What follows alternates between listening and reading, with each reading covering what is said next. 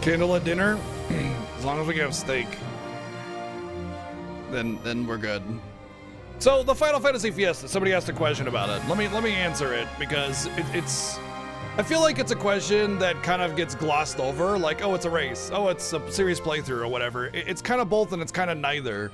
And I think a lot of the confusion often stems from the fact that like people that are traditionally viewers of speedruns, which I'm a former speedrun, I've speedrun many of these games in the past. Final Fantasy 1 on PSP, FF6, FF10. I've done a lot of the free enterprise randomizers on 4, I mean, to the point of, you know, very fast completion, hundreds of them. FF12, this one specifically, although the strategies employed in the speedrun do not affect how I play this whatsoever, because it's like, you get sight and grat and you win, you know, like so not really much of a speedrun that helps me out here. But anyway, so we have, FF7 was another one that I speedran. And so I have a lot of experience with the games, not just from a you know, a fan of the series, but also as a speedrunner. And so that plays a big role in, of course, how we tackle these games. But specifically, the Final Fantasy Fiesta is more of a celebration of the franchise and less a traditional speedrun or a speedrun at all. 1 second.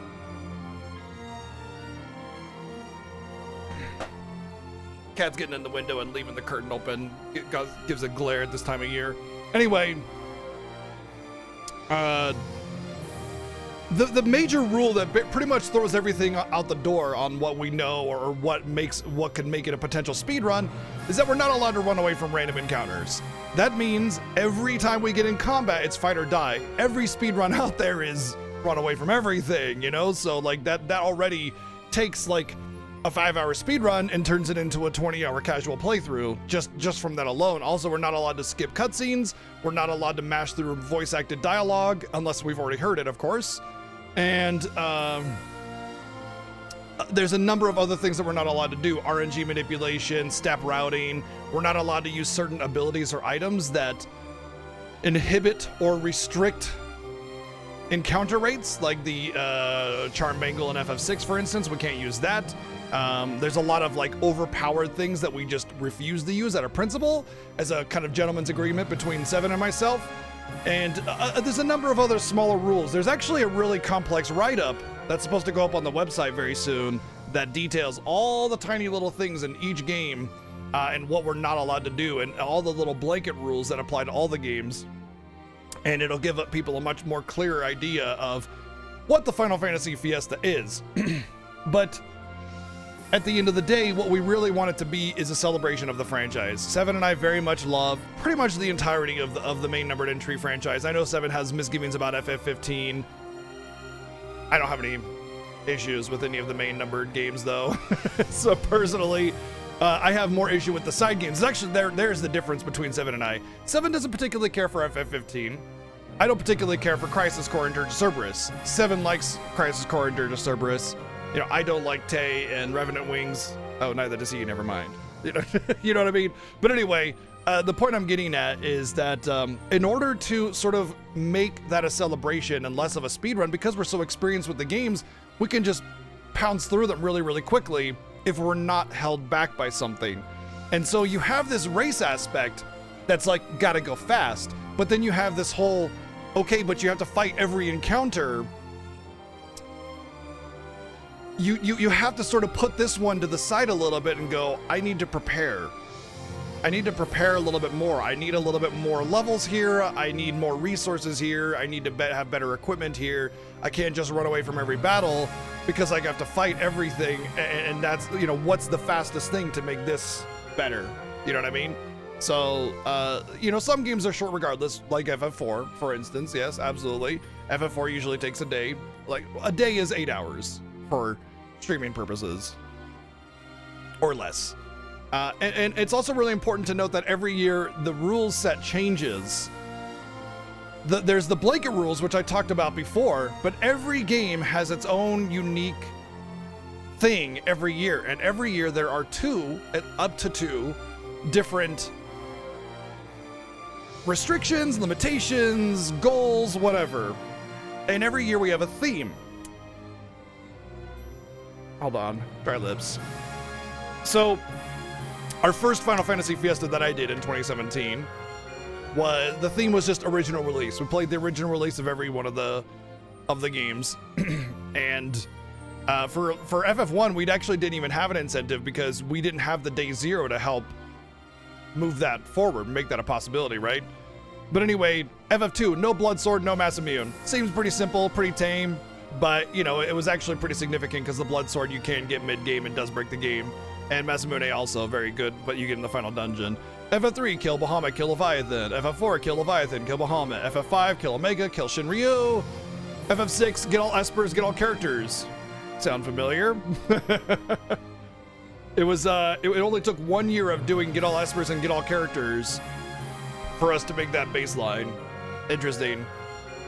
FF9 was like kill Ozma, no items, you can't use items. FF10 was Nemesis. FF12 was fast active ATB and no items. You know, most of it's just like kill the typical super boss and get all the things, you know. But as the years have gone on, we've done things like no card mod, no limit breaks on FF8. You know, we unlocked a game on FF7. We unlocked Dirge of Cerberus. On after FF4, we unlocked the after years. Otherwise, there were no restrictions for the game, you know.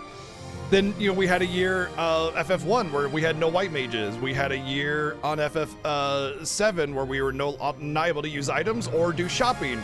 You know, all these sort of specific rules that are very tailored towards the game in question in order to give each playthrough a sort of unique spin, while also maintaining those blanket rules where we're not allowed to run away from battles and we're not allowed to glitch and all that other stuff. So it's not an any percent run, it's a 2024 Fiesta percent run. You know what I mean? It's so unique that not only is nobody else in the entire world doing these kinds of runs, but there's just no speedrun board for it anyway, and no one would make one unless like one of the runs really caught on and I wanna make that a speedrun or something like that, you know what I mean? Point is that the Fiesta isn't a speedrun, and it's not really a casual playthrough either. It's kind of both and neither at the same time. It's just a special event that's unique and different every single year, and I love it. I just absolutely love it. Because I love Final Fantasy games, it helps make that interest of doing something different important, big, you know? Hope that answers your question. Bosch von Ronso Burger. Kamari's like, no.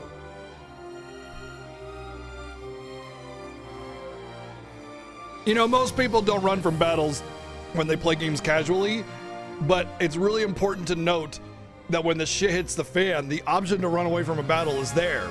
We don't have that option here. There is no like, whoopsie, things are going bad, I'll just duck out of this encounter and come back. Nope, can't do that. Can't do that here. And I think that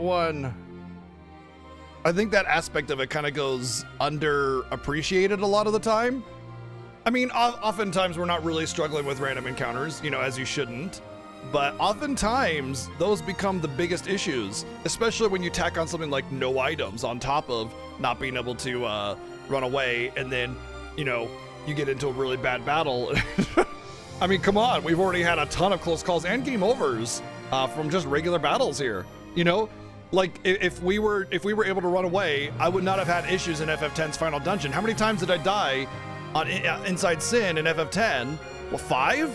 You know, we had the 2 behemoth meteor deaths, we had 2 demonoliths, and then something else, if I'm not mistaken. Point is that I didn't die at any bosses, but I died to random encounters a lot.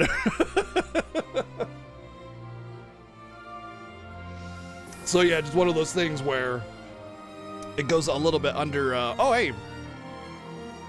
Thank you, Arian. I appreciate that. I hope your tooth is feeling better. You've probably been on some heavy meds these last few days. Thank you. I wasn't trying to light a fighter under anybody's butt or anything. Just kind of wanted to know what's up, so we can move forward in case somebody's not able to do it or something, you know. Like at the end of the day, y'all are volunteers for this, and so, it's just 100% appreciated. I'd never suggest that y'all should have to do it. You know what I mean? So I appreciate you doing that. So the splits for FF10 are updated now, it looks like. Cool. Let's take a peek. Let's take a peek. Oh, all the way up to FF12 as well. Nice. I guess I'm the only one on FF12 right now, so. So we went into Final Fantasy X. I had about a 2-hour lead and ended FF10 and have about a 3-hour lead. Okay, wow. 7 did way better in FF10 than I expected.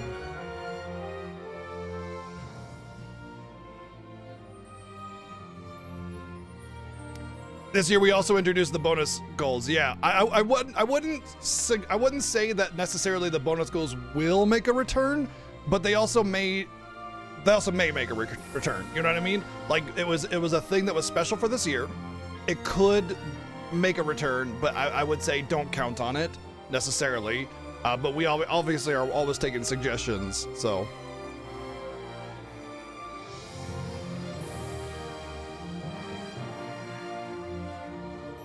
I will say we don't do mods, but the joke is appreciated. Do I think it was a good idea to do standard story grid? Yeah, I do. The beginning of the game was a little rough, but it wasn't like terrible. Honestly, a lot of what 7 gained time on were just flat out mistakes by me. Like the I had a, what do you call it? I lost my chocobo in the wild, the calm lands, and I couldn't find the vendor. That was like another hour right there. And then I had the blunder in the final dungeon. I had a lot of issues with like, what do you call it? There were some things that I didn't need to do that I did in a wasted time. So most of the issues were my own fault. There was some RNG obviously, but I think my choices were good.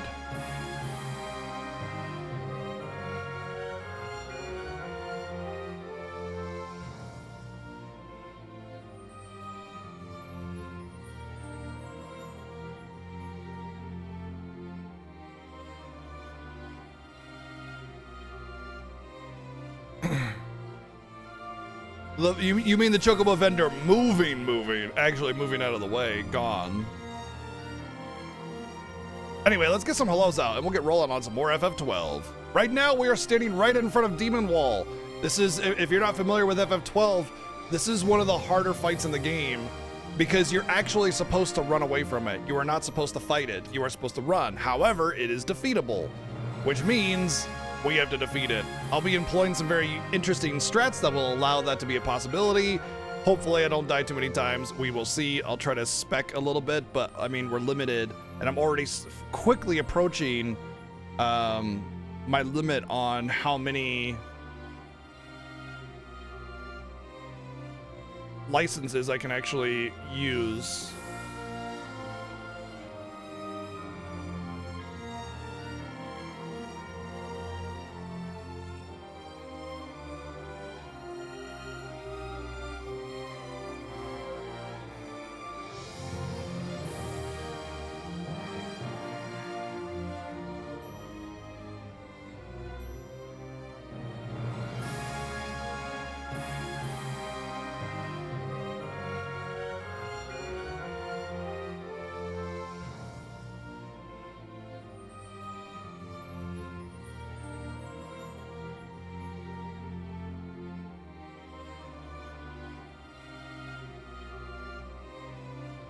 What do we got? Brock, what's going on? Space Cowboy, how's it going? Come on at 0. DW, Dragonite, hello. Shadow Fusion, what's up?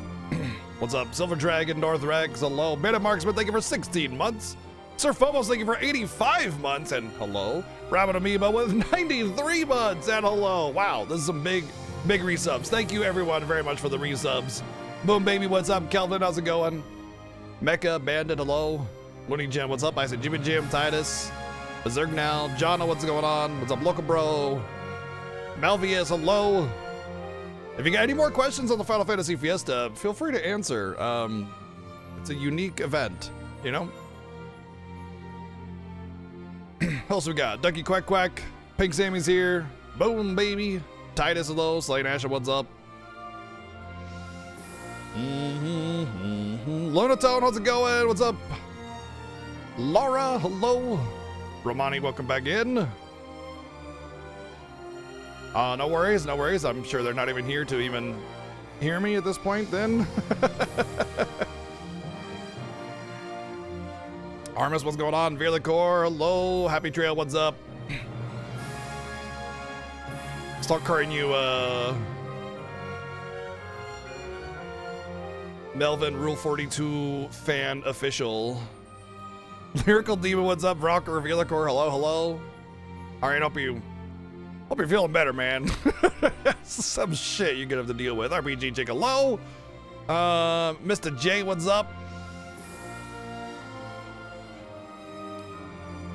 Veggie, how's it going? Grindle, what's up? What's the bonus game? It's a game that probably has Final Fantasy in the title. Lady Lore, hello.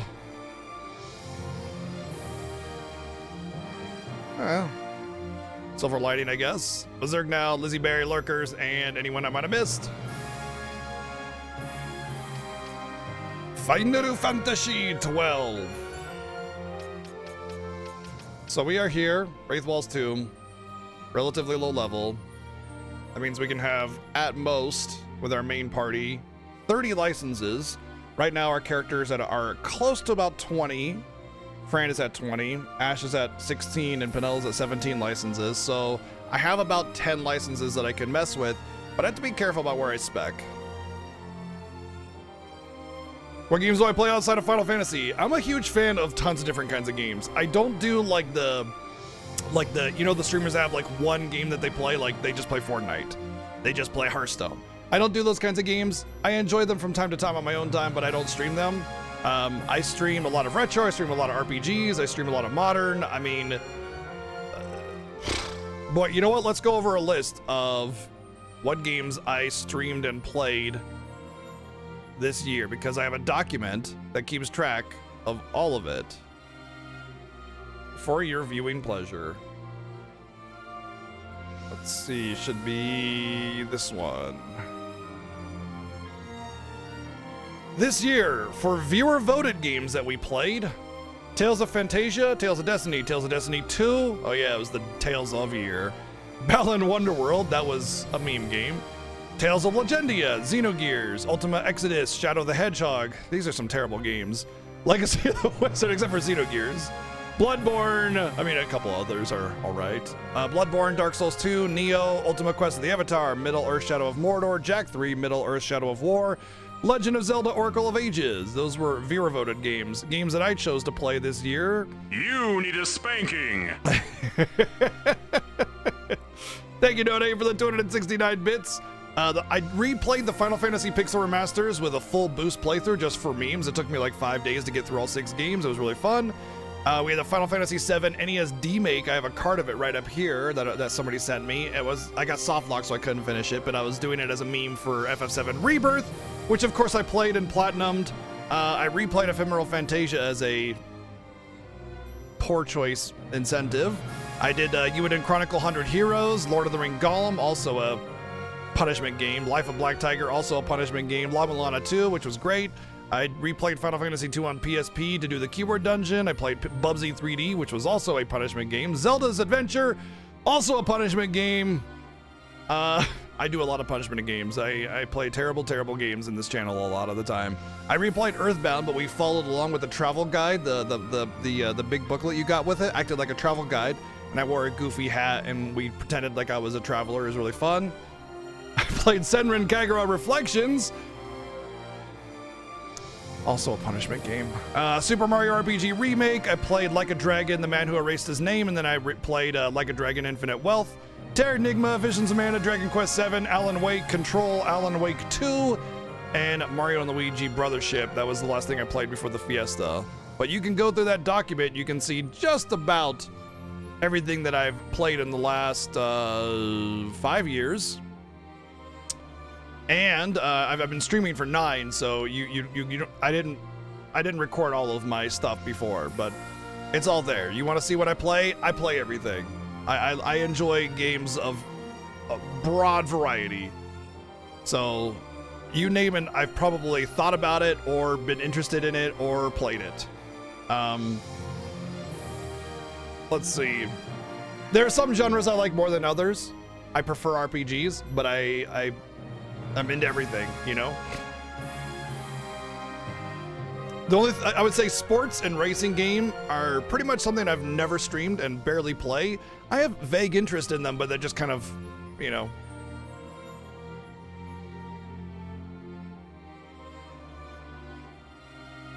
Earthbound definitely not a punishment game. Yeah, I have this weird knack of playing a game that people are looking for new games for or remasters, and then as I'm playing it, like a remaster will be announced. Unfortunately, we weren't able to manifest that for Xenogears this year.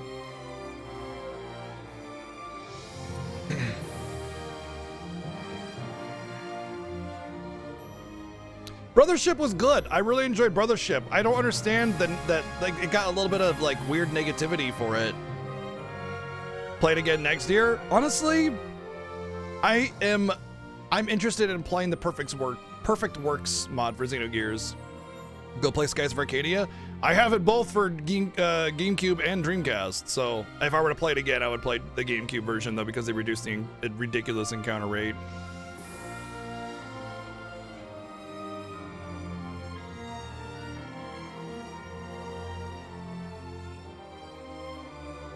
But yeah, I love Final Fantasy. I love Xenoblade. I love Xenogears too, but I love Xenoblade. I love Final Fantasy. Those are two franchises you can pretty much guarantee that I'm going to be playing them.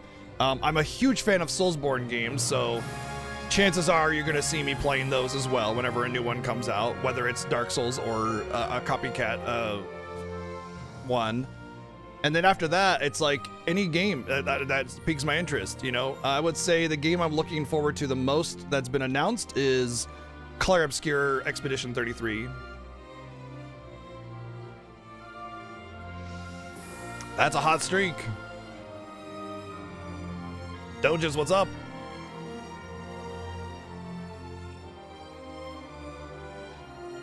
Right then. By the way, if you have a question about what kind of game I might be interested in, or asking if I've played it or what I think about it, have at it. Like, I'm an open book when it comes to my game interest and my opinions, and I'm very like forthright with how I feel. I know a lot of streamers will only say like the good things. They'll just be like, "Oh yeah, I had fun. I really liked the art with that game," and then they won't say like what they're really thinking, that it was a struggle. And if I don't fucking like a game, I'm gonna tell it to you. You know what I mean? Like, so that's just how I roll. I try to be as honest as I possibly can with that, because at the end of the day, as much as I hate the moniker of like influencer, I mean, and you talk to anybody, it doesn't matter whether you respect their opinion or not, or they're a big streamer or not, you're gonna be influenced by what they say. If your buddies tell you, "Oh, play this game, it's awesome," you're gonna be influenced to play it. So if I think a game sucks, I'm not gonna tell you to go buy it, because it's a waste of your money, for one.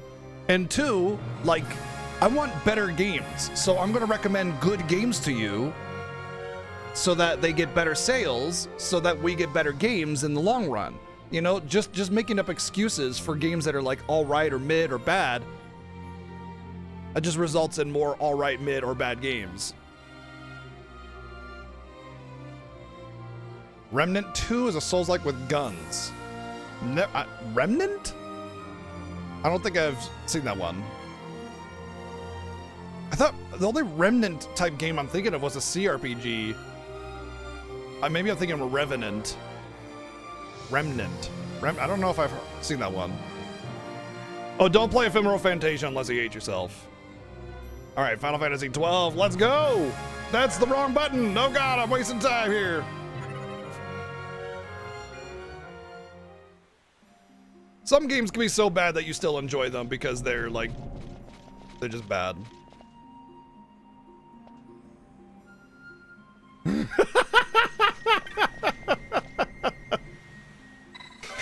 I didn't even notice that I was 1 second away from the minute turning over until afterwards. I was like, damn, if I had just been 59 seconds faster, it would have been a perfect 185 hours.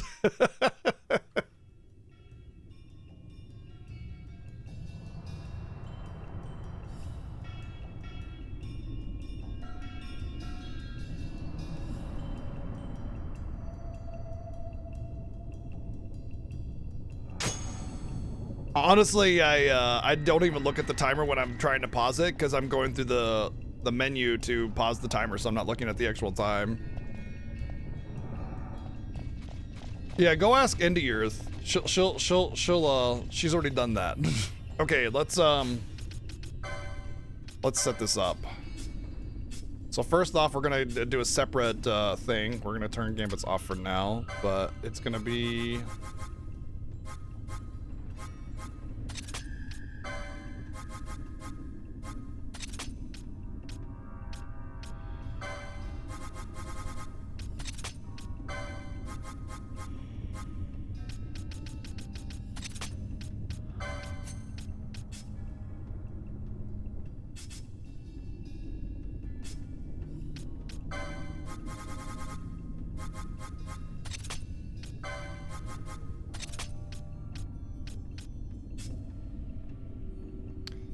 I think this will be fine. I think I can just stick with that. That's fine too. Everybody's Gambits off.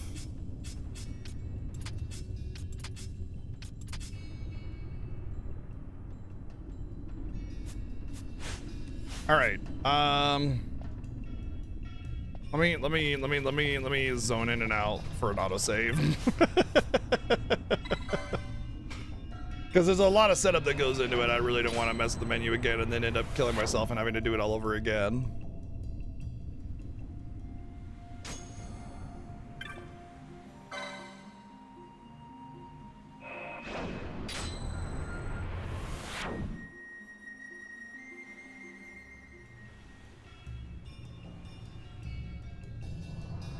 Doing all right. What's up, Map? Okay. I think it's probably best to wait until I get into the battle itself to use everything.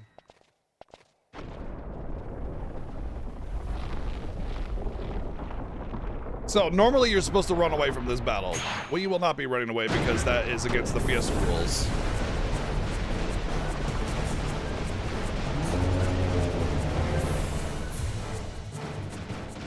Fight or run? We better decide fast. Oh, it's the other one that you start far away. Okay.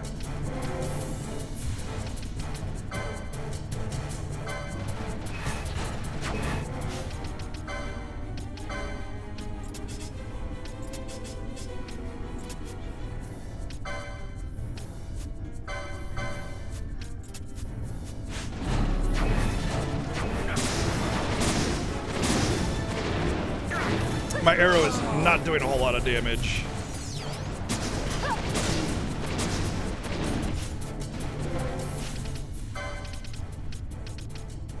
Vossler's not gonna have reflect anymore.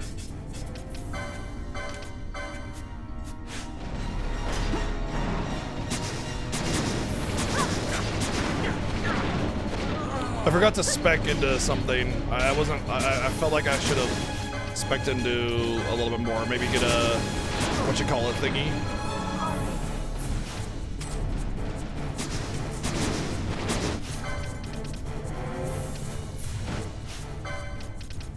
This is already going really, really poorly. I need a, what you call it. Oh, I can still spec actually, can't I? How many? Apprentice 20. I think she can get like 10. I can get Feral Strike. I'm gonna want this and this anyway, right? So that's 3.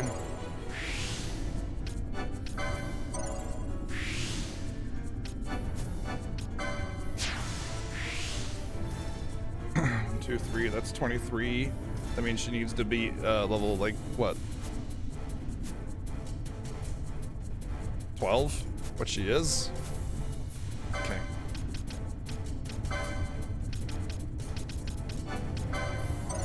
One, 2, 3.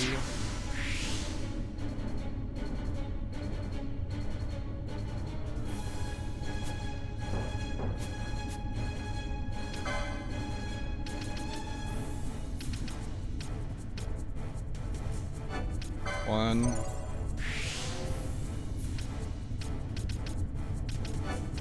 2, 3, 4.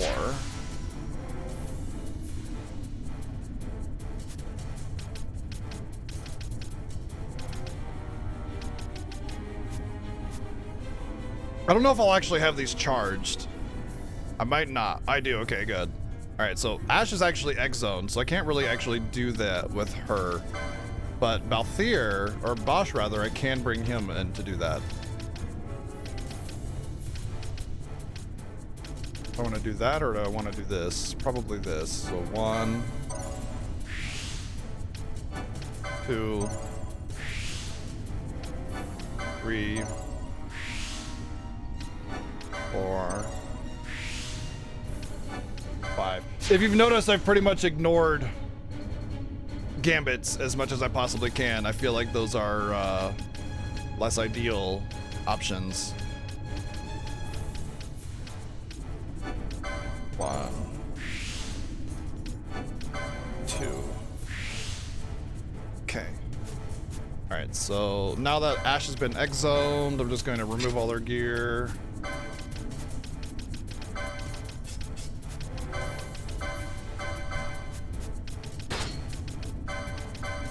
Really?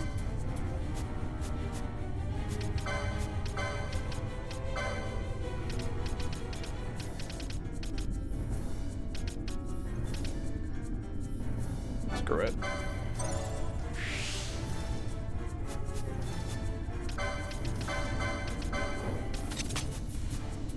Okay, so I want to turn my gambits off.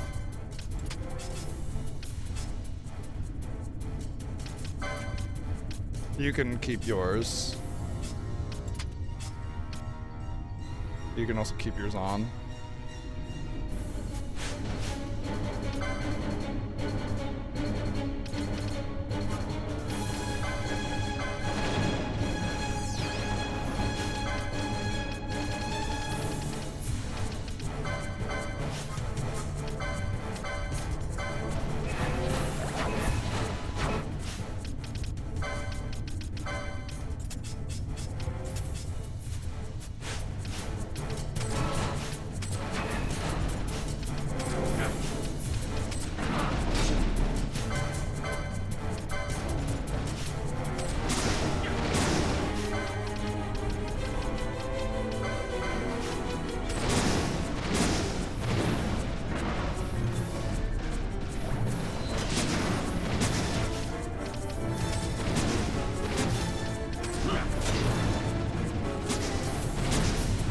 Getting tight.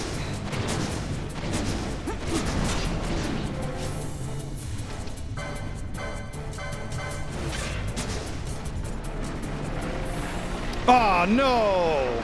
My thing didn't go off.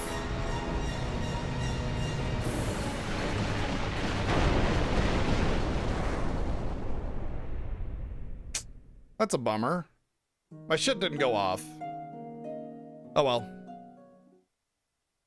Try again. That's why I wanted to autosave. I'm really annoyed that my quickening didn't go off in time. That would have probably sealed the deal. Oh well.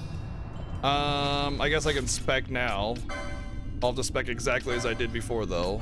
Because I added the licenses before I died. That was what I got on her.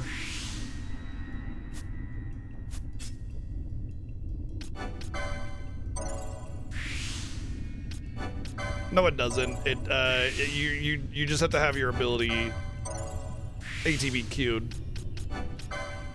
Like if you're in the middle of an action, which he was with attack, you need it to clear and get to the next action.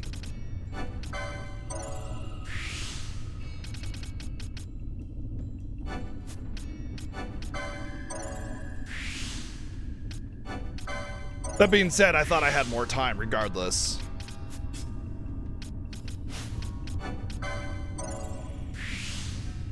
It means exactly what it says. It means the number of licenses that I can have is equal to, I can only equal as much, at most 2 times my character level. So, level 10 equals 20 licenses.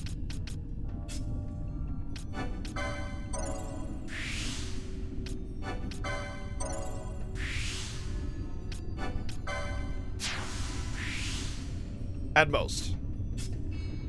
This is definitely one of the more complicated wordings of incentive that we've had in the past. So the, oh, I want that. Oh, no I don't.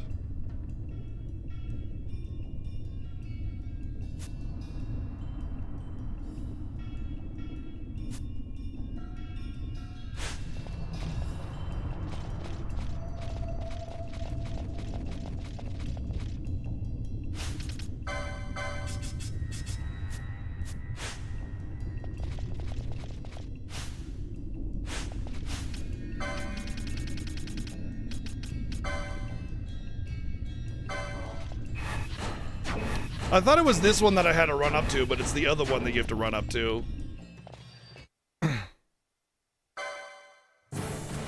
Fight or run? I Better guessed right decide on what fast. button it was to not quit the game.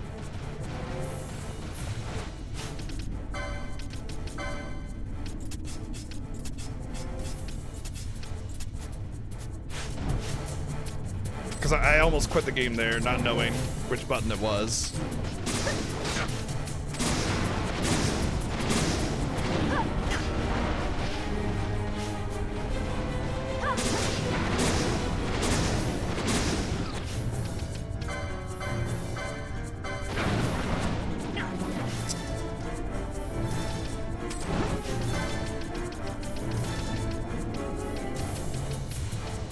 I know I have an alarm clock somewhere. I bought a bunch.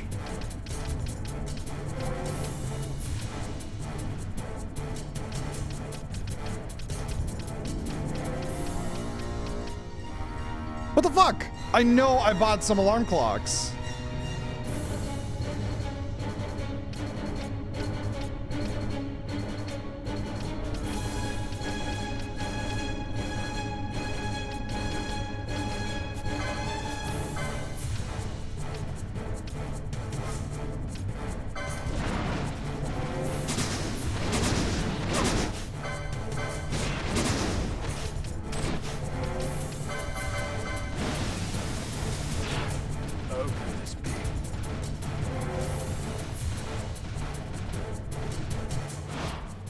Yeah, the Exxon was... Oh my god, okay, this is gonna be annoying with fucking Xbox glyphs. Stupid bullshit.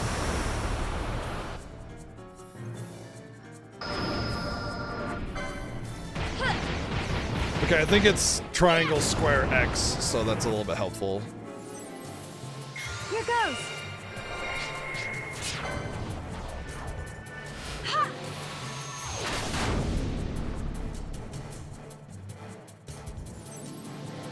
Here goes. Ha!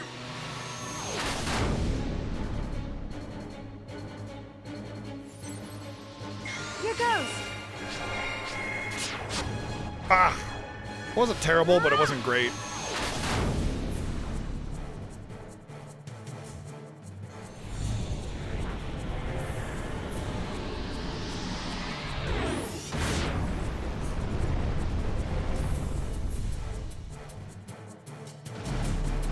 $6,500 damage is definitely good. That'll be enough to carry us through the end of this.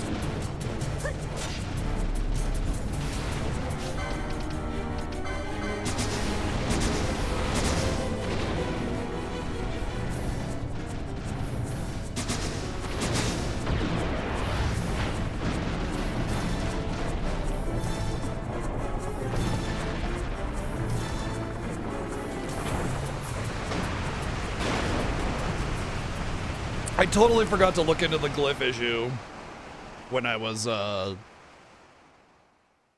after stream last night. I was so worn out, I just like plopped on the couch and I came back like an hour later and realized my game was still on. I was like, oh.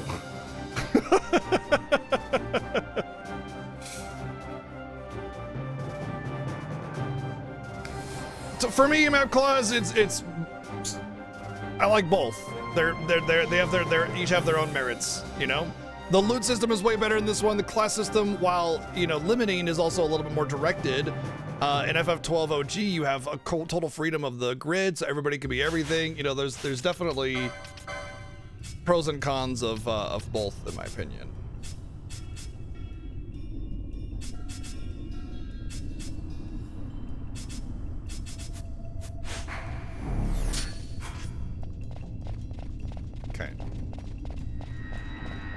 The inputs on display, those are called glyphs, and they're showing the Xbox glyphs. So like when I go to do, what do you call it? Like the quickenings, it shows Xbox buttons instead of PlayStation.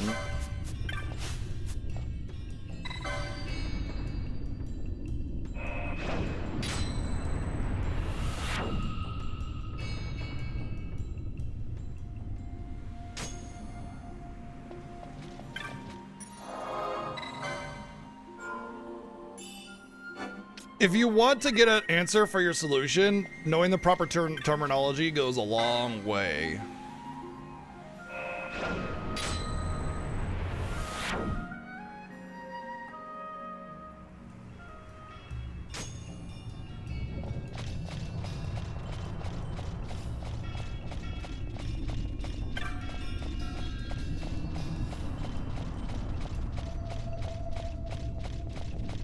I'm surprised you've gone that long without getting your wisdom teeth removed, honestly. I had mine out when I was in my early 20s, if I recall correctly.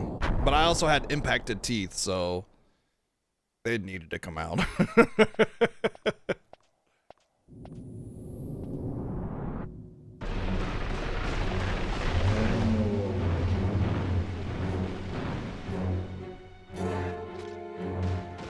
The wall comes. We must be quick. Together we can bring it down. Yeah, true. Alright, this one's a bit easier.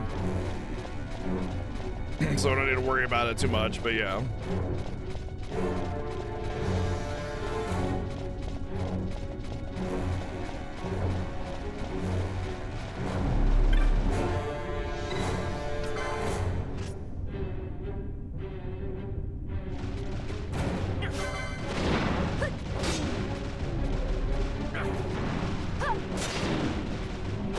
I'm not gonna bother with the reflect strats because they're not necessary, and I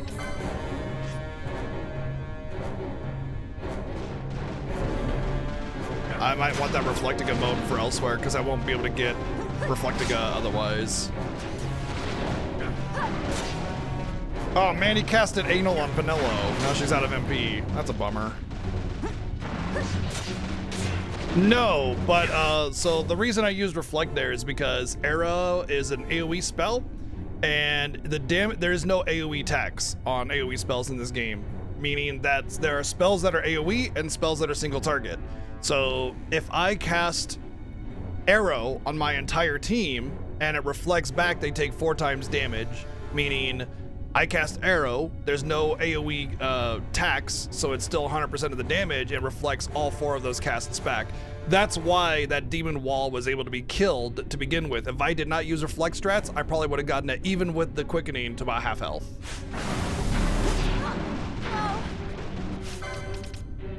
Where's she gone?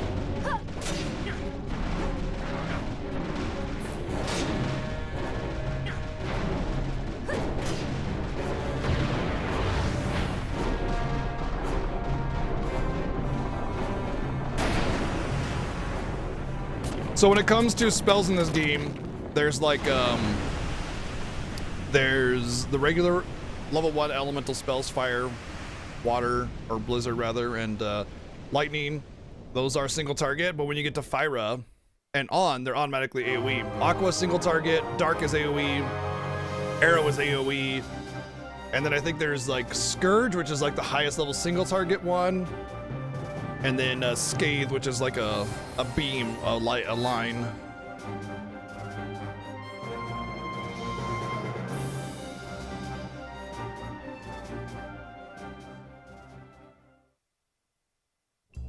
Soullight, what's up?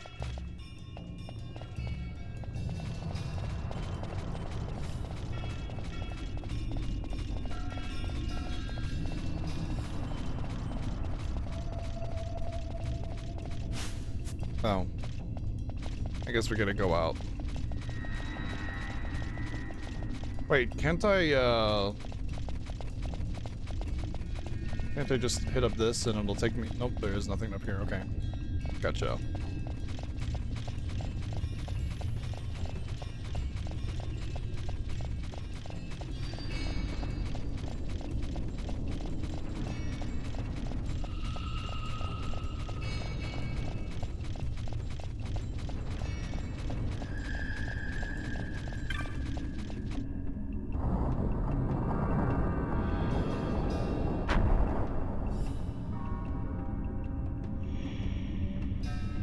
She's in the zone. Damn straight.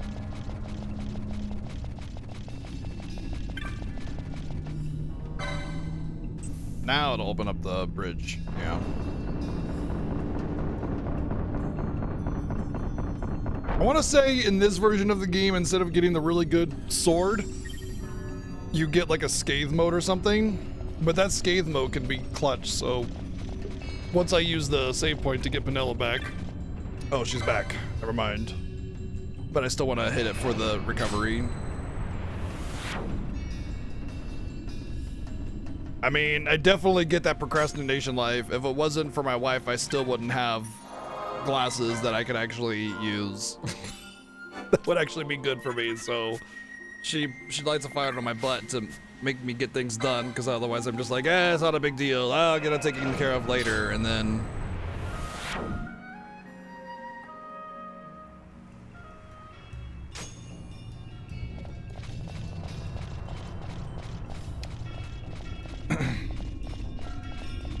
It's actually really annoying to me that I have to basically wear glasses full time now, though, because I grew up having very good vision.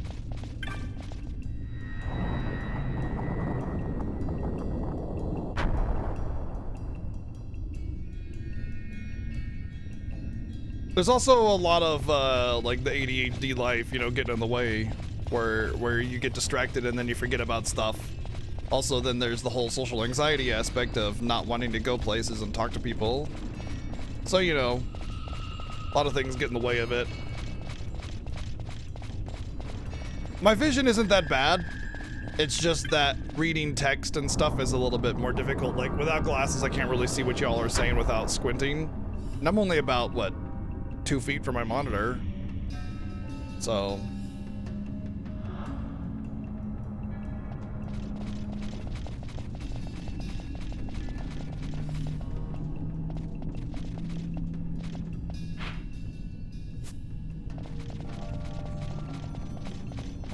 But, like, general vision of things is fine, but text is where it's a problem.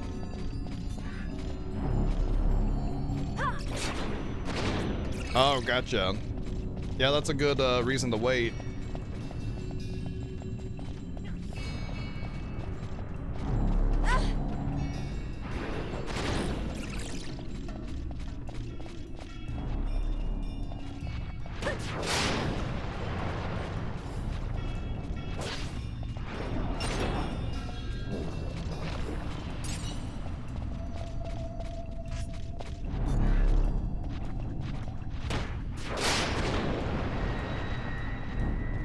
How many bones have I broken? 0. I'd like to keep it that way. Knock on wood. Sprains I've had probably about a half a dozen on wrists and ankles both each. Not each ankle and wrist. Like I probably sprained one of my wrists about a dozen times, and I probably sprained my ankles about a dozen times.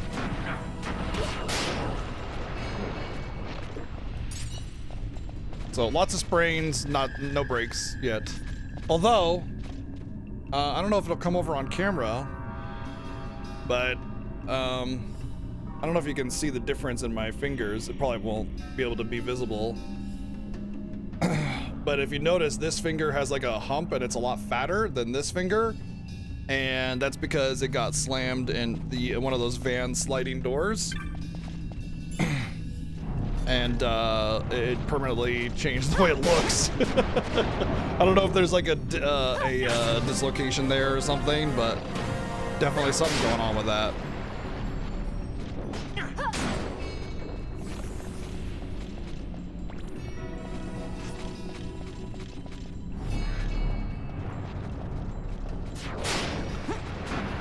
I didn't get any medical assistance for it. I was gosh, I must have been about 16 or 17 probably. And I just went ow and went along my life.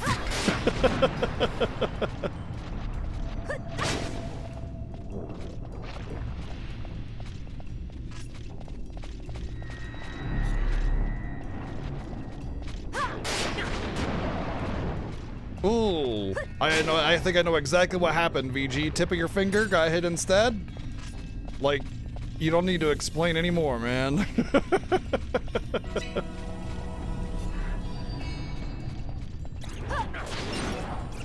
What's up, Rex?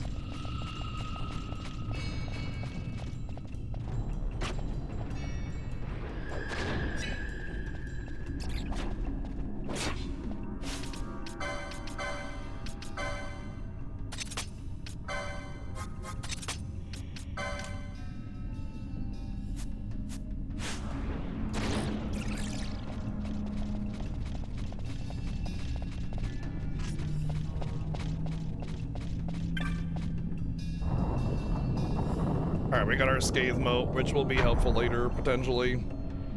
Obviously, it was a long trek for just a minor consumable, but... Look, if we're gonna kill Demon Wall, I'm gonna get my my reward, you know? It used to be a better reward, but hey.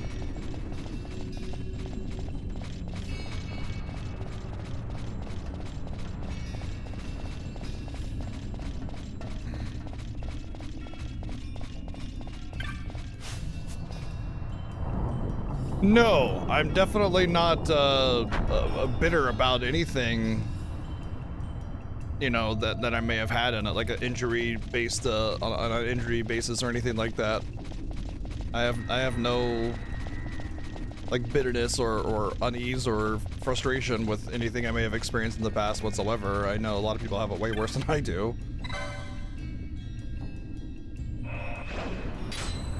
The blood sword? Yeah, it's not there anymore.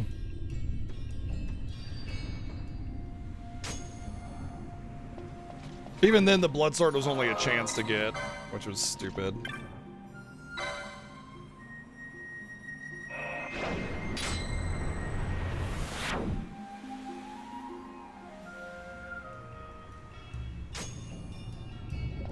So one of the major beneficial things that they did with this game versus the PS2 one is in order to respawn enemies, you need to have, I want to say, God, okay, gosh, I'm gonna get the numbers wrong. I want to say respawning enemies required 3 screen transitions, but respawning chests required 2 screen transitions away. In this one, it's 1 screen transition away for chests and 2 for enemies. So they reduced whatever the PS2 amount was by 1 each. And so like farming treasures in like the Cheetah Highlands is much easier to do. And respawning enemies for grinding levels and stuff is a lot easier to do because you can usually do circuits in most zones to get enemies to respawn as you're going. Yeah, they reduced the amount of zones you need to cross by 1 for each. For the TZA version.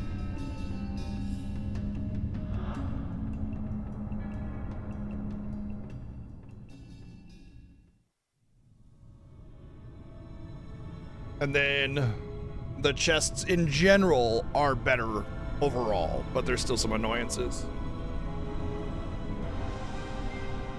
But the license board is the major difference between TZA and OG that I find I oftentimes prefer the freedom of the FF12 OG.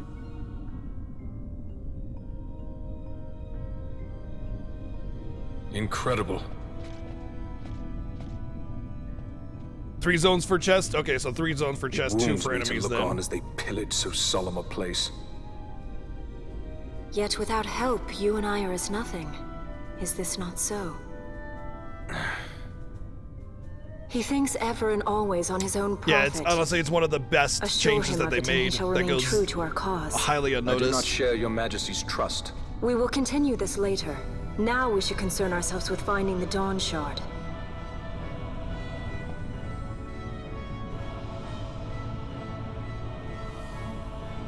It sleeps in I have a waiting, washcloth for a somewhere skirt. deep within. How can you be No certain? complaints here. I can hear its call.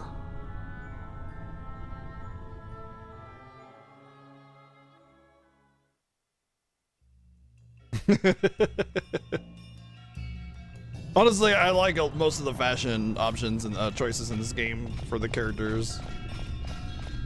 I think they had a lot of really unique concepts and ideas. And it's also important to note that Ash does have shorts on underneath, so it's not really that big of a deal. Like, if somebody to wear shorts, you wouldn't say they were, you know, too showy or something.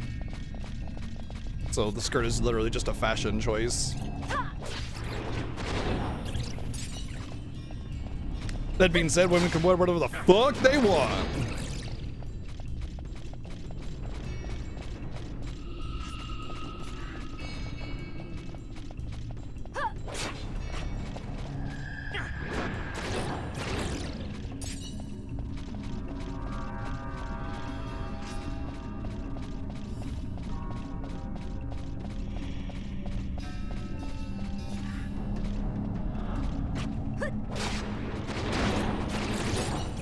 Nice, the bat got caught up in the AoE. I want to say it's actually better to go up top. I think it's the top path is a shorter point. It should be like halfway to the end on both of them, but I want to say the top path ends up being faster, whether it just be less enemies or whatever. But I recall whenever I was running this, it was always the top path.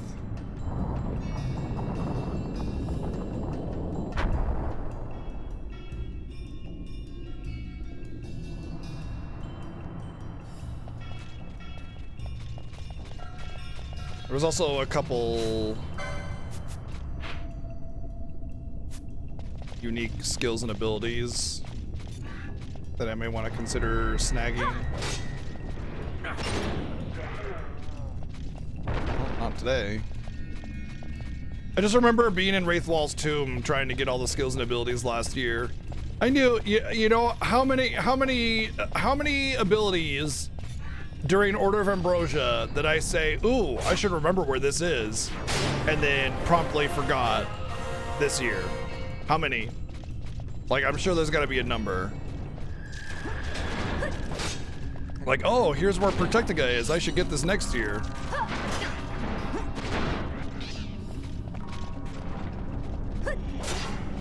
Pretty much. You know what I need to do is repetition. What I should do is replay the game right afterwards, and that repetition will lock it in. That's what I need. But it's kind of hard to like play all the Final Fantasies twice in a row, you know? I oftentimes play some of the Final Fantasies after the Fiesta because I just am hyped for the game. I want to keep playing or whatever.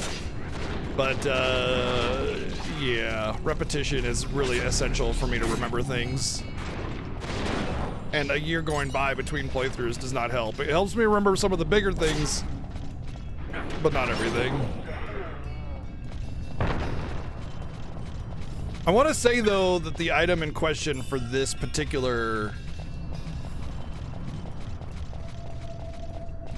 ability, spell, whatever it was, I think it required like a timer thing, you know, like you needed it to be at a certain time in a certain place, and then some RNG on top of that.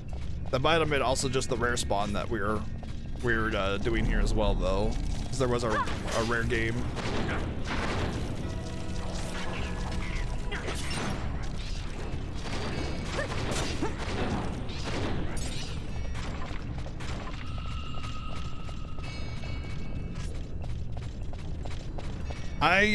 As much as I love Final Fantasies and 100%ing all the Final Fantasy games and stuff, I will not do the FF9 Platinum. I just won't. There's just like zero motivation for that one.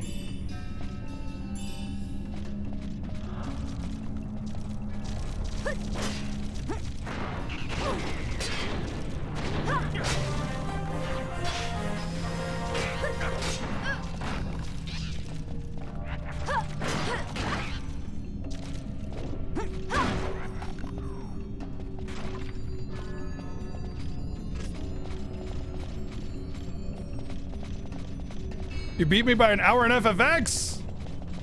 But then you remember the ha ha ha oh.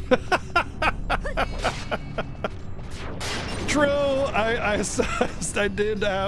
was probably stationary there for about an hour. And then I made a really dumb mistake on the Calm Lands, and I lost my Chocobo for like half an hour. And then I had a really bad final dungeon, which cost me probably about half an hour as well. But I mean, just because I had those delays doesn't mean anything, because like that's still at the end of the day what it was. Like I could go in circles all day and make excuses about, oh, this, that, or the other, but at the end of the day, that's the game I played, you know? Like these are mistakes I made or RNG that I didn't account for or whatever it is, you know?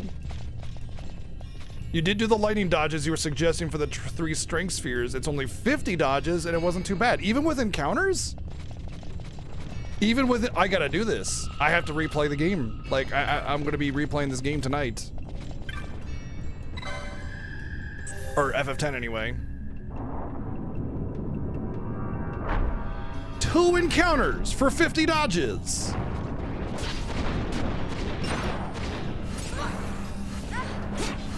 This has to be done every year. Oh my god, this is like that's revolutionary. How would they not do that in a speed run? There are places you can stand and not get encounters? I have not heard of this. I feel like that would be part of the speed run. You would completely break that game open by doing 50 dodges and not getting any encounters. Because speedrun can use Yuna. But I mean, even so, like, the speedrun doesn't really utilize Yuna. The speedrun uses Riku, Kimari, and Titus.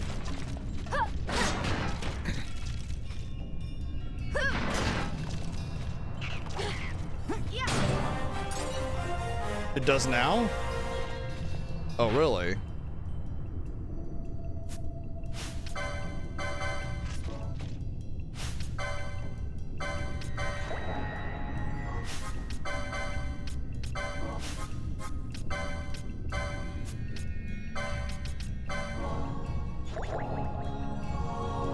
Well, sure, I know speedruns evolve. I used to be a speedrunner, you know, and I'm well aware of that a little bit.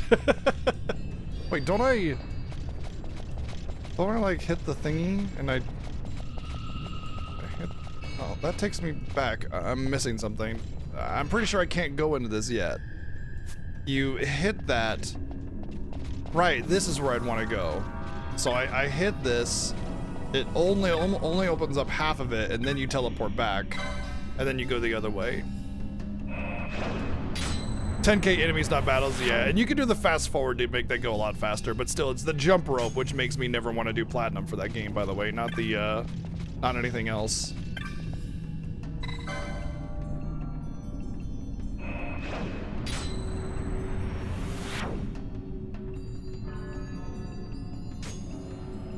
Yes, but if I'm going for a platinum, I'm going for the PlayStation version.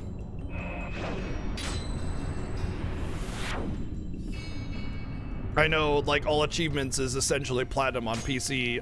I like the platinum trophy. You know? It's just different for me. I don't know. Tel Jamar, thank you for the 42 months of Prime. Thank you.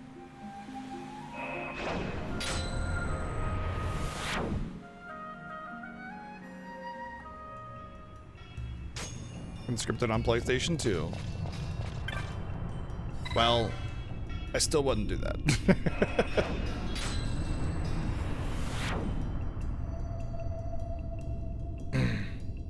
Man, I'm really interested in that jump rope thing now. That revolutionizes how I tackle FF10. 12 strength on top of normal Titus strats is bonkers. I mean, that's a huge amount. That almost makes it worth getting like one of the break damage weapons, so that by the end of the game you're doing like 20k a hit, you know, if you can get the right weapon very quickly. Oh my gosh. I'm so excited to try that out now. That's huge. If you only got 2 encounters for 50 dodges. What part of the map did you use?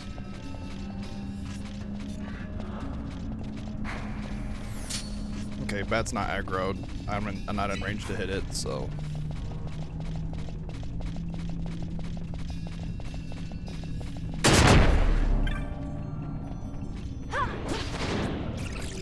What sums up the Unistrats? Oh, Dispel, nice. Good. I didn't see anybody posting about the Bahamut strats.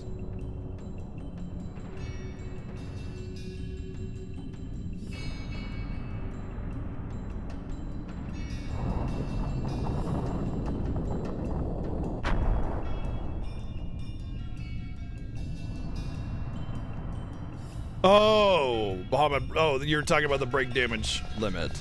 Sure. Bahamut and Anima both baseline break damage limit, of course. That's a huge benefit. But I mean, you have to like get the stats needed to do that. So I mean, it begs the question of where do they get the stats? Because as a former speedrunner of Final Fantasy X, there wasn't exactly a whole lot of levels that you gained, you know? Like, yeah, you got overkills, which were essential for getting the extra AP, but like, it's a very quick speed run. If you take out the cutscenes, it's like 3 or 4 hours, you know?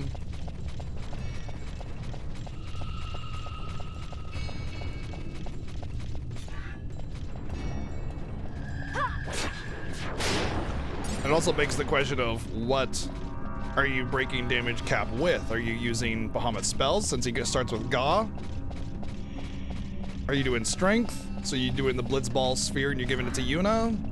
You know, then how do you get past Everray since you have a really tight window there and you don't get Yuna back until after that?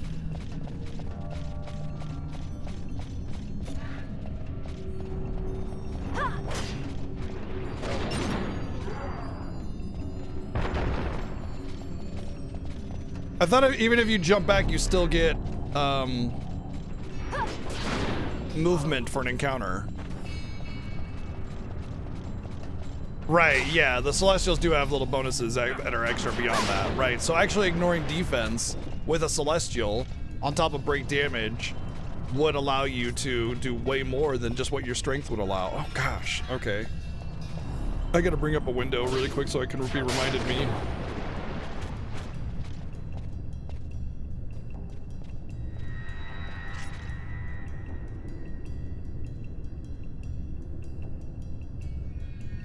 Okay.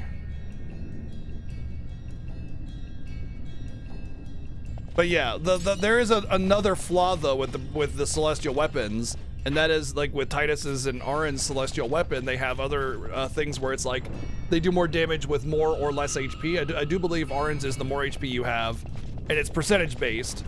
The more damage you do, but if he's in critical HP, he does nothing, you know. So with Titus's, it's like he needs to have critical HP in order to do something, otherwise it does nothing at full HP, you know? So, I mean, obviously I wouldn't get Titus's weapon, but Auron's weapon would be conceivably doable since it's actually pretty easy to get. Let's see, the Mars Sigil is just in the Mian High Road. You can grab that where you get knocked down. That's easy. The weapon is right in front of your Jimbo. You power it up on the Mian High Road, also easy. Where's his other sigil though? There's the one I just mentioned, and then forget where his other one is. Oh, is it monster captures? Where doesn't even matter where it's from. Unless it's like you just need one of each doggo or something, in which case that's pretty easy.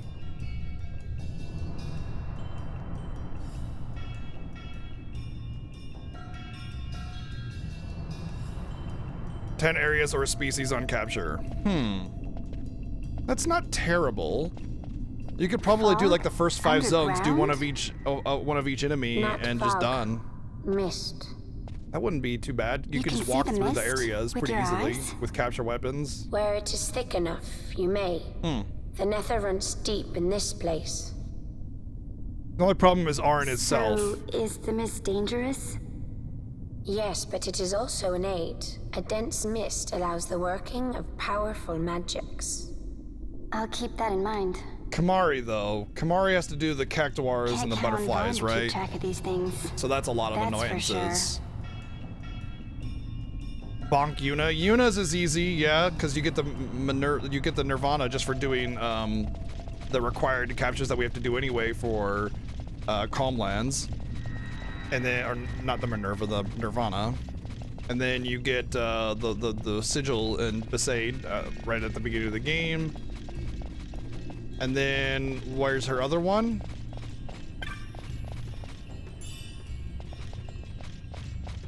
You know what's funny is Bonk Yuna is actually super good. Because she has a very fast attack animation. Just kill all the summons from Belgamine. Huh.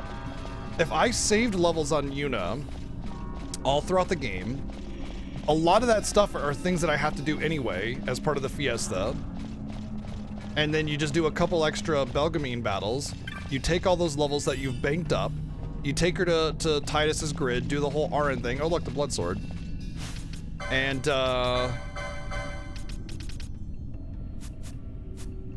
she's gonna have 70 strength, easy. And then you take her on the path with the extra lightning dodges. That's another 12. Wow. You can make bonk Yuna, and then with summons, you're gonna 99,999 with Anima on an attack. Oh my gosh. I have to try this. I like literally tonight, instead of doing whatever it was I was gonna do, I'm gonna be playing Final Fantasy X, and I'm gonna be trying to play it, saving levels on Yuna, and getting those spheres, getting her weapon, and trying to see how viable and fast I could do that with Fiesta rules. I love Final Fantasy X. Oh no, I have to play Final Fantasy X again. What a shame. I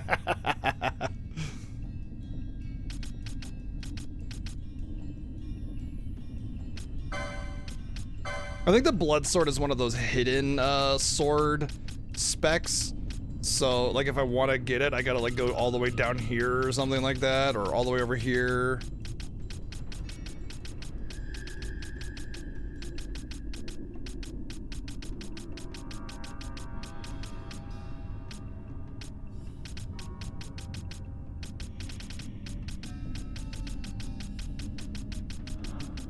There it is.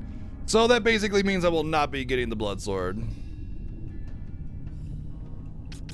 Unless increased strength HP full, which is never. Quasimodo boots I might get and equip. Actually, there's other high speed.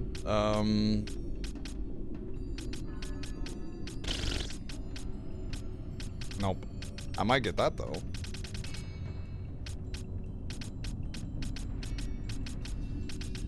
Such a lack of.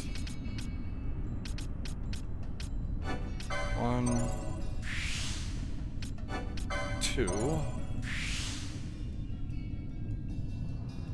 That is 22.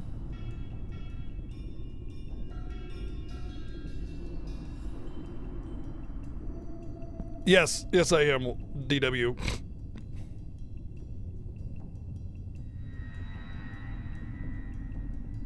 Honestly, if there's a situation like that, then it's also important for that as well, you know?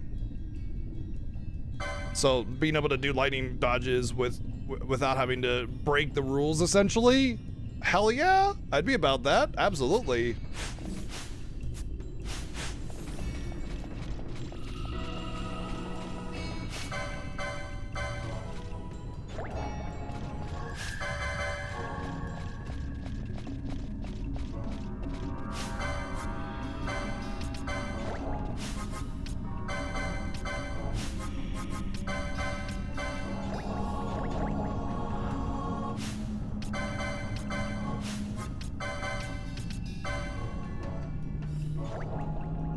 I should potentially use reflex strats here.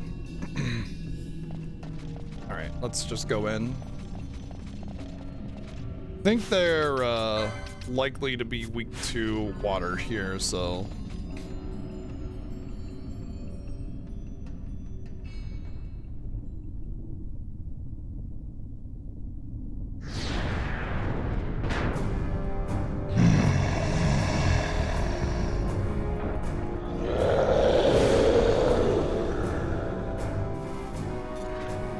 No, there's no way, even with freedom of strategy, can I beat Ozma on first try without getting lucky.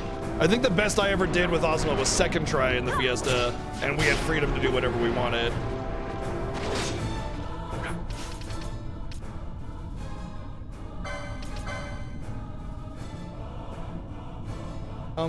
Just like strips, really quick slices, and then put it in a little container, like maybe one of the glass ones, and then done. Yeah, why not? No reason to dirty up a bunch. Yeah, keep one out though. Thank you.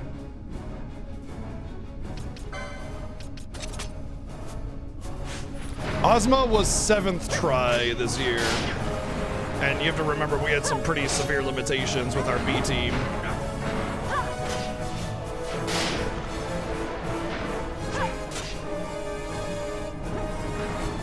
I will say, and I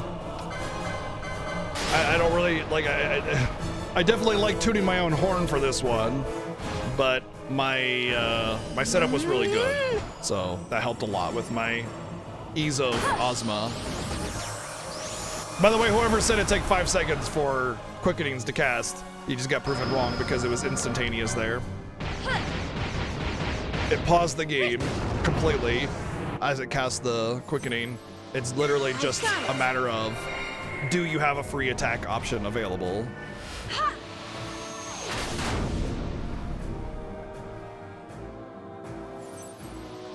Here goes. Okay. Then we've done that twice. I think we can try something new on Final Fantasy X next time.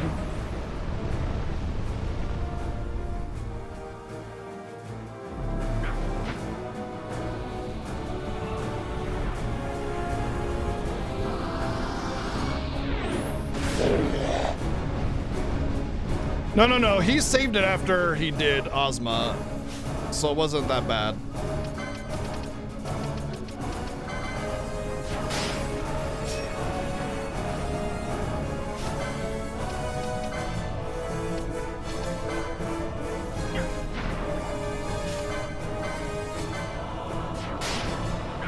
But he did forget to save it deep into the dungeon.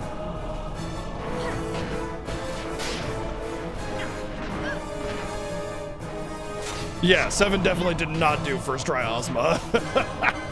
No one has in any Fiesta ever, because Ozma's a big RNG bullshit fight where your success on it is based heavily on luck. You know, you have to have you can get a good setup that can encourage good RNG, but you can never, like, as soon as you get cursed, it's over. Like, that's it, you know? But yeah, it was like, I want to say with 7 it was like 12 or 15 tries, which is still very good for Ozma because of how bullshit that fight is. But yeah.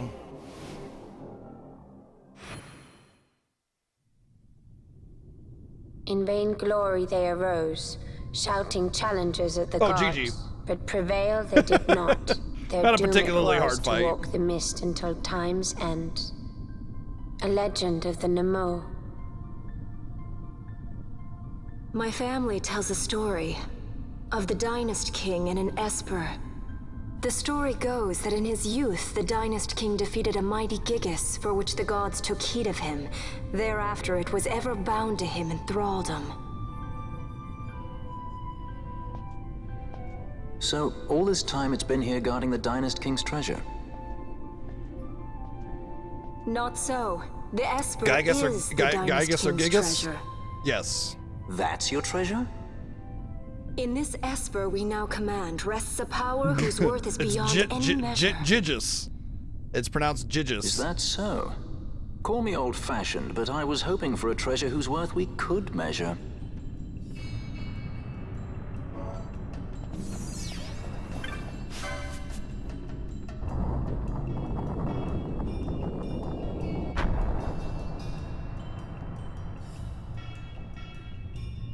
Yeah, but like I said, I think the fastest either of us have ever done Ozma in a Fiesta, because we've done it 3 years now, I think, is second try Ozma. And that's like, that's godly, no matter what your strategy, you know? That means in 2 attacks you didn't get curse. Or meteor, for that matter.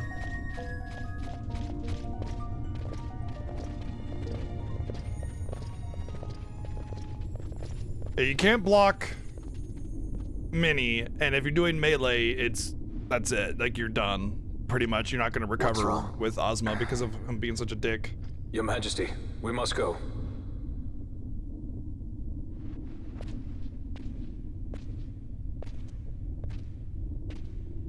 Where's your sack of sand to replace it with? Come on, Indy.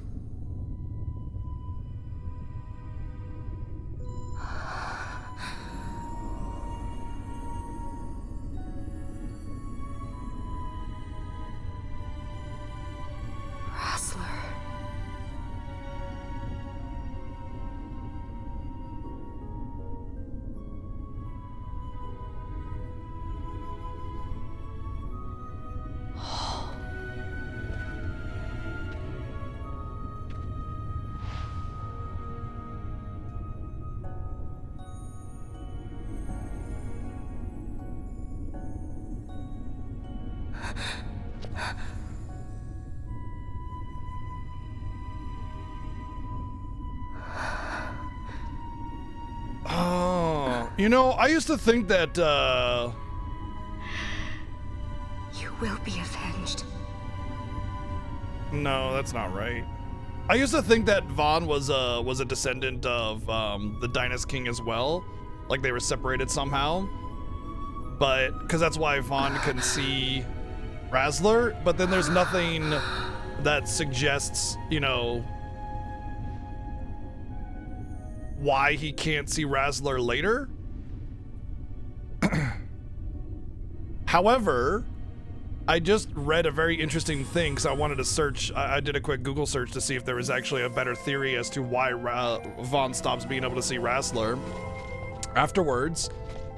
And the best theory I saw just now, looking for 5 seconds, was that the Ocuria weren't sure who was going to be, you know, the chosen one or whatever. And so, like, they saw that both Vaughn and Ash were descendant of Dynast King, you know, because they're the Ocuria and they can just do that. And then, so they showed them both the vision, but then decided later that Ash would be the one and stopped showing it to Van. Not a bad theory. I did theorize that Vaughn was a descendant just like Ash is, and that's why he saw Razzler. But first off, Vaughn has no connection to Razzler, so it doesn't really make a lot of sense there. Second, nothing else in the game suggests one way or the other ever, at any point ever again, you know?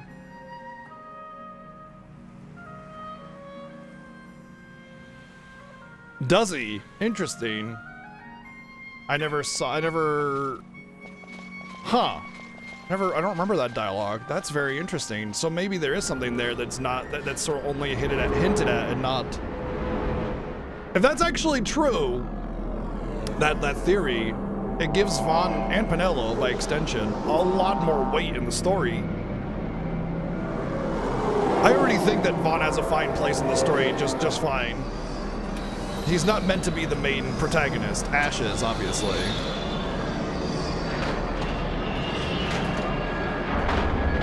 How you're not immediately running back into Wraithwell's tomb to protect yourself at that point is beyond me.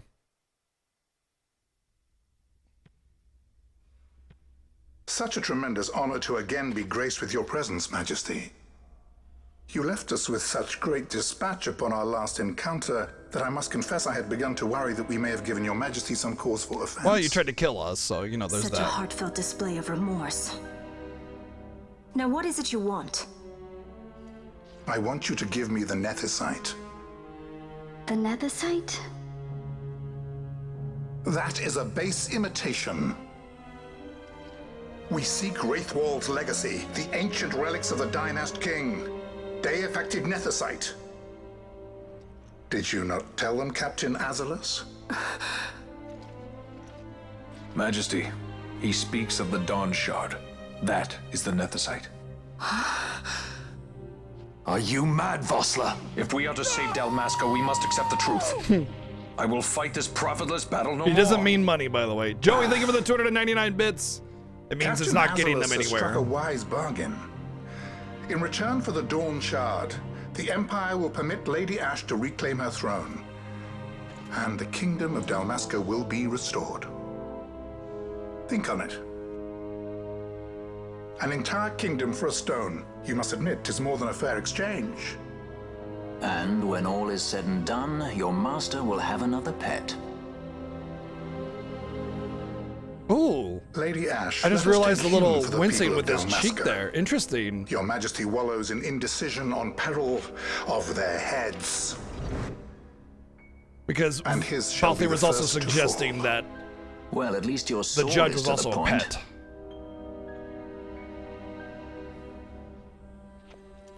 Or that Ash would be another pet, suggesting, of course, that he's a pet as well. Interesting.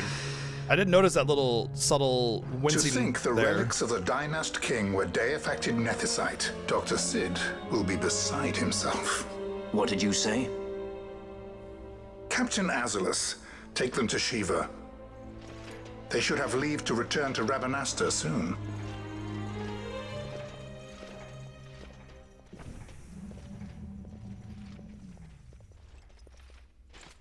I want you to assess its power. Did our orders not specify that we return the stone for testing? I will not chance returning with a stone that is yet unproven. I just like to point out something. I really fucking hate it when like one of the lower ranked soldiers or whatever, like they don't question their leader, but they discuss something like, oh hey, weren't we supposed to return the stone for testing? And then you'll have some villain be like, how dare you disobey me? I will kill you where you stand. It's so fucking annoying and generic and stupid.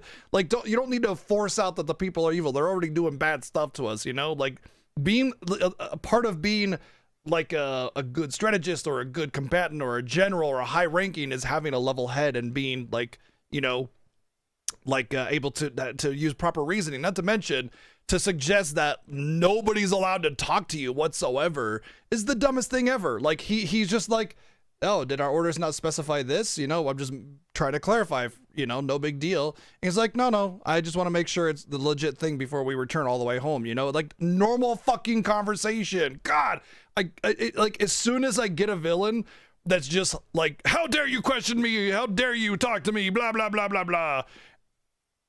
I'm done. That's it. Your story is ruined to me. You know, God, I hate it so much.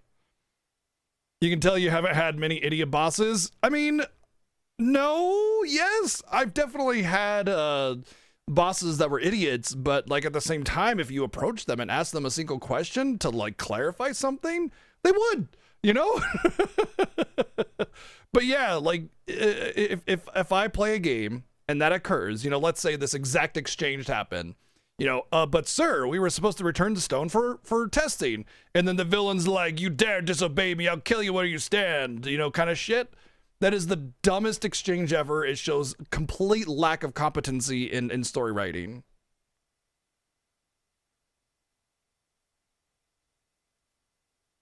But there's also a difference between a character that's known for being, you know, violent in that way, and others that are more level-headed and reasonable. Still, nobody's gonna get promoted like that in an army that refuses to even acknowledge the fact that others exist, you know? Thank you, Ari, for the sub gift to Butzer.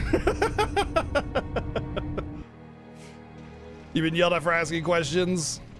There's a difference between I'll kill you and can't you figure it out for yourself, though, you know? Well, I will then continue our negotiations with the Empire. Like, there's a difference between how dare you question me and we should trust him. Like what a bad boss would say, like, you know, figure it out. That's what you're here for, kind of thing. The son of Dalmasca. Fair enough, Lady Lore. I've never had that experience personally, but I don't think I would stay at that job for much longer if I were to happen to me. Like when you stop treating people like humans, I'm not willing to stay at that kind of place. Methods do not interest me, only results.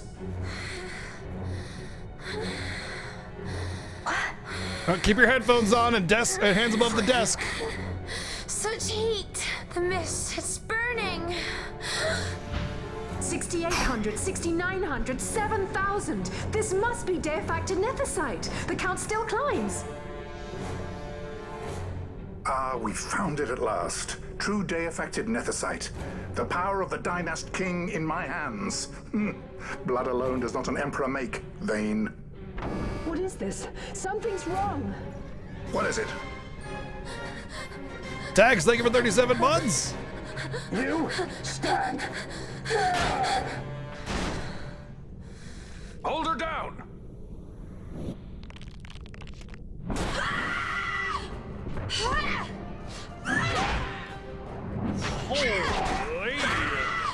What's wrong with her? I always knew Fran didn't take well to being tied up. I just never knew how much. How about you? I like Fran's idea. Let's get out of here. Holy mama, indeed. Thank you, Joey, for the 1,569 bits. Sky Pirates, the future of Dalmasca will not be stolen.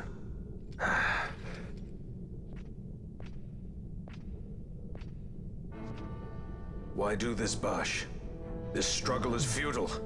You must know where it leads. I do know. All too well. All right, this asshole does reflect. Oh, I already have it apparently.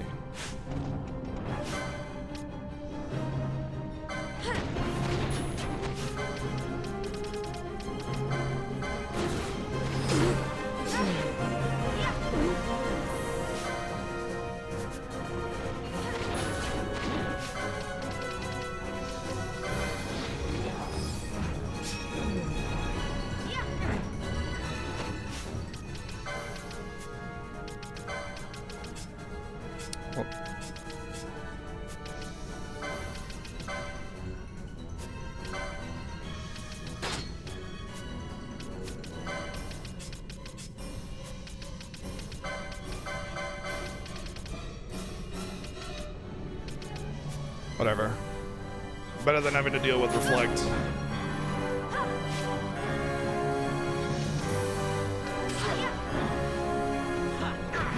We'll say motes do go through reflect, so I could use a mote.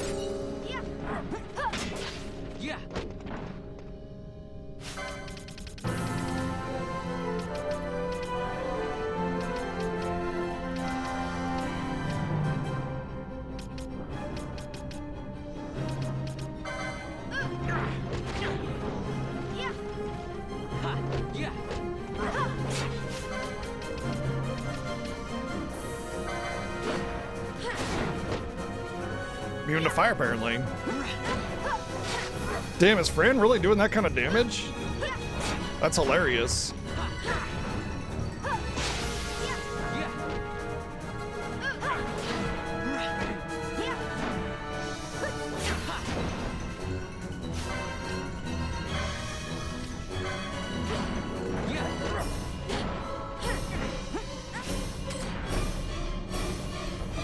Can't get me. Nah, nah, nah, nah.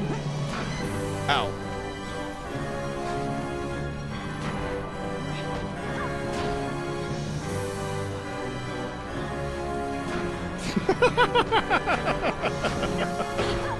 God damn it.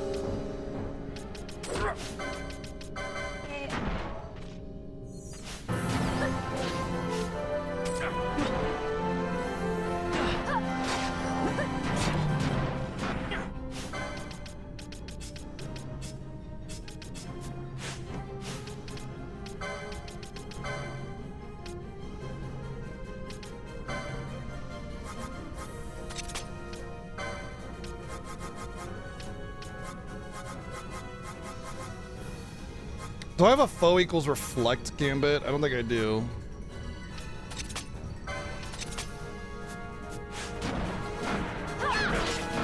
Good lord!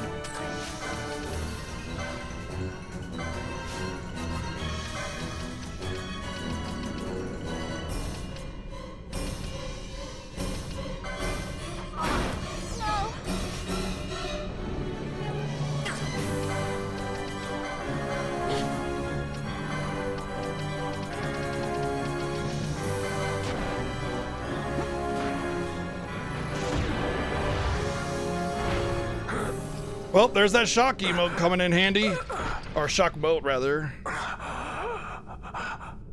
Without being able to have some stuff there. Hey, Insane Man, thank you for that mega tier 2. 77 months of summit. Thank you. Negative. Impossible. Engine room, this is the bridge. Report. What are they doing Exactly. That was his face after I cast it on him. Disengage it at once. I want that number 3. Ariana, thank you for the raid. Welcome in. Welcome into the Final Fantasy Fiesta, a race through the Final Fantasy series. Main numbered entries, no running away. Lots of special little events and things and stuff that we do every year. Welcome in. I hope you're having a good time. Thank you for bringing everybody over. If you got questions about the Fiesta, feel free to let me know. This is the 8th annual Final Fantasy Fiesta. You do. What are we up to today? I would ne'er gainsay your loyalty. Look on what my haste has wrought. Did I act too quick? Or was your return too late? I can serve her no more. You must take up my charge. Oh, hi.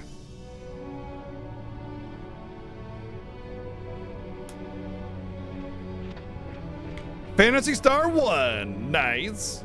I have yet to play those first 3 Phantasy Star games, but you know, I'm always open to Phantasy Star. TCA's been good. We have a weird limitation where we are only able to have a number of licenses equal to twice our level. So level 15 means the most licenses that we can have is 30. And we just got our second job. Oh. We just got our second job. That would have made that fight a lot easier. Oh well.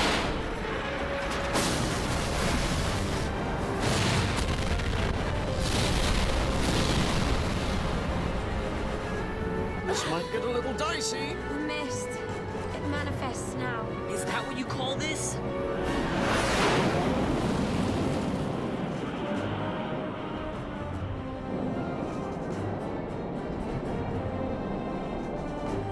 What's that?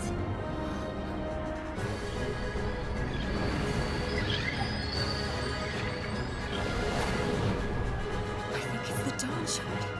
What are we waiting for?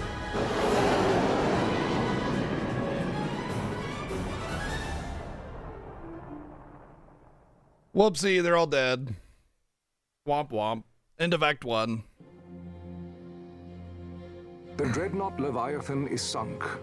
The 8th fleet of the Arcadian Imperial So go follow Army Lady Ariana. lost. If we can give her a shout out, that'd be great. As word of the Thank you for events bringing in everybody Yacht over. Hope you're having a sounded good time with throughout Phantasy the Star. And welcome Quick into the Final tidings, Fantasy Eva. Fiesta, for those of you that Citing don't know what it's sudden malady. about. My true motive, to bring the various counter-imperial forces scattered throughout Ivalice together in unified resistance. By this time, Lady Ash had made her return to Rabanastre. She had not, however, made known her presence. Rather, she was content with keeping both her own whereabouts and those of the Dawn Shard concealed. Had she chosen then to go before her people, my error in announcing her suicide would be known, to the great detriment of my efforts to assemble a resistance. In such circumstance as the Lady Ash then found herself, even were she to proclaim Dalmasca restored, it would serve only to invite the Empire's wrath. Though Arcadia had lost her 8th fleet, she remained, as ever, a military power with which to be I'm reckoned. keeping track on a document, Jobel. So, Ash currently has like 22 licenses, and she's level 15 or 17, so I still have a little bit of wiggle room. However, this is gonna quickly be a problem when I need to start branching out to all sorts of different spells and abilities, bonuses, armor.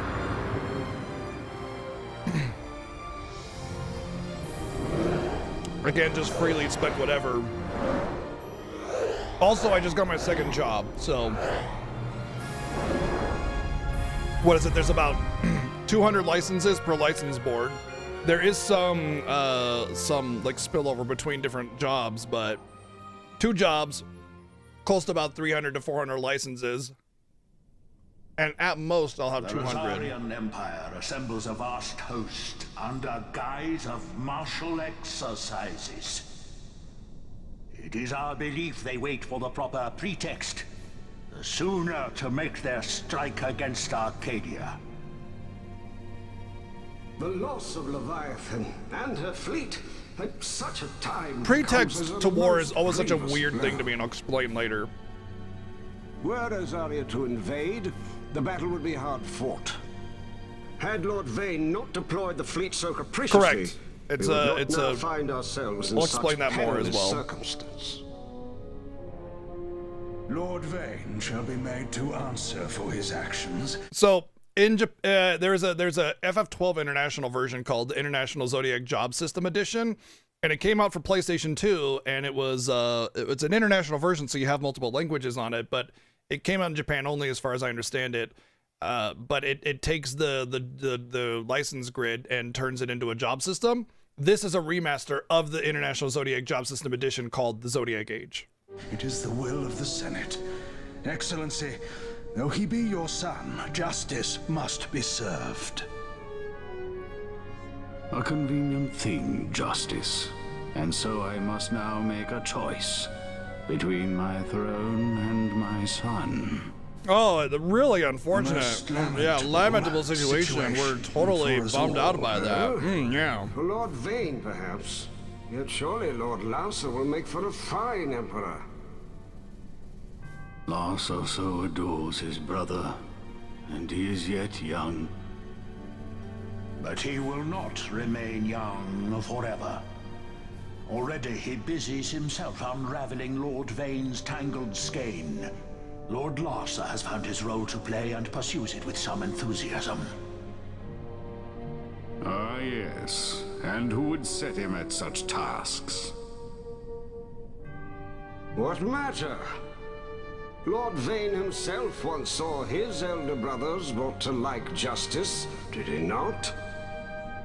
At your Excellency's behest, as I recall.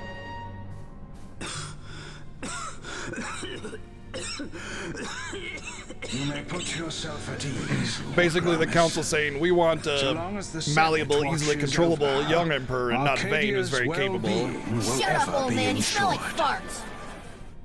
Thank you, Joey, for the 444 bits. Will. I shall bid Vane return to Arcades. Lots of old men that smell like farts in here.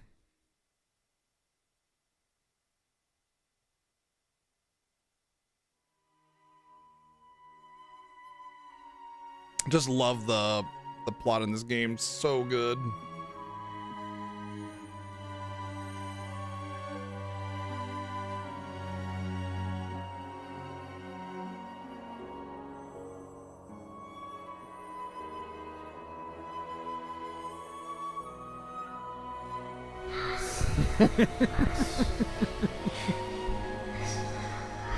Thank you, Player Isaac, for the 313 bits.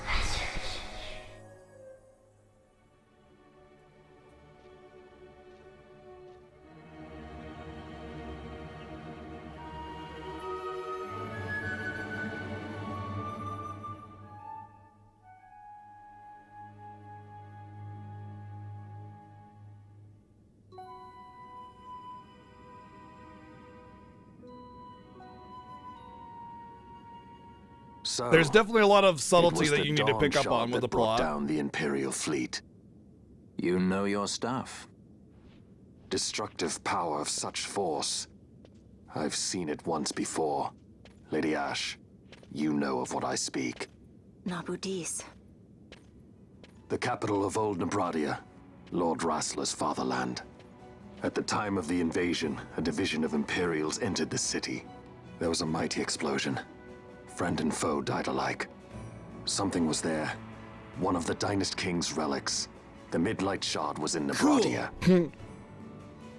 Cool. More Nethicide. Well, no wonder they invaded. Thank you, Player Isaac, with 123 bids. That ridiculous war. The trap at the treaty signing. All this because Vane wanted power. He must not be allowed to claim the Nethicite. The Empire must never hold it. Oh, they already do. The Dusk Shard? Most likely the Midlight Shard, too. Besides, can't they manufacture Nethicite now? Very well. Then the path set before us is clear. We'll use the Dawn Shard to fight them. Its sheer does not size forget never kindness. fails to impress More me. ill deed done. With sword in hand, she aids her allies. Big Sword in explosion, hand, she too. aids to rest her foes. Thank you, Player Isaac, for the 692 This Nethicite I bits. hold must be my sword. I will avenge those who have died. And kill how many And the doing so Empire that will all want vengeance of will their know own. remorse.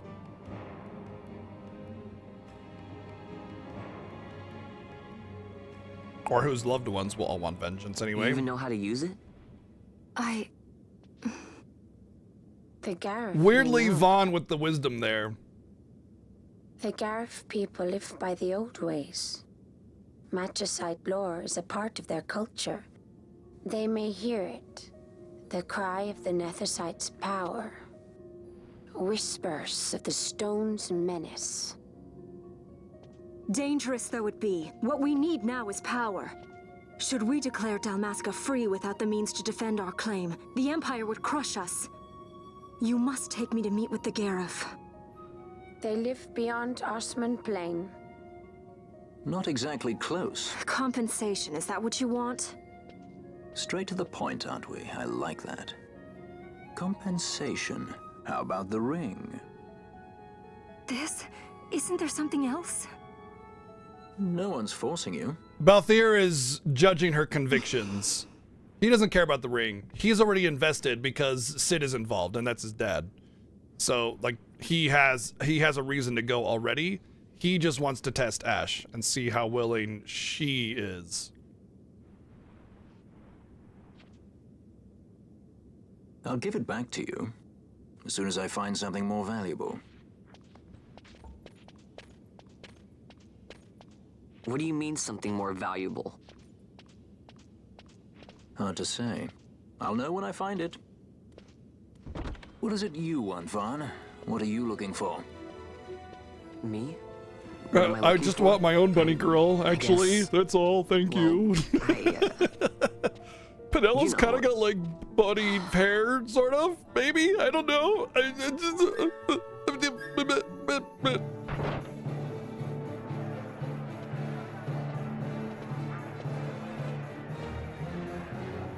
The Gareth are said to dwell in Kirwan. So they do. We'll need to head south, past the Giza Plains. It is the rains now in Giza. The wadis will be swollen with the deluge. Passage may be difficult. But those same waters may also lay open new routes to us. Regardless, we must go south, yes? First things first. You're eager to be on your way, I know. But we should see that we're prepared before setting out. I made my resolve 2 years ago. I swore to overcome any hardship I may face. Man cannot live by resolve alone, Princess. I get Bubble, or sorry, Decoy, just in time for the next boss to not have any aggro whatsoever, and he only targets the character that's closest to him.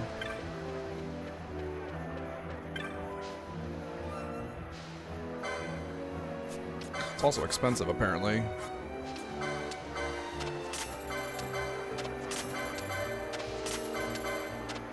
So, do I respec out of... Oh wait, I get Fyra for this job, don't I? I don't need to worry about respecking because I get Fyra for Red Battle Mage. But I don't get the Fire Staff that enhances my... because I can't equip staves. So I gotta decide what I want for my second jobs.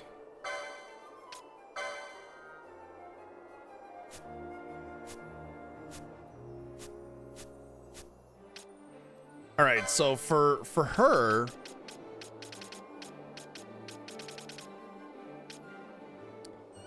Interesting. If I spec Belias, it'll be a quicker path to her second board, but I don't mean that she has Belias. Huh. That is one thing I did remember between years. Yeah, Matthews. Let me think about this. What my second job is that I want. Because, like, I get Kira, I get Raze. Oh, shit, I've had access to Kira and I didn't get it. I'm so dumb. That Darka Dispel I have. Kiraga, Regen.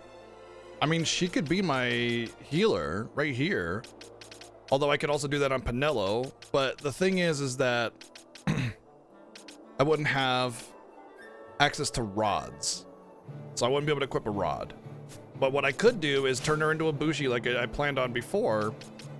However, I already kind of have a sort of attack option with the mace. It's not the best, but it's not terrible either. So I could change her into something a little bit more to round out my options, like a white mage. So if I really need to go ham on healing, I can have a staff, which would gives her a healing output. Or just also do Black Mage, because Kira is honestly enough. Kira and Kiraga is honestly enough. You don't really need much more than that for healing. So with Pinello, I would say I definitely want to go more offensive. And I want to, like, what do you call it? I want to, like, get something that works well with Red Battle Mage. Let's give her Belias. Just, I know what I want to do with her. That's 1, 2, 3.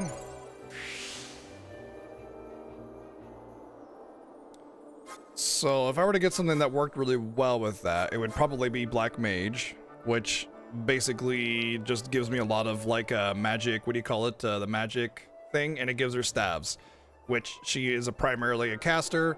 I want her to be able to just basically blast the fuck out of everything. So she'll get magic potency, staff equip stuff.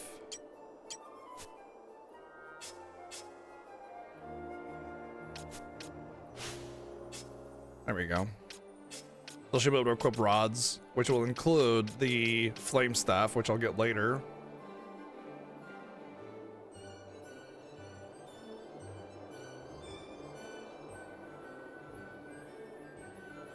That's a nice, I love it when people have those kinds of save files where it's like, yeah, I have this early game save file that, like, makes me broken that I grind it up, so whenever I play the game, I just start with that one. That's a really cool way of doing it. You know, it's like having the level 99 reactor save in FF7 or something like that, you know?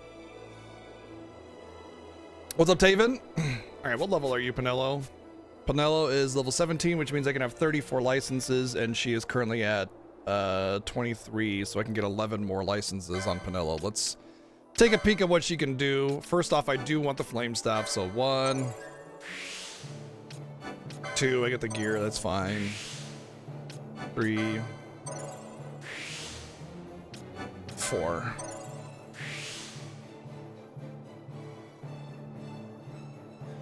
Okay. I'm gonna want magic lures, magic cost, and the other one. Oh wow, they get decoy. How about that? Ooh, yes, she needs that. Okay, so 1. Can't get any more. Okay, so she's being walled off by her LP for now.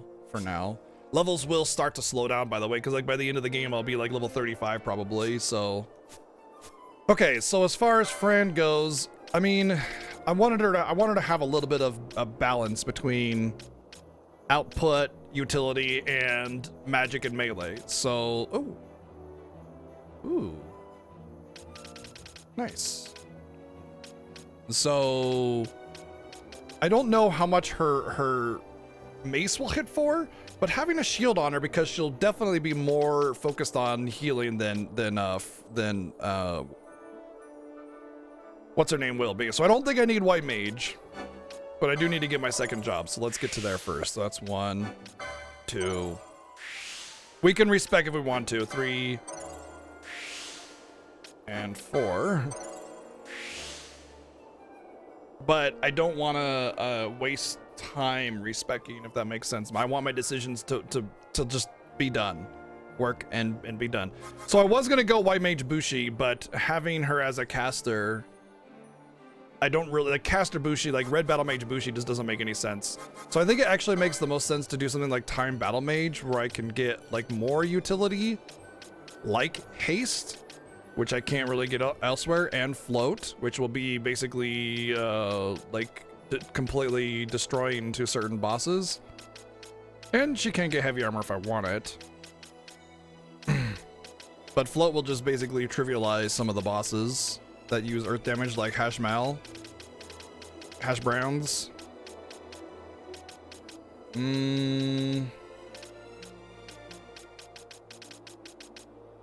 She'll get some battle lores too, which isn't terrible. If I can actually have enough points to spec it anyway, that is, of course. Action time swiftness is good. Although I'm not really seeing any magic that will like be game breaking for this kind of thing. The only good thing is like some heavy armor options if I want to be more defensive on her.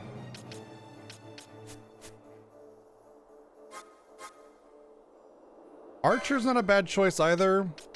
Some of the bows are kind of sick, although she's not a very good bow user in general.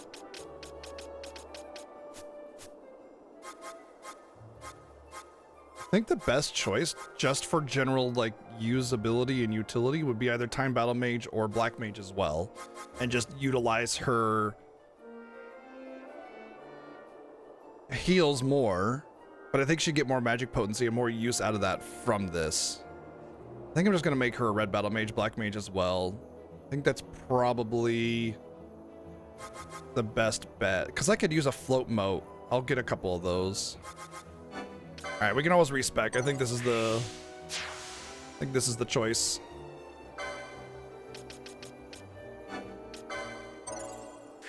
It's one more on Fran. Okay. Now, as far as Ash goes, I'm probably thinking I might either want to respec her or just do Night Monk. You know, just really go ham on the survivability. And that would also give me access to, there's one for Ash. That would actually give me access to staves as well if I wanted that over the sword and shield. But there's nothing really truly good that helps support Knight. Monk just gives you a lot more of the HP. Knight is more block and parry kind of stuff. There's also things like Archer, which give you a lot of utility, like Addle and Foe Breaker. Foe Breaker would actually be sick because you get Expose, you get Addle, you get Wither. What about Sheer? I just realized I don't want to go full magic. You know what? It's fine. Foe Breaker requires a lot of wasted stuff down here, though. I guess the armors would eventually get me down there. Shell Shield is... Oh, there's Sheer right there. Sick. Okay, we're going Foe Breaker. Knight Foe Breaker.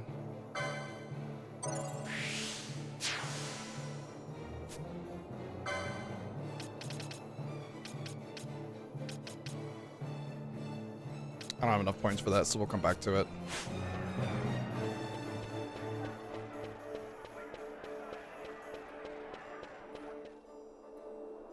If my team is going to be primarily magic based, I want to have Sheer. I think though over time I might swap it up to get another melee out of this, you know? Maybe I'll eventually respec Fran into White Mage Bushi, I don't know.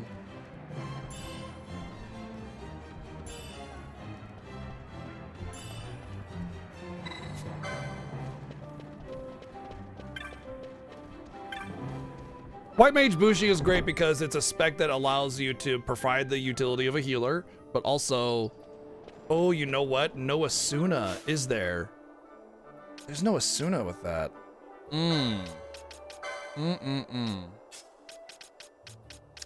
That's the real big one, isn't it? That I'm missing. Might have to go White Mage Bushi. Damn. Oh well, we'll stick with this for now.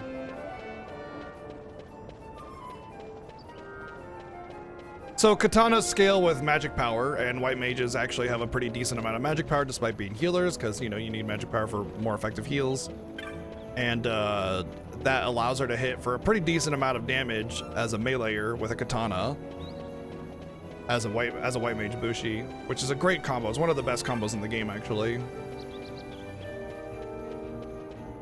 You don't really care about black mage Bushi because your black mage is usually, you know, blowing things up. Too busy exploding everything. Okay. Well, we have our general builds down. If it becomes a problem, like we can't get around some of the reflecting enemies or something, we'll have to change it up. But for now, I think it's fine. We definitely want Kira and Raze.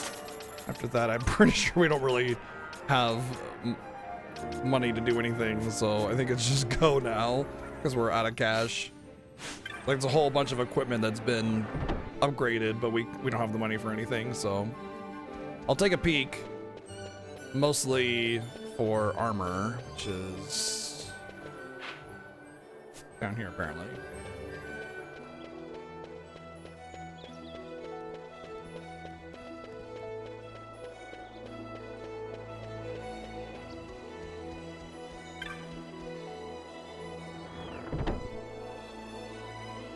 Prioritizing Ash's armor because, oh, you know what? I want those fire staves first. Before anything else, I want the fire staves. Wait. You know what? Let me check. Actually, I don't want to do anything until we get to the other place, the Gareth land or whatever, because I'm pretty sure that's when I get access to Fyra. I want to have enough money for Fyra, and I'm pretty sure that's where you get the fire staves, but I want to make sure that they're not here first before I leave.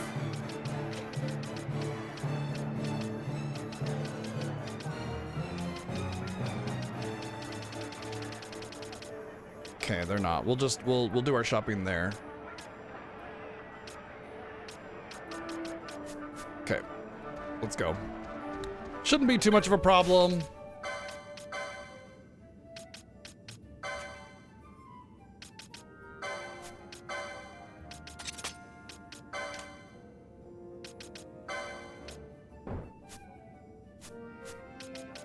$34. Frick. Fine, let's go. I love the customization you can do in this game. There's so much you can do with everything. So much strategy, so much to think about. Love it. And at the end of the day, if like you just want to go basic, you know, tank melee caster, you can do that too. You know, you don't need to have a really complicated knowledge of the game to get through it, you know? Woo! Dimension Harvester, I hope you have a good night. Have fun.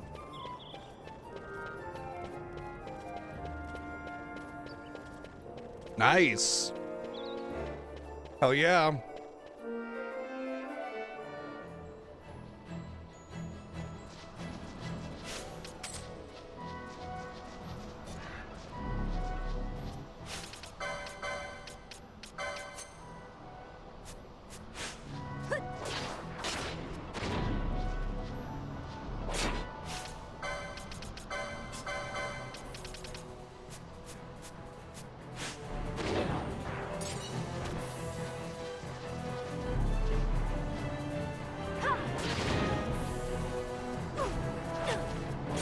Is FF Tactics an expensive game right now?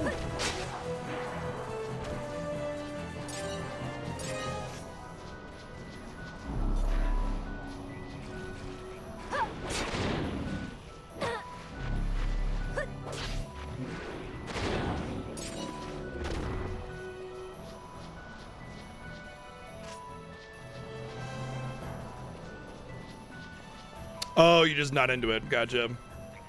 Yeah, if you're not into the tile-based tactics games, I mean, even a great one like Tactics isn't gonna encourage you to play. Fuck! Well, shit, we're dead.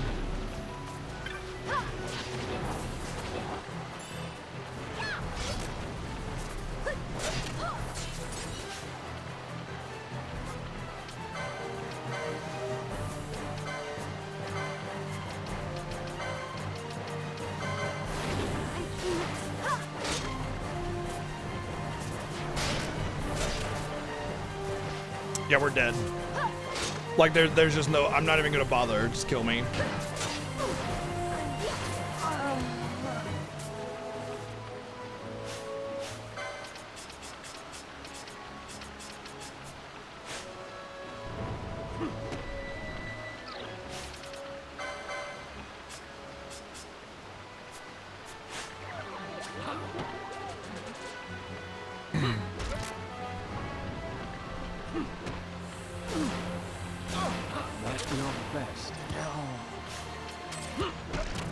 Get him, boss! I'm pretty sure I don't have the element in which they're weak to. So there was just no chance that I was going to win that fight. Meaning, I don't think I could do a single point of damage to it. because I'm pretty sure it's weak to Blizzard. So the way these elementals work is that if you cast magic within their vicinity, they aggro. Doesn't matter if it's friendly or otherwise. If you cast magic, they aggro, and they are very dangerous. They're usually only vulnerable to a single element.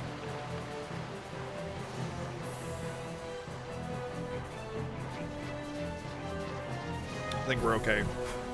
It just had to not be raining. And those aren't even the hard ones. That's just a little elemental. The entites are like big giant balls of death.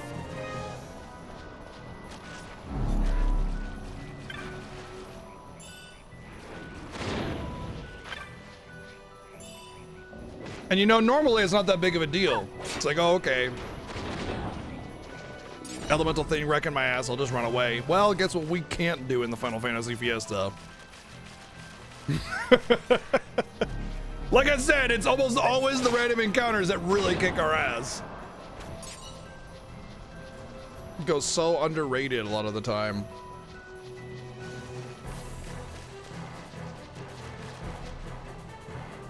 A horse whiner. Those are also dangerous. Very dangerous.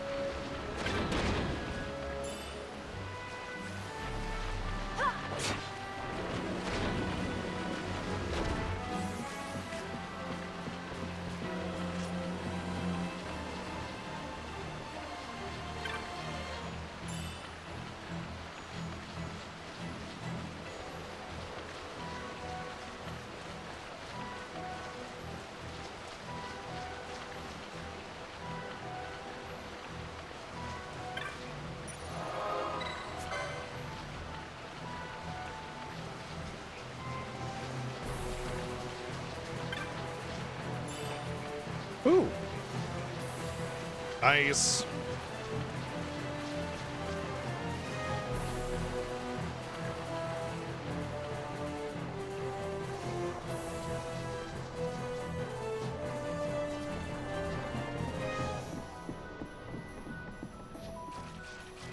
I knew I wanted to go in there, but I can never remember every little treasure in this game and what it is. But regen is basically the only counter to sap in the entire game, so yay.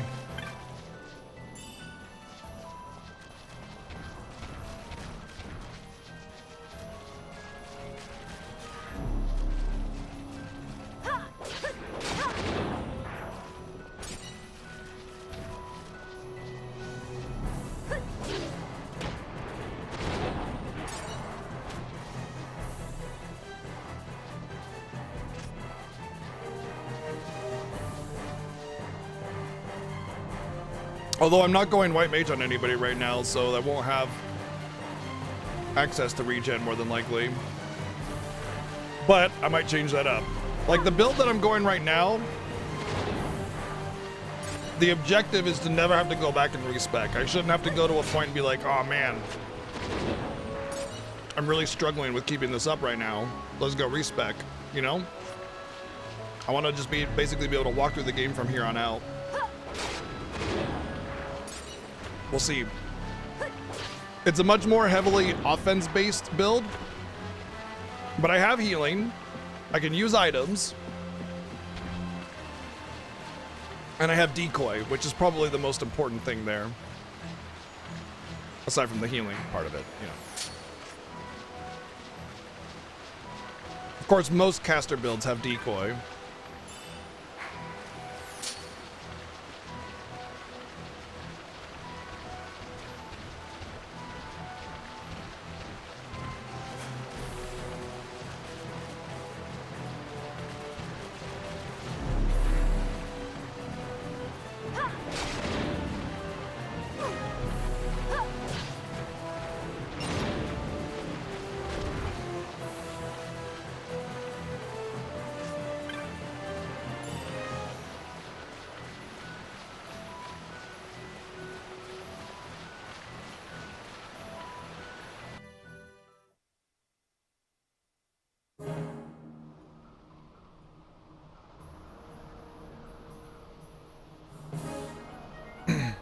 Our destination was plain.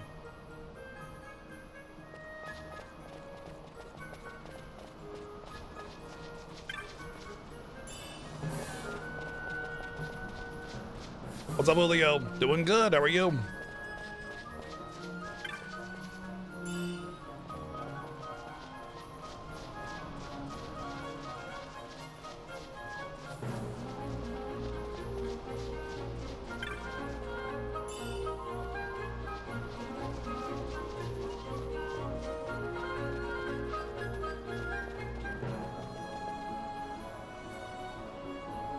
You know what I'd love to see is like a more of a soft remake of this game where they make the treasure reliable and then they remove the zoning between areas. It's all one big world where you don't have to zone in between one zone and the other.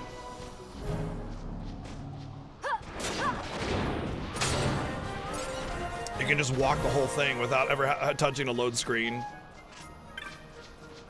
Up the visuals, you know, smooth out the ATB system a little bit, so you prevent things like getting held up by the ATB or whatever. Just RNG is fun? Sure, you're the only person in the world that thinks that way.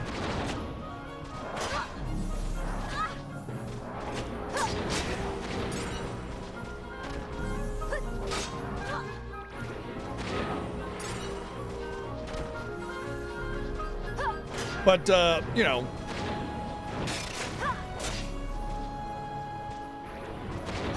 there is some neat things about the chest RNG.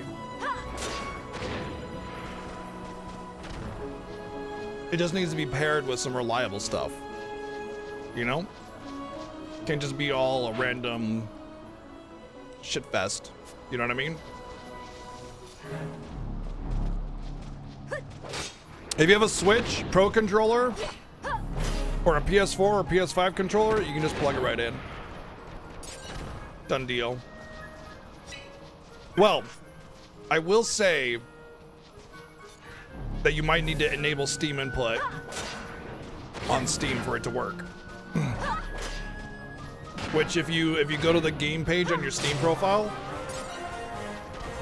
so you're in your library and you click on the game, underneath the banner, there's like the little gear icon and a controller icon. One of them will be to enable Steam input. That should make basically any controller work. You can even choose different like controller configurations based on community choices or base choices. So if you're on the Steam version, that should get it to work.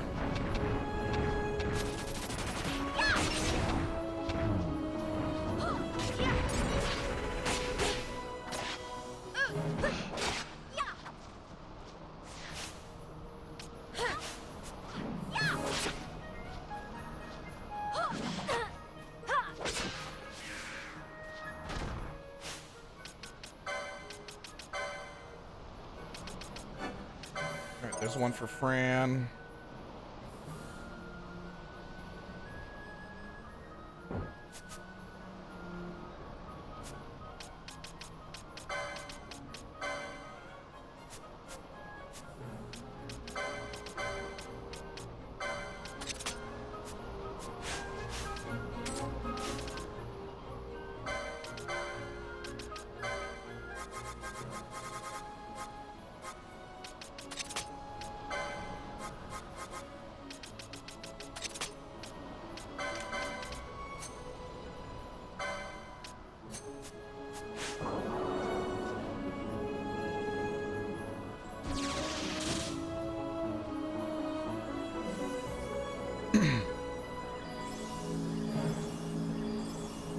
Pinello, do you have charge?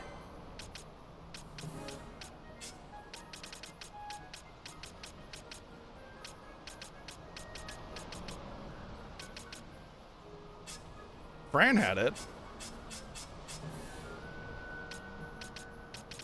There it is.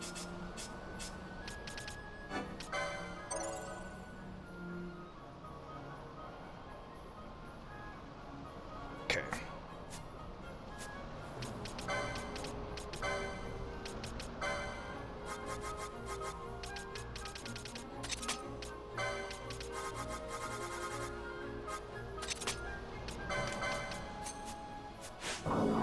You like my stream? Thanks, bud.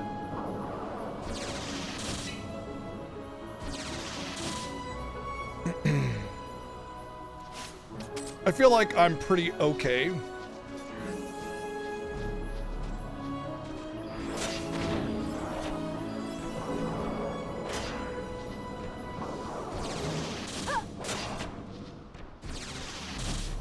I wouldn't say that only using 3 people is going to get you anywhere close to a super team, but it'll definitely focus your power a little bit, that's for sure. But the answer is no, I do not build up on my other teammates. It's a waste of time. Totally unnecessary.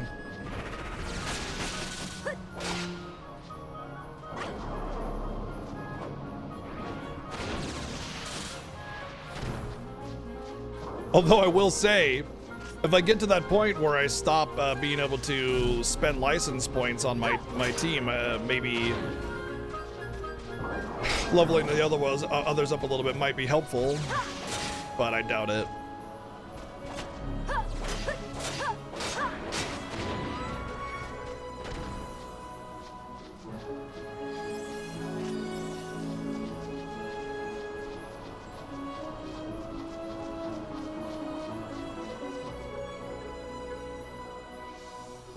That's pretty much me. Most okayest streamer ever.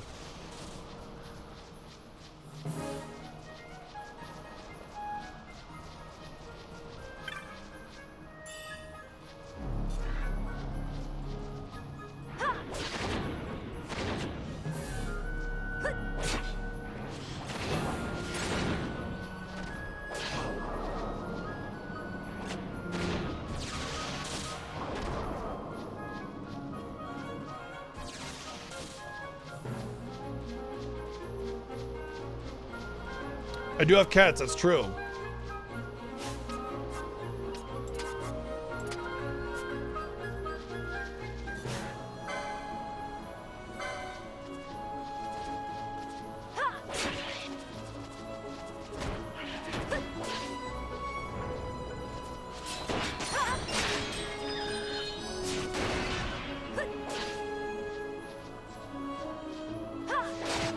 I don't want my casters to accidentally kill the Gareth here. I don't know what kind of positive or negative it has, but I do know that I don't want to do it.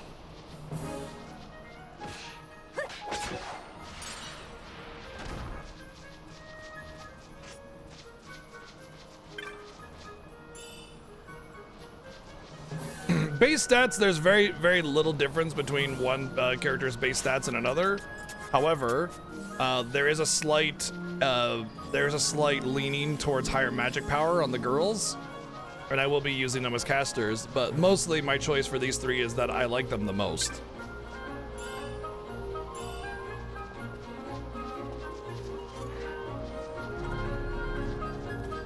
Generally speaking, whenever I play a game, I choose to play with characters that I like more.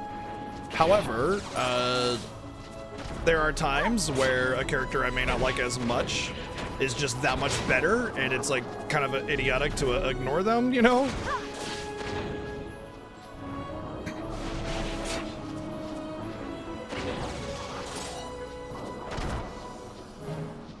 Like Sabin in FF6 is a great example. I don't mind Sabin, so he's fine, but Sabin is like by far one of the most overpowered characters in the entire game. So not using him is just you're just missing out, you know? Of course, this year in the Final Fantasy Fiesta, we weren't able to use Sabin at all, pretty much, so, you know, we didn't get to take advantage of that. Just wanted to make sure I wasn't in combat before I zoned out.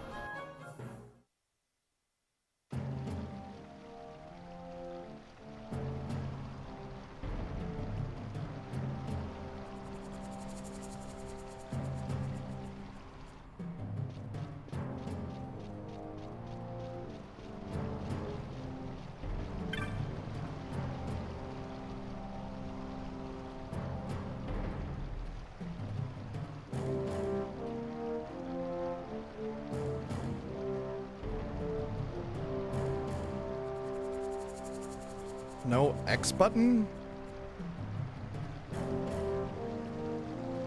So basically they couldn't swap turns, right?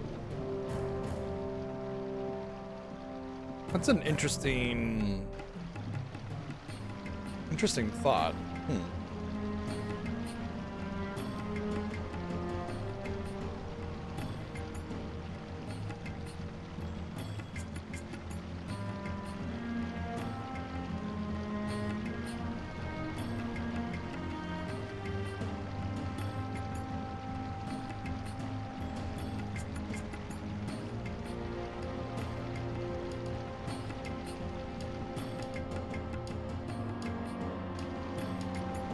No menus, no save, no equip, no relic, no espers.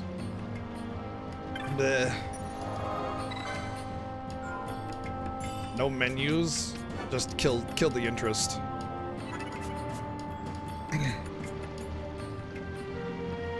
I can see like no character swap being a fun thing in combat, but like, because then you're forced to use the character that pops up, you know? And I know a lot of the time the way I play is, you know, waiting on a particular character for an opportunity and then taking advantage of it. But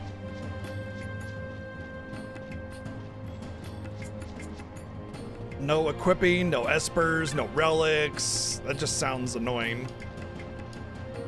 It just sounds like a lot of grinding, and then of course the whole no save. Really just, that's not a challenge I care to ever do.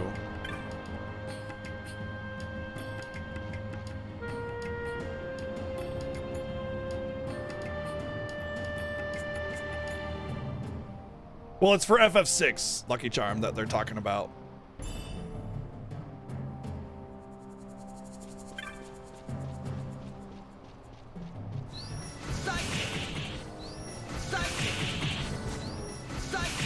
You know, at the end of the day, if you got some sidekicking, you're good to go, right? Thank you, Dance, over the 333 bits.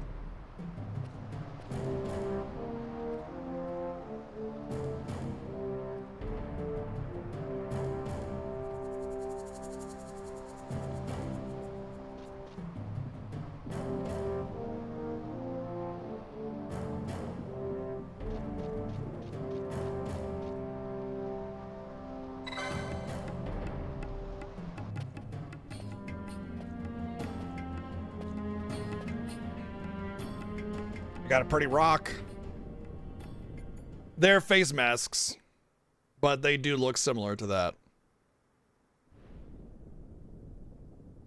They're not a human tribe. This nethicite, you have used it. It was not I who used it. Indeed, I had hoped you could show me how. Thus I've come. You do not know the workings of the stone, then we are no different. What?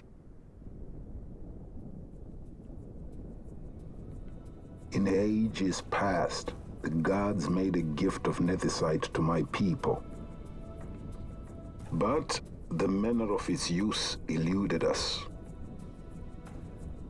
Displeased by our failure, the gods took back their stones. They chose instead to give them to a Yum king. Called the Dynast King, he used the nethicite's power to bring peace to a troubled time. It is a curious thing. Though the blood of King Wraithwolf flow through your veins, you cannot wield nethicite. Cannot wield it?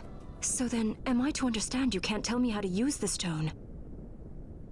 Though it shame me so to admit, here before me stands a descendant of the Dynast King himself, and I can accord her You can no help at also all. equip weapons or you can equip armor and shield in combat Even if using you A knew how to button use as the well. nethicite, So that's not you too would terrible find it there. of small avail.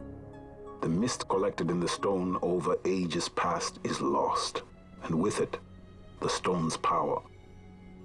It will be your posterity who wield the stone in ages yet to come. Longest reload time ever.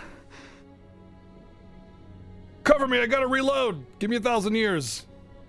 This stone is devoid of power, empty, yet full of thirst.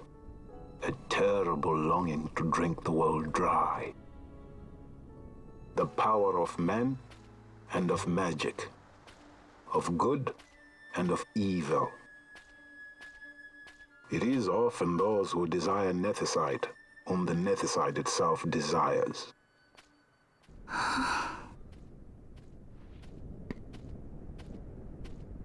Larsa?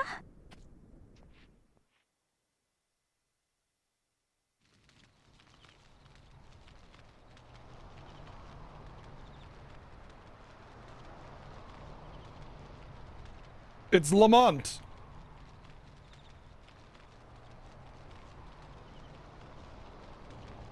To Baromi says. I say we ought leave tomorrow.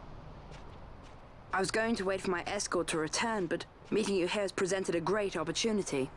This terrible war can be stopped, but I will need your help to do so. A war? You know the Marquis Ondor leads a group of insurgents. Your pardon. He leads a large resistance force against the Empire. Lady Ash, neither of our countries can afford this now. The Rosarian Empire would stir. They would aid the resistance and use this aid as a pretext to declare I was going to talk war about the on whole Arcadia, pretext thing. And Arcadia would have no choice but to answer. Lady Ash, let us go to Ber Omases. With the blessing of his grace, the Grand Kiltius Anastasis, you may rightly wear your crown and declare the restoration of the Kingdom of Dalmasca. As Queen, you can call for peace between the Empire and Dalmasca and stop Marquis Ondor. For peace? How dare you say that? The Empire attacked us, stole all we hold dear, and you would have me save them from war? Dalmasca would be the battlefield. You would get What if destroyed Nethicite were again! used on Rabanasta? Peace would be your best You know chance. my brother would do this.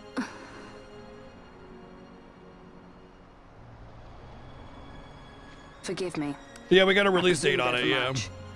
I could think of no other way to avoid bloodshed. If you cannot trust me, then please, take me as your hostage.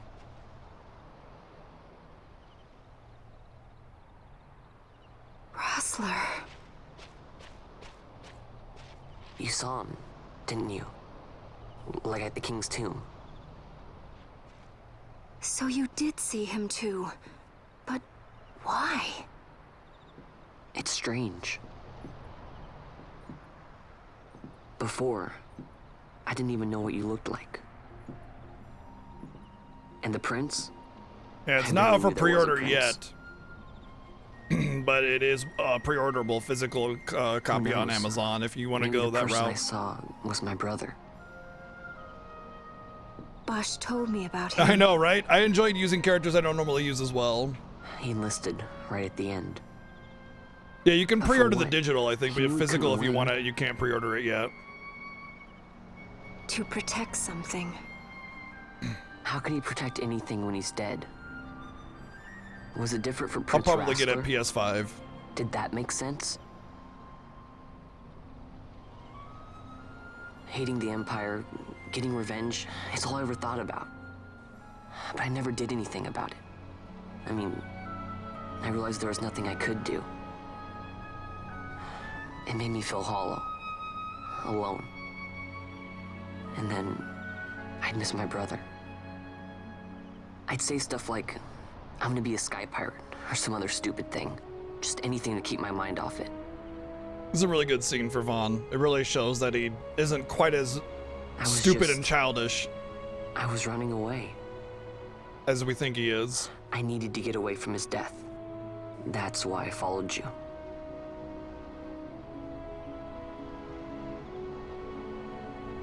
You know what? I'm through with it. I'm through running. I'm ready to find my purpose. To find some real answers. Some reasons. If I stick with you, I think I will. I wish I knew. I'll find them.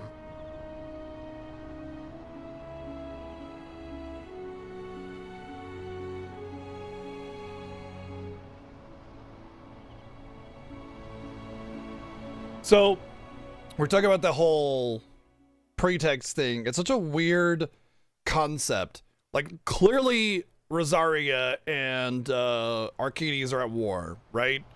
And Damascus kind of in the to way, Mount or at Baromesis. least that's what. I had hoped you'd say yes. I'm glad. That's My heart is not what. set. I still have questions. Sorry, hold I on. hope This to seems interrupting find me. answers along the way. I had other reason to invite you.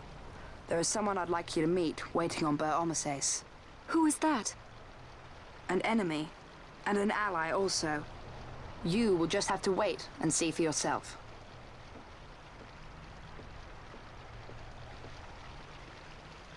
But they Larsa likes claim secrets. that He doesn't Damask is in the really way, ill by it. and that's why they're going after them. He's not Obviously, bad. it's really for the stone, but At least for an Imperial. and other reasons. But pretext to war is always such a funny thing because they're clearly at war, they're clearly fighting, you know, but it's sort of this. It's not an all-out war kind of thing, and it's like these nations Holy find a Mount Baromesis reason to go to stands at the war northern other end than of the the fact they're Yak already Garuda. at war. You Once know, we're in Yacht, oh, we need not fear pursuit we need by to the have a airships. pretext in order to go Don't to war. get your hopes up. You remember the Leviathan sailed straight over the Yacht right up to Wraithel's tomb. Skystone that works even in Yacht. You know, Nethersight's behind it. The Little wonder reason they're so keen on the stuff. The reason it's interesting is because And what is it you're after, it's Balthier? it's You're a welcome hand both and a great self-awareness aid, but and why? lack of self-awareness at the same time. Worried I'm out to steal the Nethersight, eh? Can't say I'm unaccustomed to people doubting my intentions. Nothing could be further from my mind. Shall I swear by your sword or some such? Apologies, but I needed to know where you stand.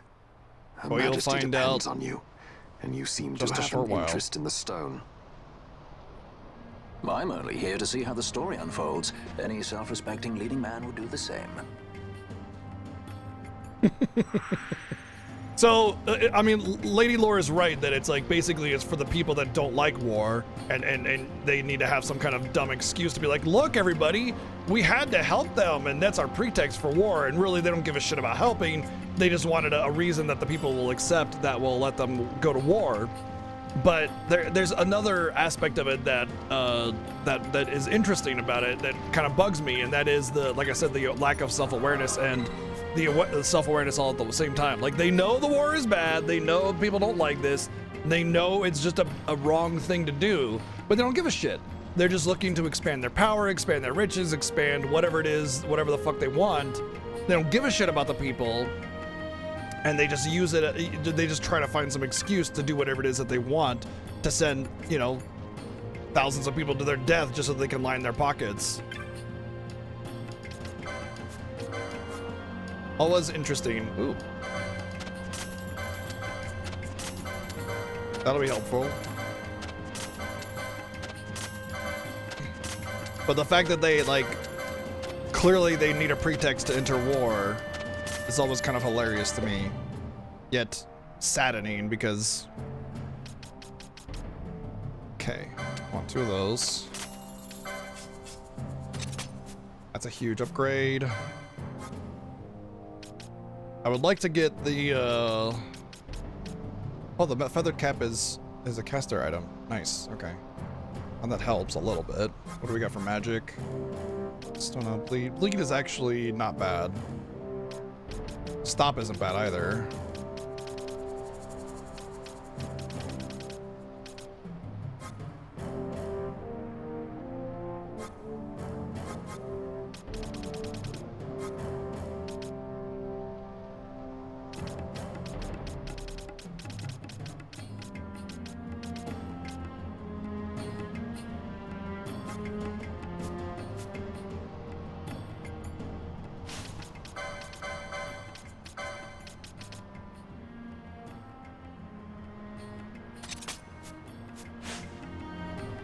All right, let's see if we can get them that armor.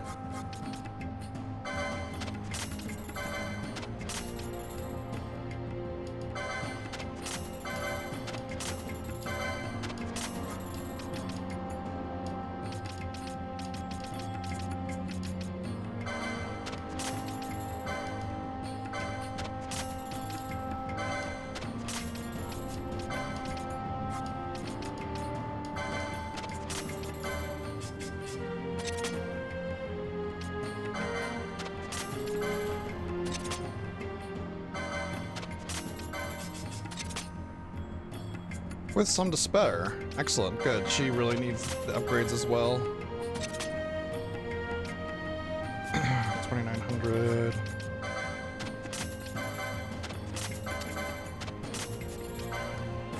I actually have enough for armor. Almost fully equipped. I just won't be able to get the flame tongue here. Let's see what I can do. God, the bronze armor, dude.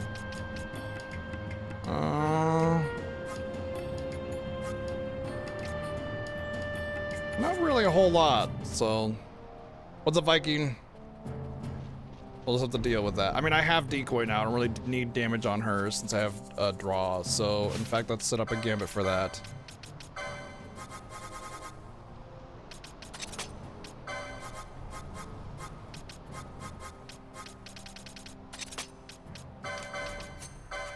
Turn it off for now.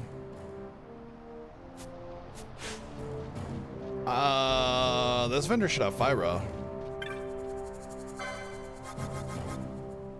There it is. Shit, I forgot about Fyra.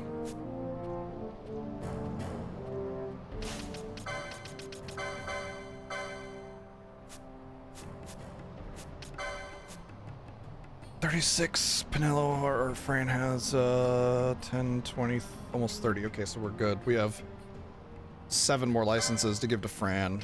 Getting tight.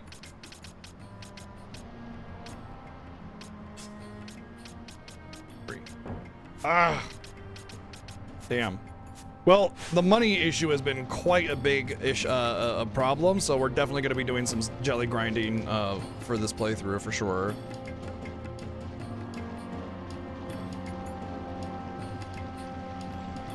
At least I have everything that I want. Oh no, I need to buy Fyra, don't I?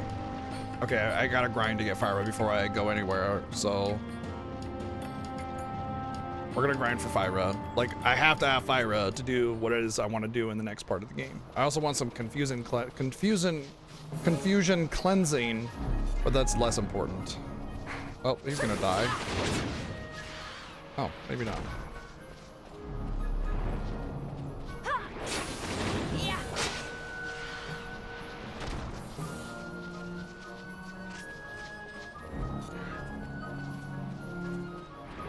Well, I believe these jellies are yellow.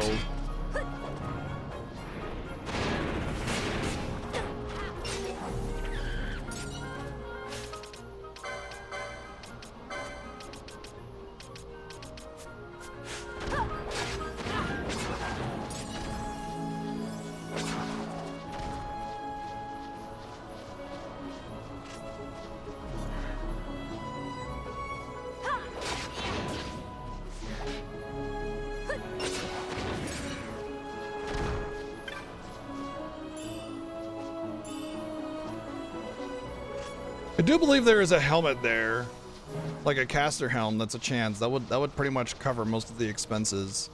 So if I can reset it and grab that pot again, I think there's a good chance of getting the money I need very quickly. And if you go into an actual like transition into a new area, everything respawns. You don't need to do 2 areas to get them to spawn. But going into Jahara should cause everything to respawn. Oftentimes, Dragon, you do kill enough jellies. Yeah, you go through gel A through E.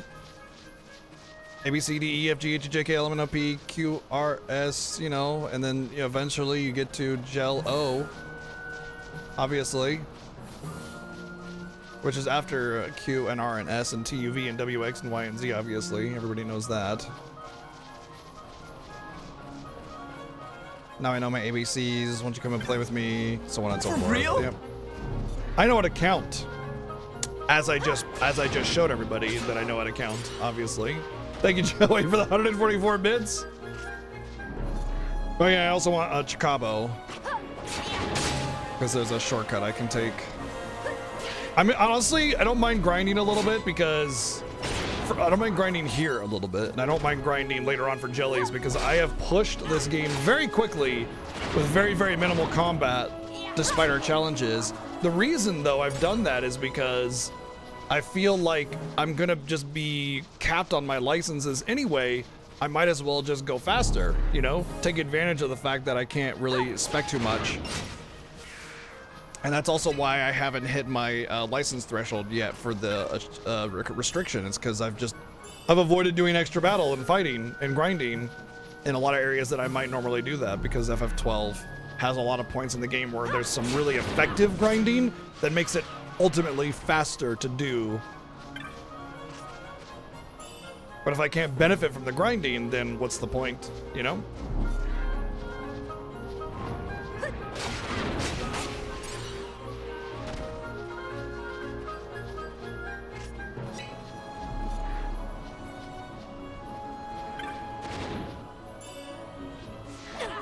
Pyro will also make fighting enemies much faster. Oh, much faster.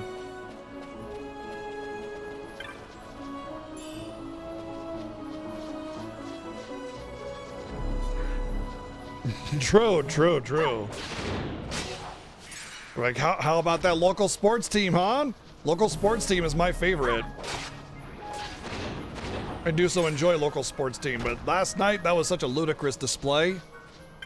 Unbelievable. I could not believe local sports team did such a thing. Oh, the Dragon Quest III remake is quite good. It's very much a great take on Dragon Quest III. At the end of the day, it is Dragon Quest III. But they did a really good job of making it feel like an approachable game and still keeping that aspect of Dragon Quest III that makes it DQ3.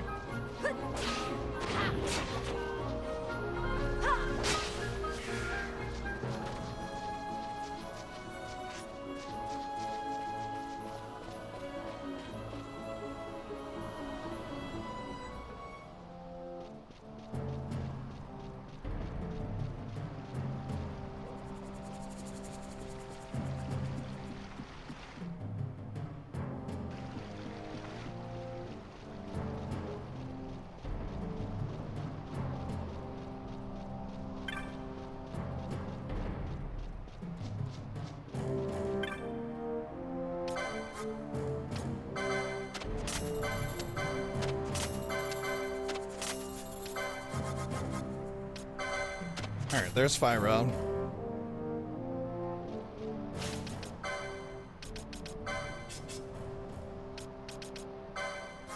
This will pretty much be what we cast for probably almost the rest of the game, honestly. Almost the rest of the game. The Fire Staff gives you, I want to say, 50% increased fire damage. You get Fyra. There's nothing really resistant or immune to fire going forward. There will be some things that have like Reflect, and I gotta manage that. But otherwise, I mean, with Dispel, I do have Dispel, right? I think I need somebody to learn it first. Oh, I do get access to regen. How about that? Okay, Penelo has 10, 20, 30, so she can do Dispel. She is almost out of licenses. And I'll get regen on her as well. That's 2, so that's 32, which gives her only a few more licenses to learn. Well, she's 19 actually, so a little bit more. And then I'll give her some gambits. And that'll be... I need to get the enemy reflect thingy. But mostly I want to say ally equals sap. Then regen. Put that at the top. Okay. Hire a Chicabo, let's go!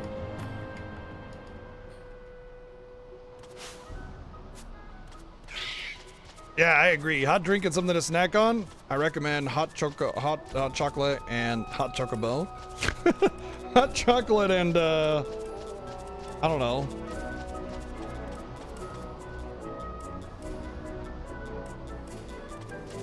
What's a good snack with hot chocolate?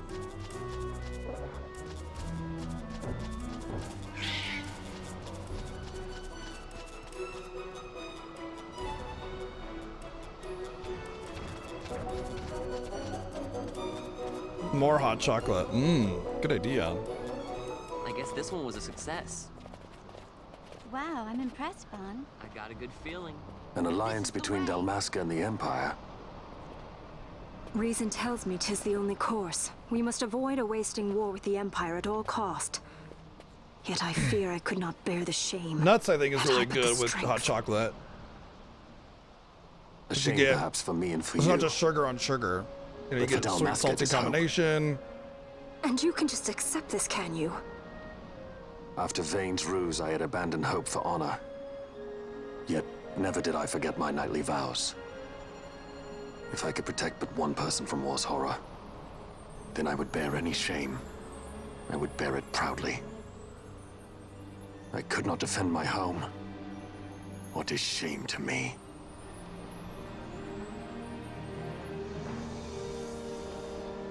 My people hate the Empire. They will not accept this. There is hope. Right? Don't encourage Honey Hope barbecue for a corn future chips where we sounds can good. join Not that bad, hands am I? as got a brothers. good feeling. Larson, please. This is That's a good combo there, Looney Jen. Don't be Larsa. Somebody's got to put him in his place. Bacon? How is it? Why is that a joke?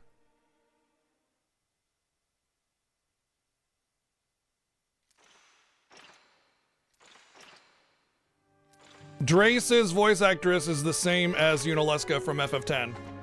The Senate may play at intrigue, but Lord Vane is not one to be brought down easily. The entire military waits upon his orders, from the War Council down to the rank and file.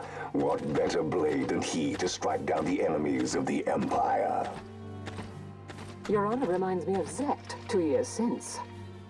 He, too, put his trust in Lord Vane's strength, and what became of him? Gone without a trace since Nabudis.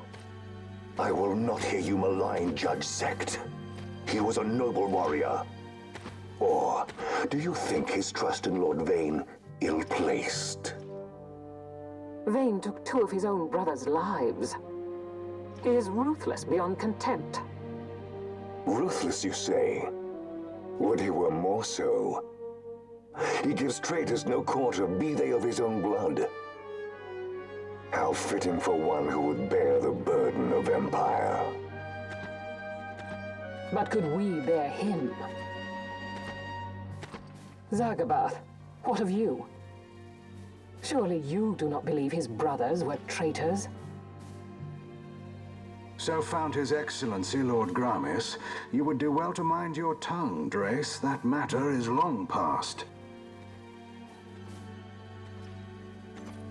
Your Honors, a summons. Lord Vane has arrived at the palace. We come at once.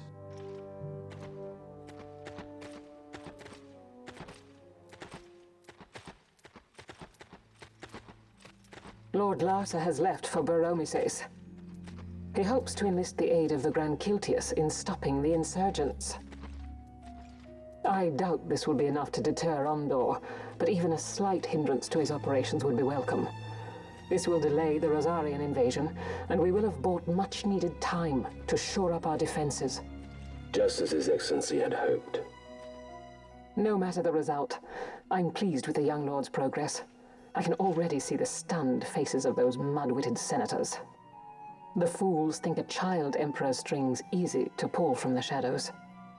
But they will find that Lord Larsa is no puppet. Yes, the senators would be most pleased with a puppet for an emperor. Recall, Drace, how the Senate fears and despises Lord Vane's ability. When they realize the truth, that Lord Larsa is no docile lamb to be shepherded, they will bare their teeth and devour him. You're right. I shall speak on this matter with His Excellency at once. Gabranth, it falls to us to protect Lord Larsa. Are we agreed? Aye.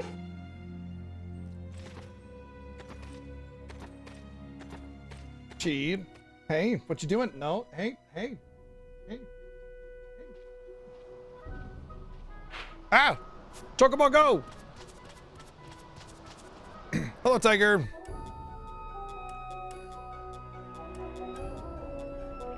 How can they three hear each other through the armor? Well, you can hear the echoiness of it. I mean, they still have holes in there. They can still talk.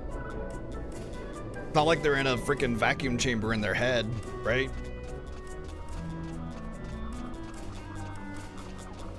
What's up, Kablurp?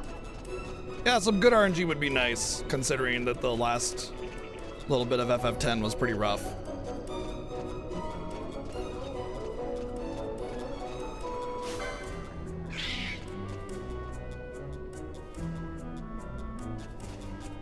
Did I go the wrong way? No. That's where I need to go right there. I gotta do this first.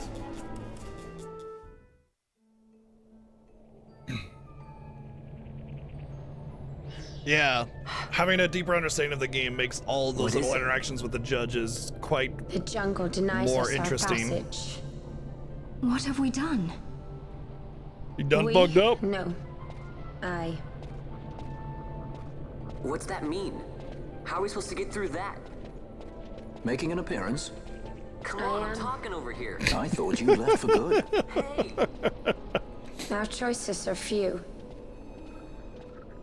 It's clear that Fran has no respect for This is as Vaughn. I much love for it. you as it is me.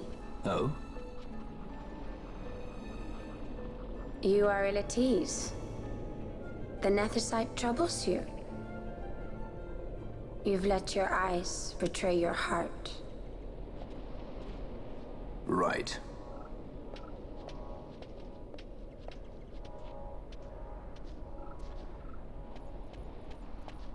What are you doing?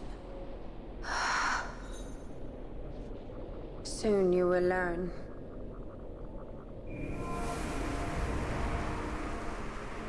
I mean, you wouldn't be the first person to suggest that Balthier is Han Solo and Fran is the Chewbacca replacement.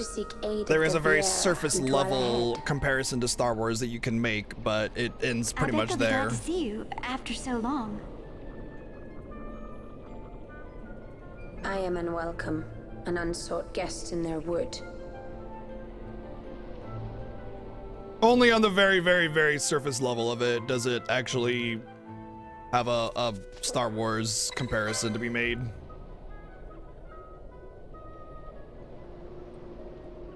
I don't know about you, but I don't remember the time in Star Wars where they accidentally tested the Nethicite and, you know, the half the fleet exploded because of it. Ahead, you will find Stuff like her. that. Yeah. Or where Bring her gods to me.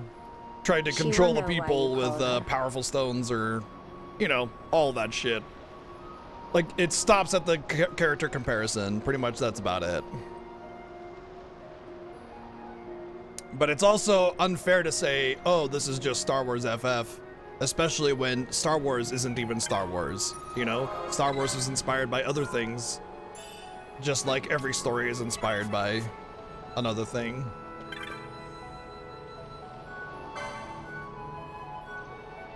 I'm glad I didn't get that sword, because that Demon's Bane is actually what I really want there. There's a Suno.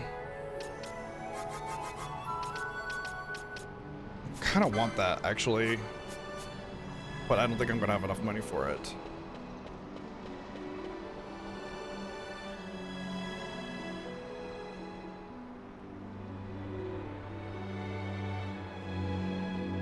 This game, Hero's Journey? No, not really. Dragon Quest is a Hero's Journey type story. This game is not so much of a Hero's Journey. It's really hard to sort of lump this game into just one of the typical story types, but I mean, it definitely follows at least a little bit of some of them. This is not really, you know, the chosen hero going off and doing his thing and, you know, taking down evil.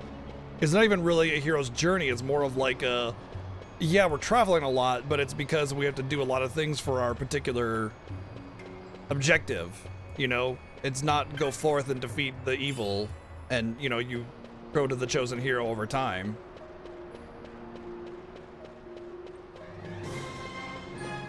Just don't tell Pokemon fans that Digimon came first, and then, you know, you won't have to worry about it.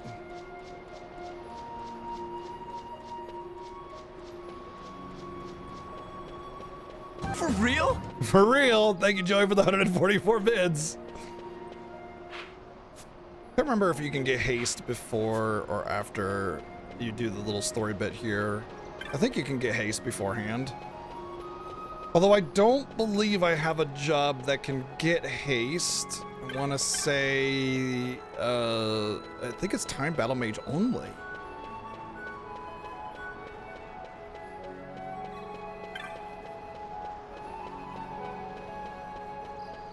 No more ads for you. Well, thank you for the 7 months. Thank you, Jose. Or Joseph. God damn it, did it again.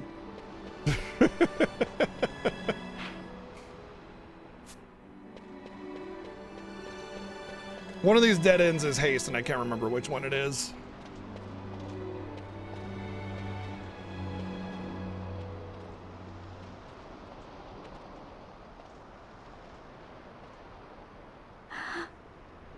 Oh no, we're being surrounded by lingerie bunnies. What do we do? Hey, Mir lives here, Nothing, just doesn't let she? them do their thing. We're here to see her.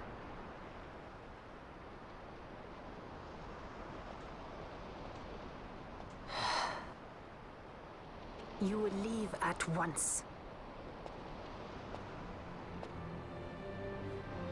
It is not allowed for humans to walk on these grounds. We'll go as soon as we see Mir. I got boob money. If you can find her. Boob money. We have We're the not boob leaving money. until you let us We see got the her. boob money right here. It's there. The boob money is ours. Fine then. We'll look for her ourselves. The money. Oh, we don't have boob money anymore. Thank you, Joey, for the 2,808 bits. Tisk tisk. I've heard the voice of the wood. She says Miern is not in the village. Jote, where has she gone? Why do you ask? The wood tells us where she has gone. Or can you not hear her? You cannot. Your ears are dull from hearing their harsh speech, I think. Viera who have abandoned the wood are Viera no longer. Mjörn too has left her embrace. And you forsake them in turn? It is the will of the village. Viera must live always with the wood. So is the green word, and so is our law. We'll let you worry about keeping your laws. Just do us a favor and stay out of our way. We'll find her ourselves.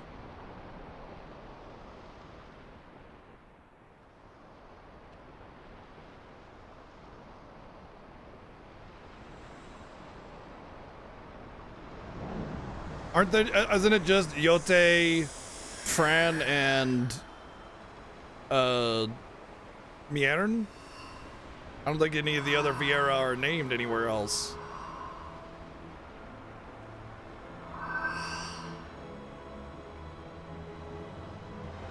Our sister has left the wood and gone west. She wanders warrens among men who hide themselves in clothes of cold iron. Thus to me has the wood spoken.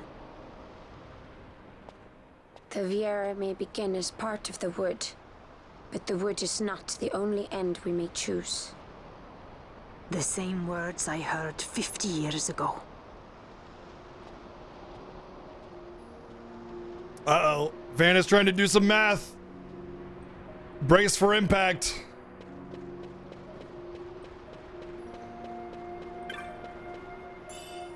There's haste. I don't, let me just take a peek really quick at Red Battle Mage, just to make sure I don't actually get haste anywhere. Pretty sure I don't.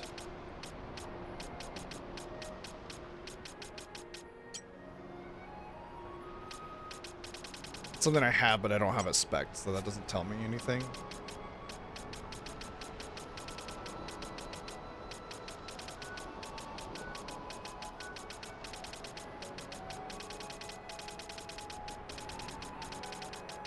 Yeah, I didn't think so. Okay. Haste isn't that big of a deal, and I will get some hasting emotes for some of the more important stuff. Haste is great in this game, but honestly, like most buffs, it's not really worth casting until you get the party size buff. Keeping Shell and Protect and Haste stuff basically turns that person into a permanent buffer, and then they're doing no damage or healing during that time, and it becomes a problem. So while haste is nice, I typically only apply it to a single person whenever I do have haste. Single target haste anyway. And even with Hastega, Protectiga, and Shelga, you're really not gonna be keeping those up all the time for most battles. Maybe if it's like a particularly physical, nasty boss, you might do Protectiga or something like that. That's about it. Hastega is really the only one worth keeping up. So yeah, it's buffs in this game are useful, but you know, in certain situations they're not so useful. Well, math has never been Vaughn's strong point, so. So then, what was she saying about men in a warren? The Henna-Magicite mines. Maybe that's what she meant. They lie in Bangkor, south of the Osmoan Plain. The entire region is a colony of the Arcadian Empire. There would be soldiers. Is that a problem? Let's move. Fran, Yes?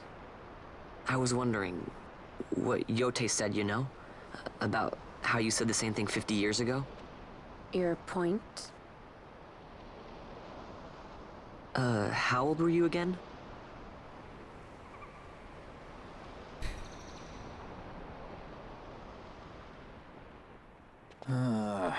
Nice fun. Surprisingly rude. Try to grow up, please.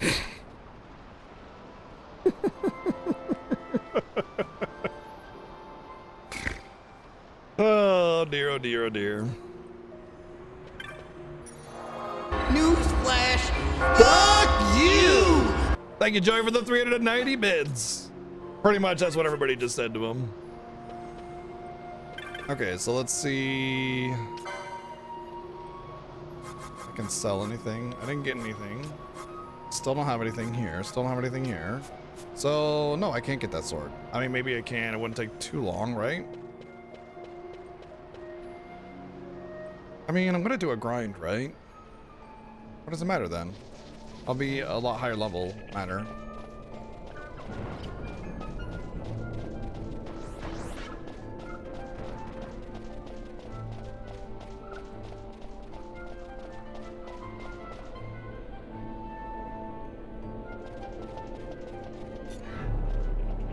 This should just pretty much murder them. Yep.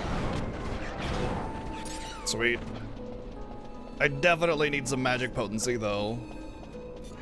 Like only hitting for 1,000 on Fibro with the fire staff is a little underwhelming.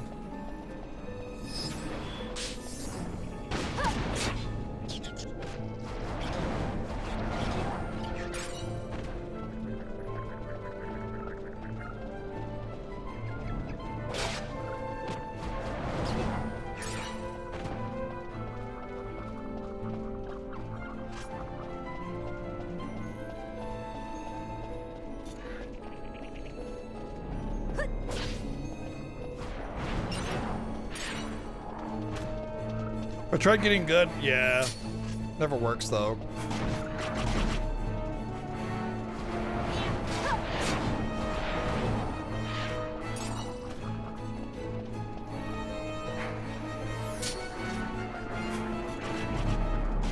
The reason I do the fleeing thing there is because I want to group them up.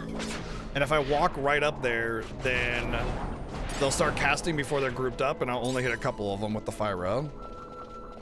So if I hold the flee button, they won't execute their actions. And as long as I don't drop combat, it's actually a really strategic thing to employ regularly.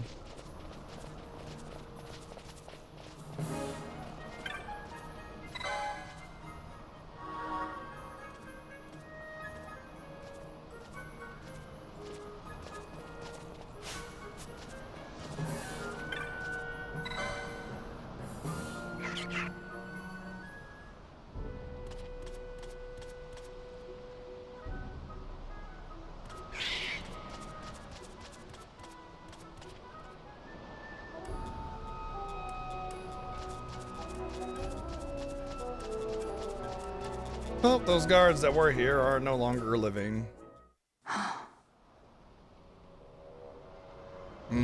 Beef stew. I have some plans for some food. Laboratory. What were they doing here? that I'm looking forward to as well. Research.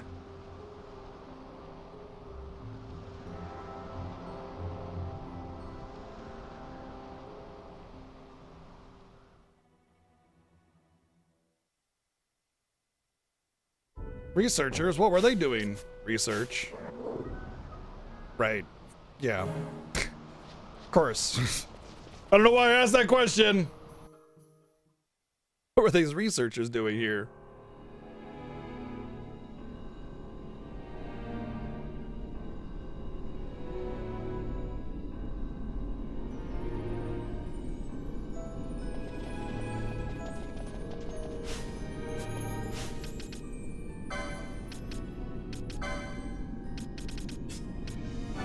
One. Ugh.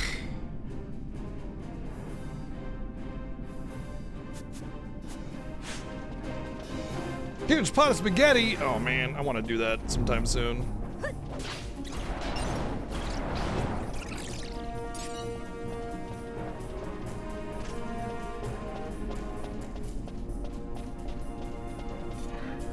Good thing I can't be chastised for not researching, because I'm not a researcher.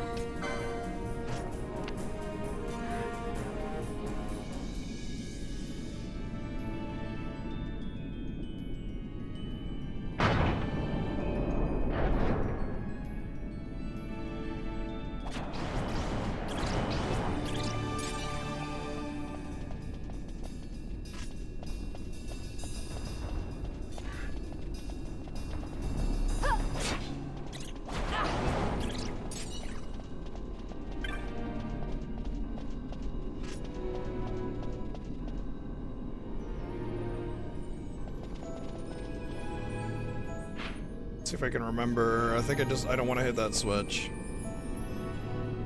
I do want to get the map because it'll help me remember how to actually navigate the mine here, because it's a little confusing.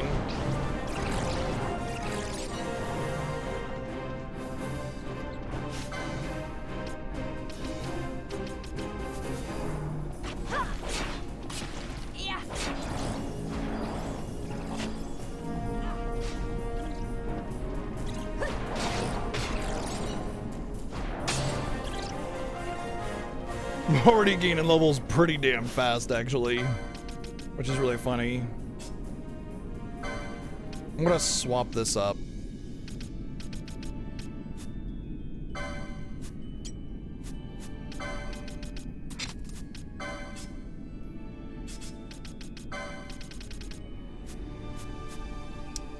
Not for her, apparently.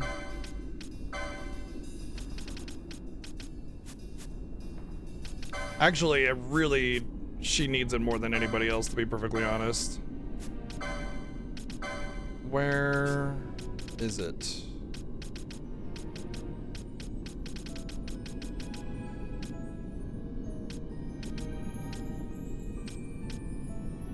There, she would need 70 to get it. What about on this tree?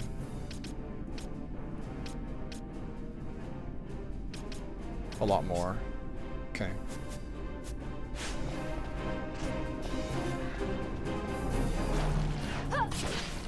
Yeah, cold spaghetti is no good because it's a weird texture in film that I don't particularly care for, you know? I'll just heat it up. That's fine, no big deal.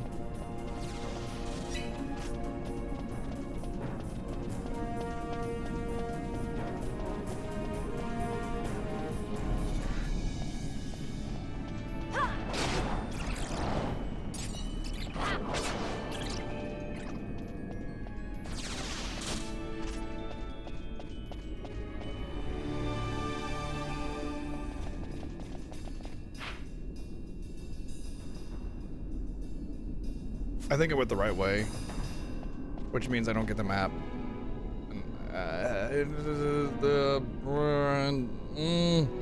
Screw it. We're going.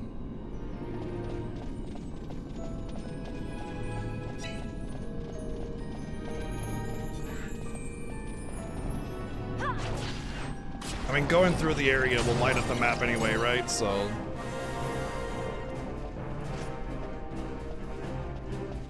I mean, I don't know about the rest of y'all, but when I make spaghetti, there's a not a lot of fat, but there is, you know, beef, which is a high fat meat, and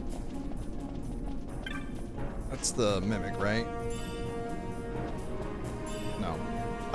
And when that gets cold, the fat solidifies, and eating that is it's a weird texture. Don't care for it.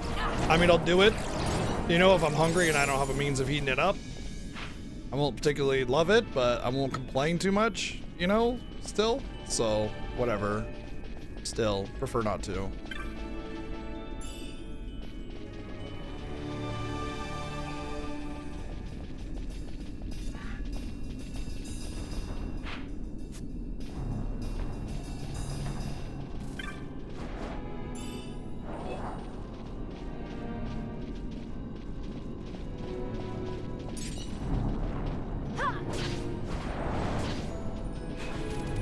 I hate teleporting enemies.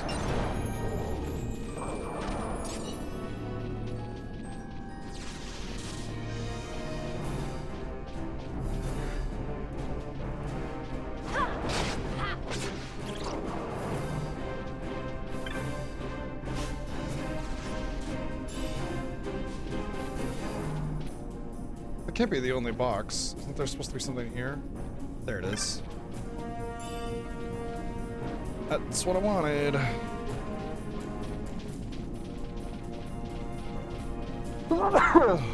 There's another hasting emote in the Solam Passage or whatever it's called, the one before Arcadia. And I think there's another hasting emote somewhere else.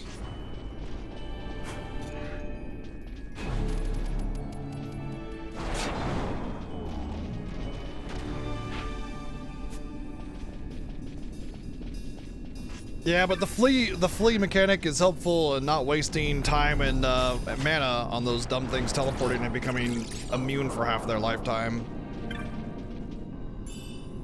Because you can just hold the flee button down, all actions stop, and then you wait for them to teleport, and then you go.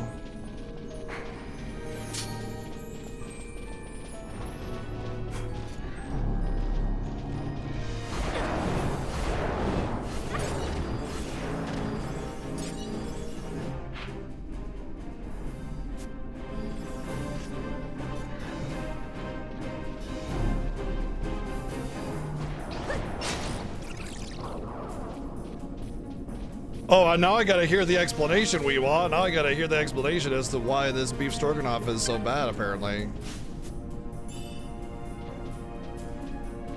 That's a mimic. Yeah. I just wanted to confirm that. Also, I wasn't sure if they dropped something, because it is guarded by a trap.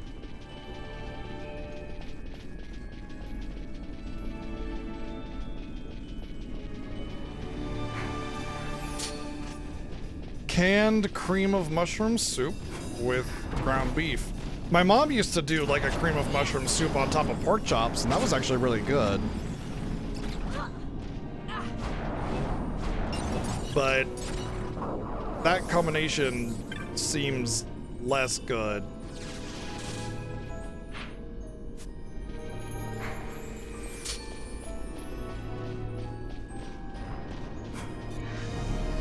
Something about creamy sauce and beef just doesn't sit well with me, you know?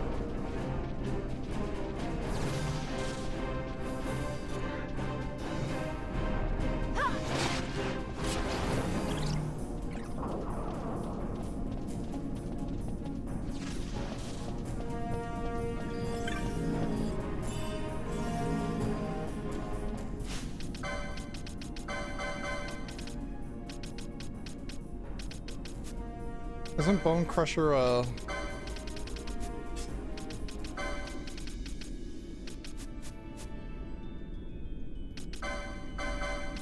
is it not popping up? I think Bone Crusher's a special ability. That's what it is.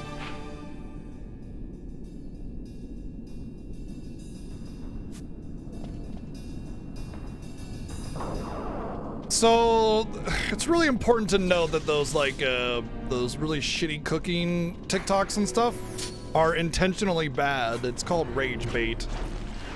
And they make that shit as awful as possible, like combining a bunch of cans and packages of random trash and throwing it together like it's supposed to be some kind of in the kitchen hack bullshit, and it's just meant to piss you off for clicks. So you spread it around and they get money for the clicks, so on and so forth. And the thing that bothers me the most about rage bait cooking videos is like, that's food. You're just throwing it away, basically. No one's eating that crap. No one is eating that crap, you know? And you're just basically throwing away food just for some clicks. And it bothers me so much. I hate that. I hate it so much. I always grew up to believe that you do not waste food, you know? And it's kind of always something hard for me to like even throw away just, oh, I didn't finish my meal, I don't want to throw it away, so I'll just wait a minute and, you know, scarf it down later or something. I don't waste food, and I hate it when people waste food. Are they insane? It's more like they lack empathy. They don't understand what they're doing. They're just doing it to serve themselves. And they don't care about the fact that like you're essentially throwing away food for something so irrelevant and flippant.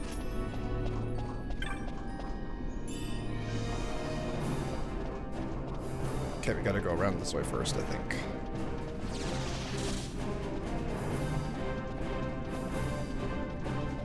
Does it have to be intentionally bad to be rage bait? Yes. There are definitely some people out there that think that their little cooking recipes are amazing, which is probably where the rage bait trend started. Somebody legitimately thought that they were cooking something that was awesome, and it was awful instead, and it got a lot of attention, and it got other people thinking, ooh, I can get E-famous or E-money or whatever by doing this little thing, and then it grew, obviously, because, you know, that's what people like, oftentimes. Are you saying my stream is range bait? Wow, I read the second part of it. I answered your question legitimately, only for me to turn around and read the rest of your statement to see that you were just digging at me. Unbelievable. I actually treated that like a serious statement. Wow. I feel so betrayed. Oh.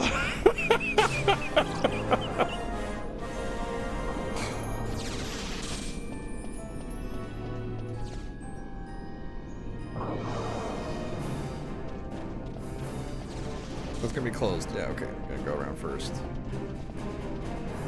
Those are both fakes. Right, this way.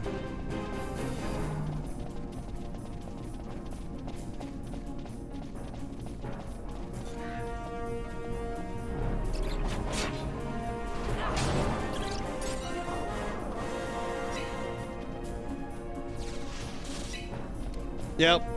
I feel fortunate that my mom knew how to cook. You know, maybe it's not Michelin star, but it was good, and it was good for me.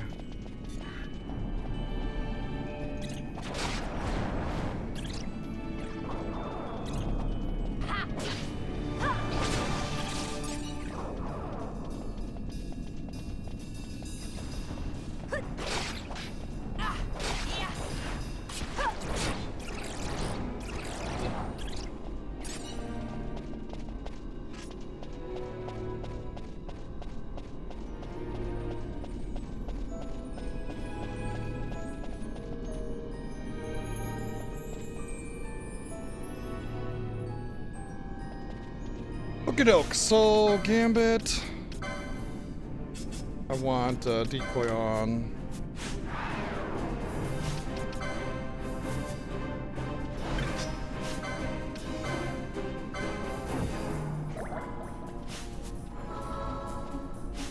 As long as we can get through one of these, then I can get a restore and save it. And then we should be fine for the rest of it. Oh, they are blue. I don't know why I thought yellow. Maybe it's because you get like the yellow fluid from them. It's their pee.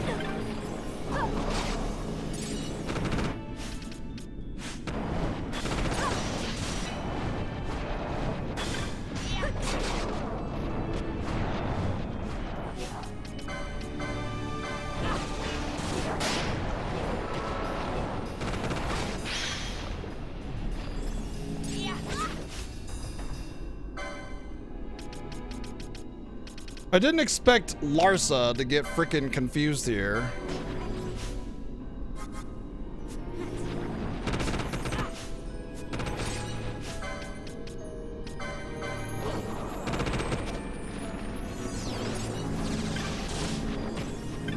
Like, that was something I did not prepare for.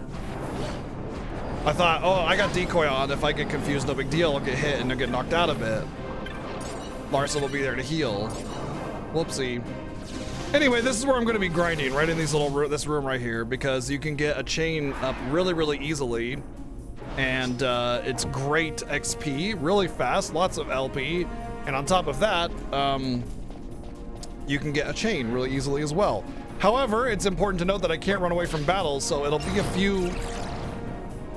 few like trips before the bats stop spawning and I can actually build up a chain. But the chains will help me with like MP regen and stuff, so eventually it'll just carry itself more or less.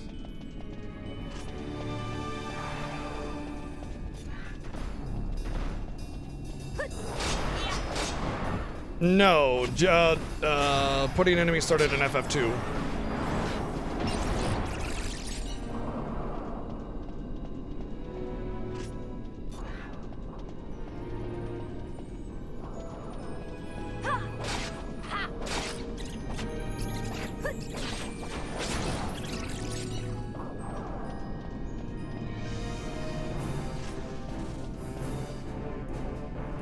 FF1 had slimes? Oh, yeah, the mucks or whatever. That's true, they did. They were resistant to physical, and they often did poison, but I would say it was a very early form of them. It's kind of like the beavers in FF2 aren't really Moogles, but they were basically eventually what became Moogles.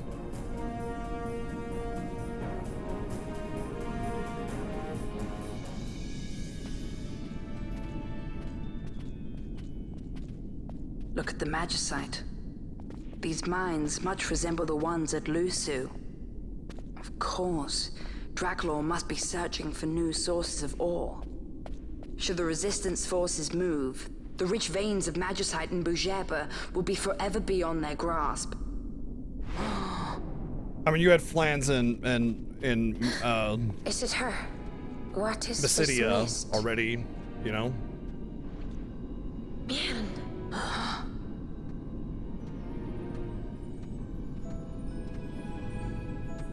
The stench of fumes. The stench of power. What's wrong with her? Stay away! Power-needy Hume!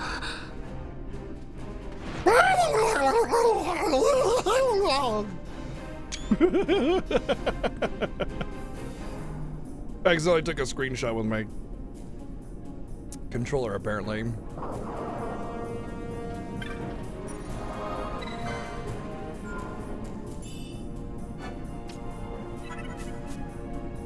It's also what they use in FF14, if I'm not mistaken.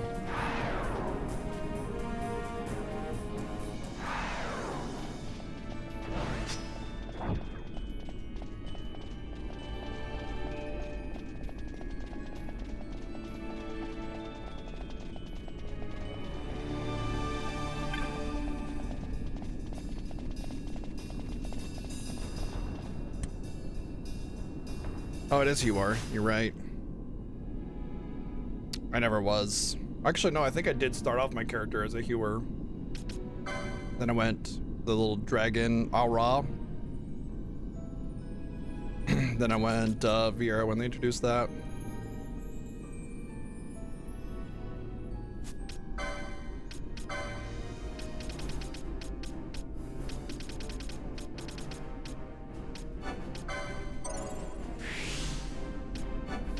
There's 2 for Fran. Fran is now at 10, 20, 32 licenses. But because we're grinding a little bit, it'll be interesting to see where we end up at. I feel like my power output is so much lower than it should be because I'm mostly ignoring a lot of the magic potencies right now to make sure I have armor and weapons and stuff.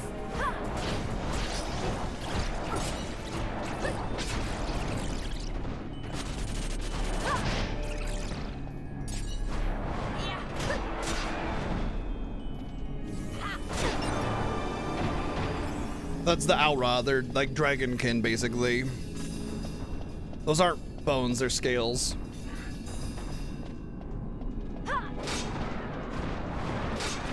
FF14's fidelity is just questionable.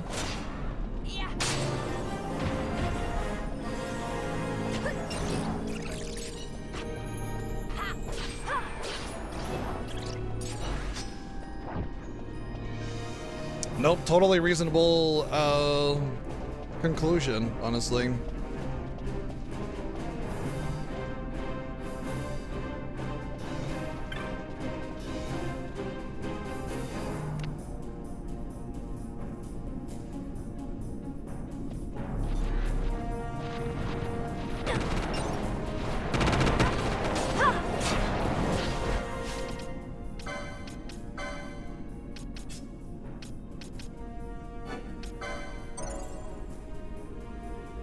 One more for Ash.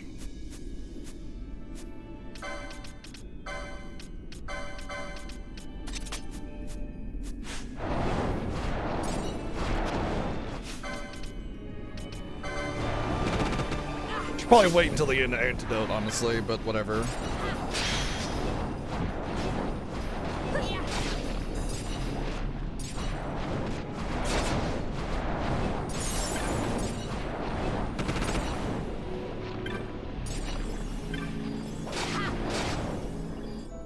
Alright, so Fran is 22. 10, 20, 30. Wow, she actually has room again.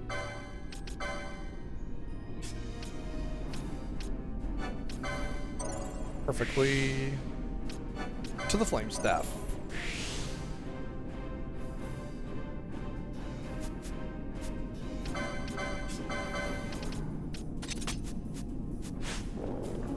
Alright, that'll speed things up a bit.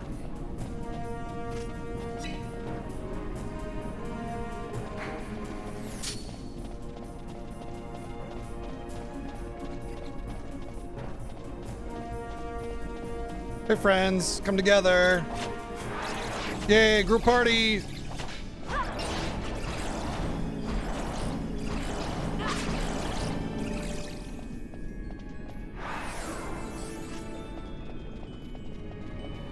Yeah, I was just talking about it before. I was saying I usually go White Mage Bushi with Fran because it's a really good synergy of two classes, and the katanas do use magic power as a scaling factor. Additionally, Fran is really good with katanas. She has a really smooth, fast animation with them.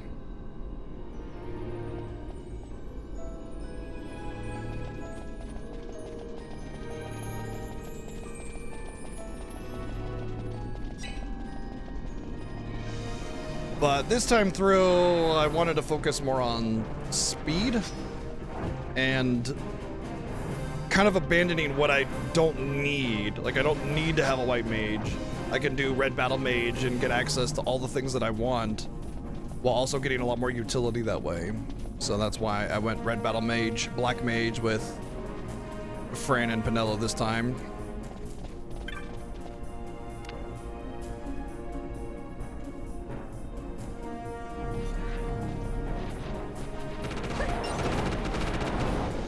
That's the damage output I was expecting.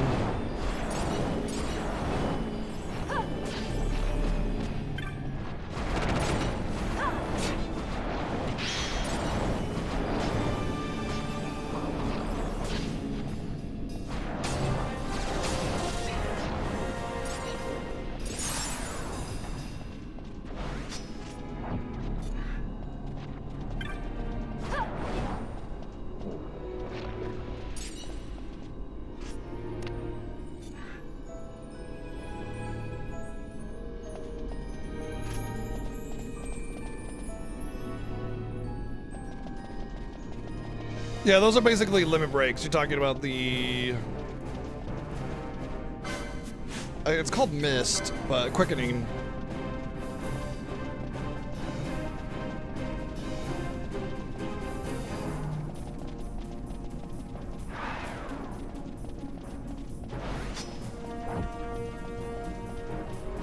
They're the limit break of this game, just like Overdrive is for 10. Trance is for 9.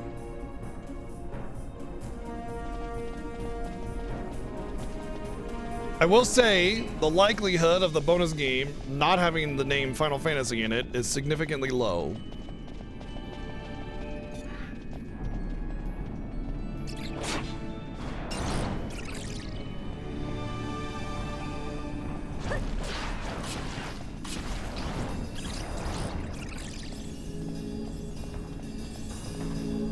Although I will say I've already played Legend of Zelda 1 and Gamelon. So even as like a joke game to get us to play, not likely. We've actually had Crisis Core twice in the Fiesta, as a bonus game no less.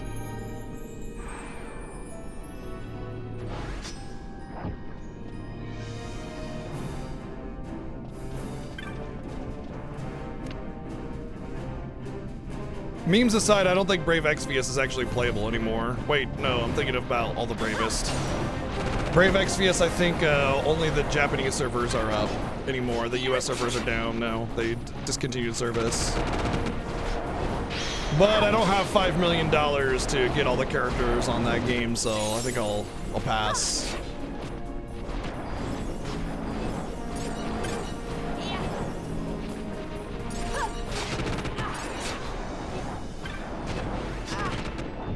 Well, there are some time-limited event characters, of course, obviously, like every gacha game.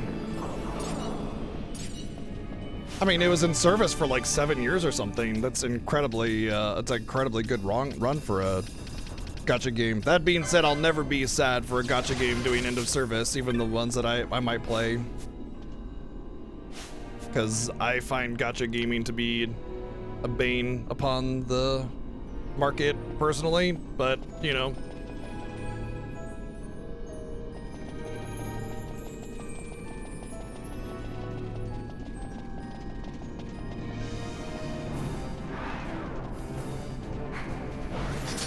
Nope, never mind. I was gonna say let's see if we can avoid the bat, but nope. Rip chain.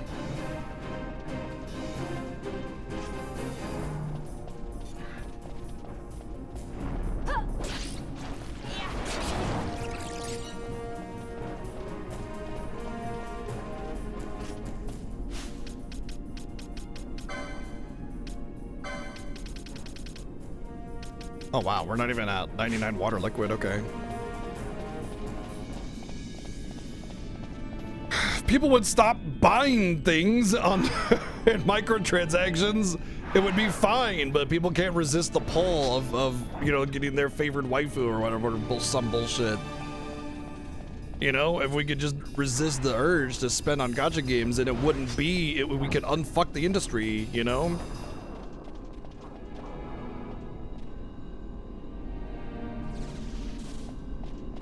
But, you know, whatever. If y'all play gacha games and y'all spend on gacha games, like, I got nothing against you, but it is literally the worst part about the game industry right now.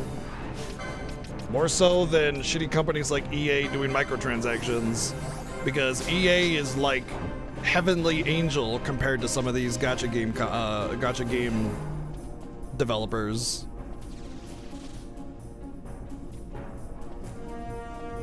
What's up, W Knight?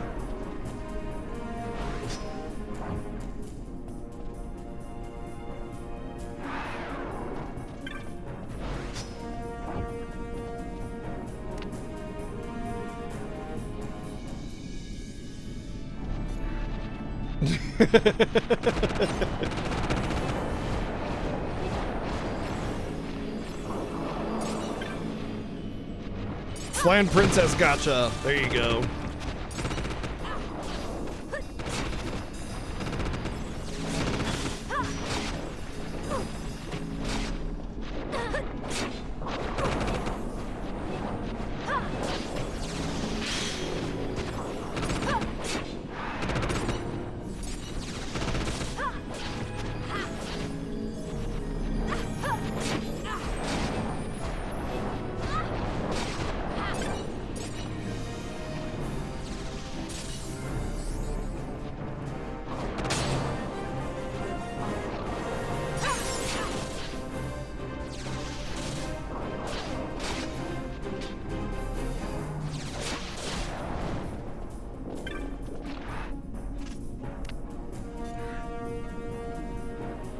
I also find it slightly annoying that when you're doing this grind in the Fiesta, that right about the time where you can start getting a chain built up, the bats will stop spawning, and that's when you know it's like time to wrap it up and reset it.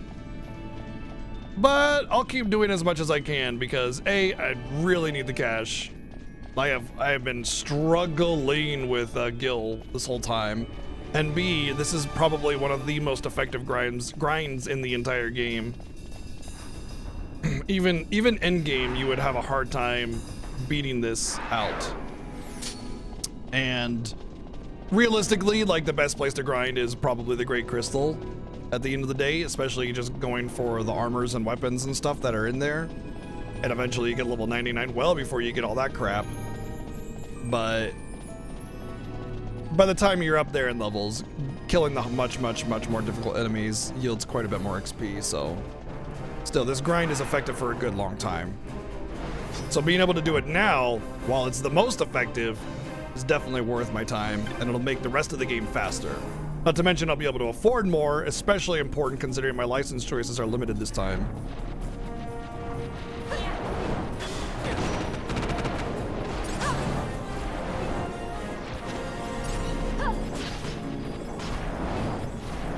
Yep, yeah, even the speedrun comes and grinds here several times. So, like, if the speedrunners are doing this grind, you know it's an effective grind. And it's almost identical to this grind where you go in here with two casters doing Fyra, and you just reset, and that's it. Done deal.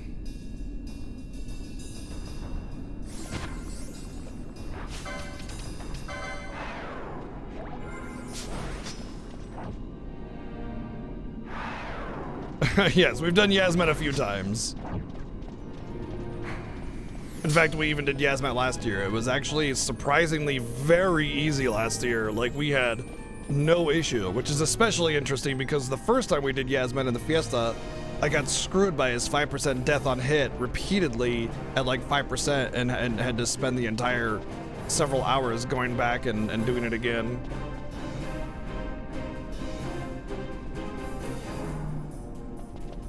But yeah, I've done Yasmat, I think probably about 5 times or so by now.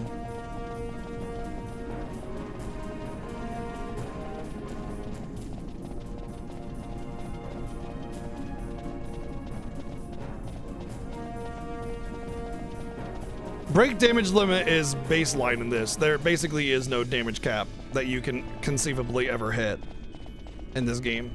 So you don't have to worry about getting a passive that does it.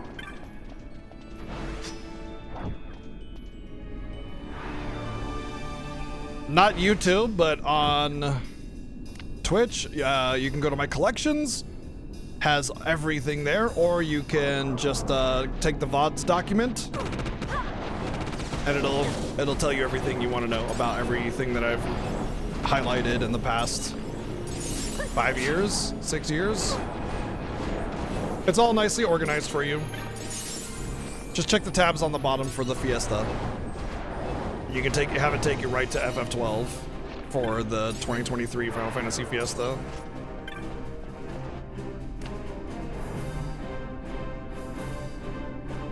It's true, I've only been using a camera for about a year, so you won't be able to be blessed by my gorgeous mug in the previous Fiestas.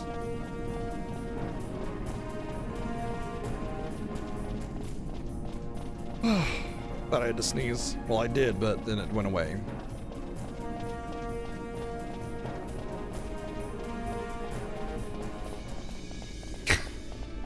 Those previous Fiestas so much better than this one. Wonder what makes it different.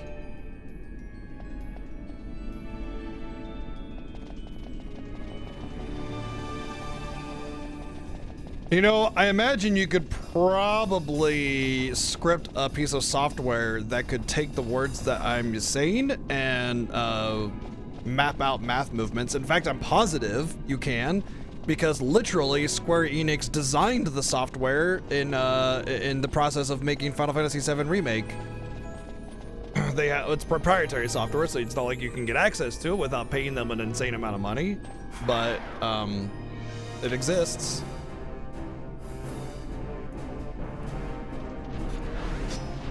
Oh, that better hit. Okay, good. I was say I hit the switch before my lure was active, so if that missed, I'd have been in some pain.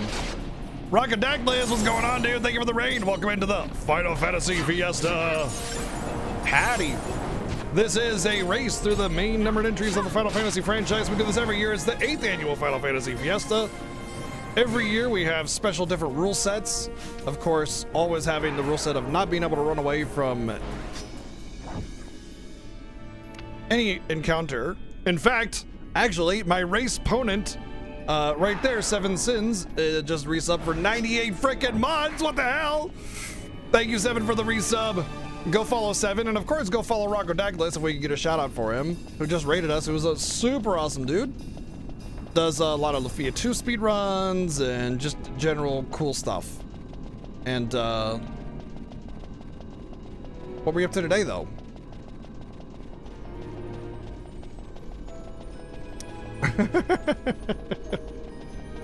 And he's actually Alf IRL, yes.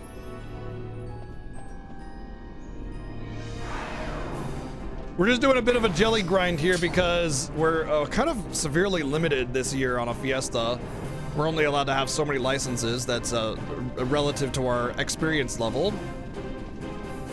And it's just one of the most effective grinds in the game anyway. And I'm really hurting for Gil on top of that. So to keep things flowing, even the speed run does this grind for a good half hour or so. And they come back multiple times to do it again. You know, that was, oh, I guess they come back because they sell things and then they come back to get more stuff to sell. That's why they make repeated visits. That makes more sense. More Lufia 2, nice. Oh, wow, another PB. Hell yeah. Gonna have sub 4 in no time.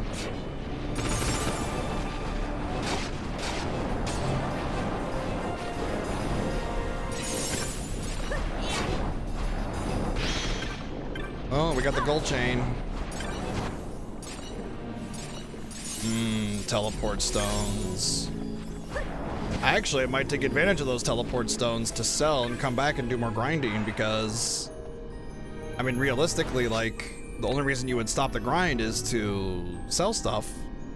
So I could, if I'm getting teleport stones, that would actually take care of that. And that's one of the reasons why I want to grind, right? Let me see where I'm at. Okay, I got 99 water magicite, but my yellow liquid is still pretty low, so I'll do one more run. I'll do one more circuit, and then we'll go sell stuff and do a little bit more.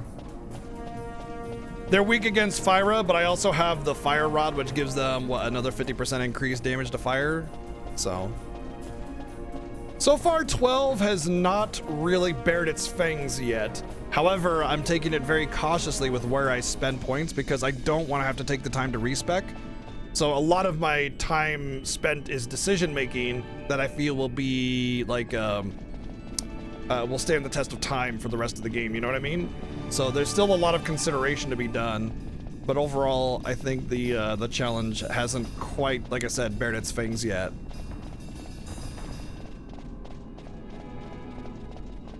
Yeah, the water magicite doesn't sell for very much, whereas the yellow liquid does.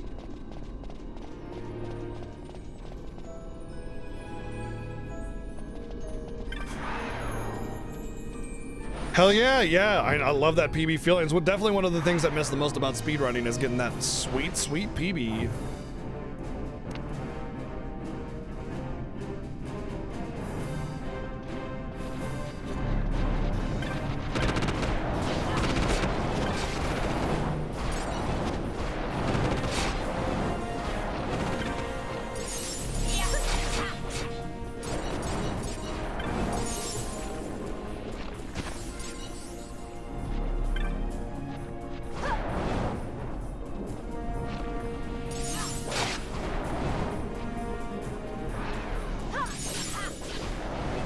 Nice, getting lots of MP restore.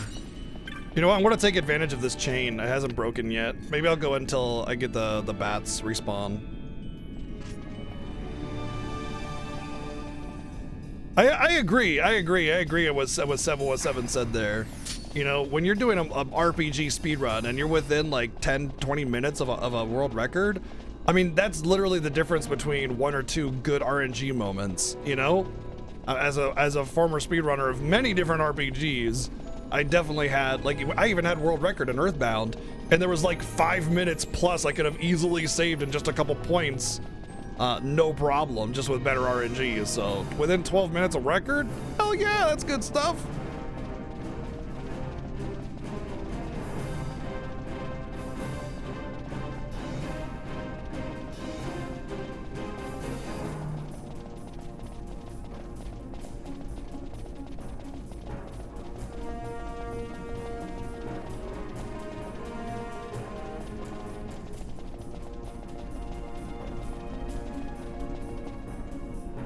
It's Jeff, what's up? How's your rebirth journey going? I've been lurking on a lot of it, by the way. Thank you for the 45 months. It's nice to see you playing Rebirth. Hope you're having a good time with it.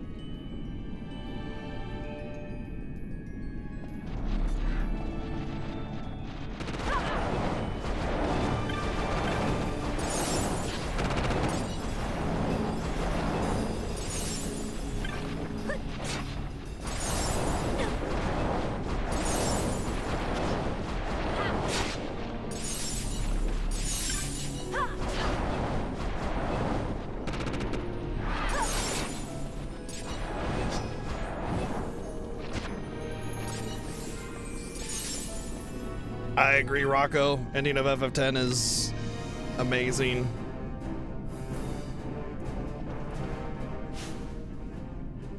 Okay, cool. That's great. That's actually perfect. That lines everything up perfectly at this point. I just need to do a little bit of a couple early outs and we'll be good. So yeah. Where am I at? Because no matter what, if I'm at 99 liquids, yeah, we go.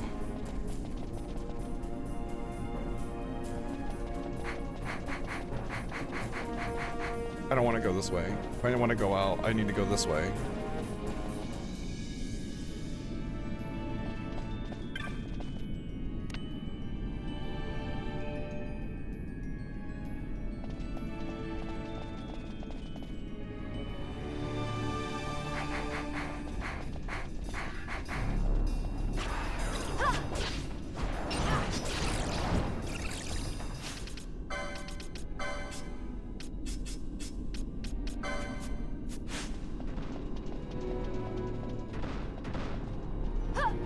Oh, that's right. I forgot the higher chains give you buffs. That's why I was like, why do I have shell?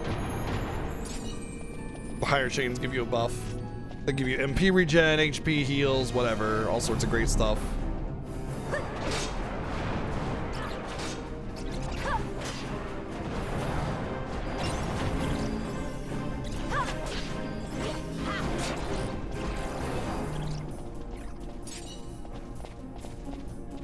So that means in about, what, 12 or 14 hours, SevenSins will be live with his first day of Final Fantasy 12. I'm not going to want to miss that because this is literally his favorite Final Fantasy and one of his favorite games of all time, so...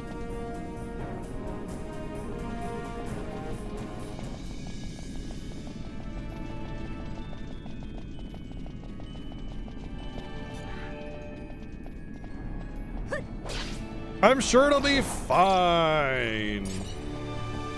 Probably.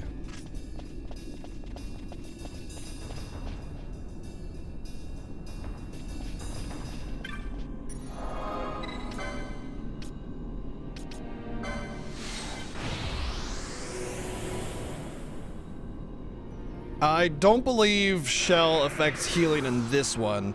That being said, Shell, that in games where Shell does affect it, it's almost always still worth it. Also, I'm not really worried about my healing output because the crystals, or the little loot from the high chain will take care of that anyway, even if it was needed.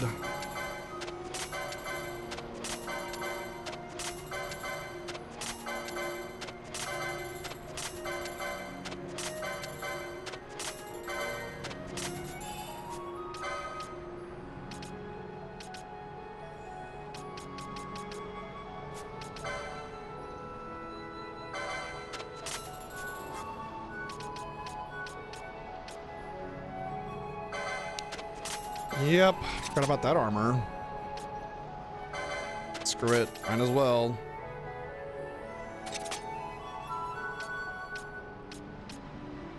I bought all that armor and I'm replacing it immediately. I'm such an idiot. I totally forgot about this place having better armor.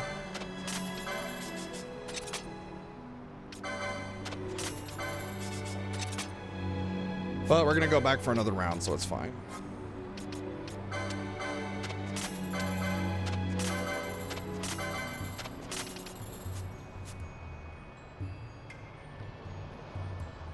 Wasn't done with you.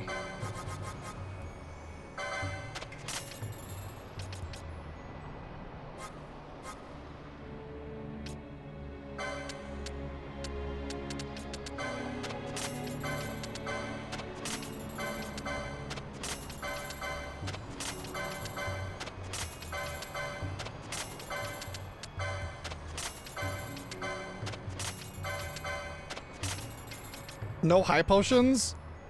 Really? Alright, we have our black belts, we're good. Okay.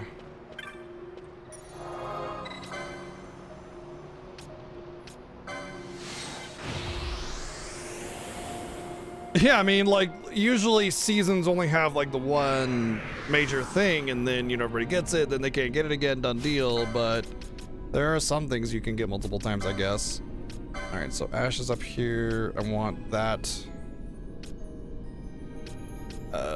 There's a battle lore there. Maybe I could get this instead of and just skip by that. I'm not going to use that, so 1, 2,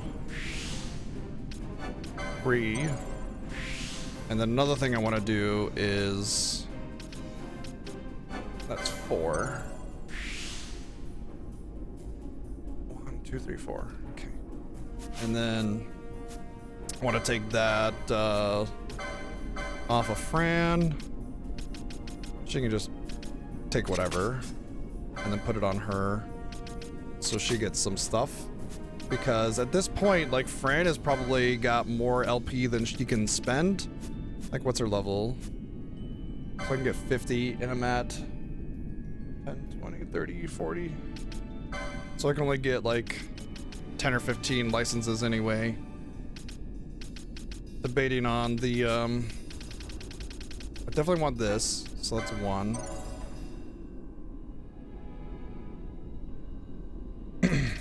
Where does that pop up on this one? Way over here. That's actually pretty nice, because I can get all this really expensive magic lore without having to go wade through all this garbage.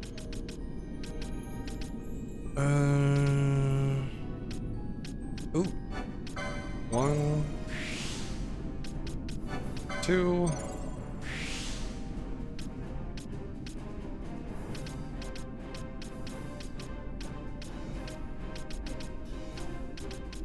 I want all this magic lore, but I'm so worried about it. Okay, that's it for now. 1, 2, 3.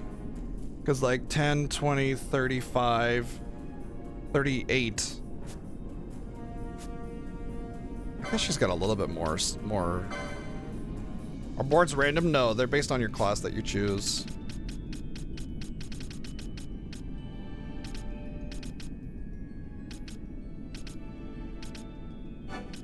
One.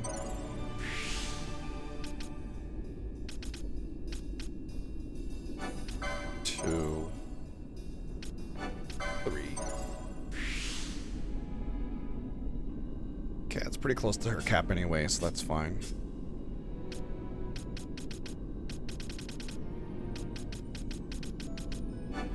One.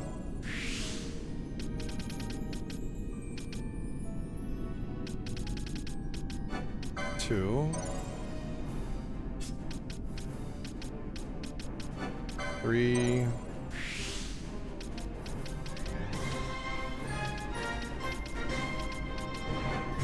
4.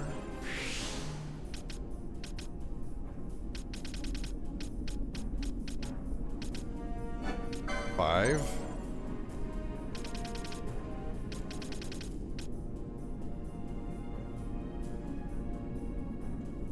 I could do one more. 6.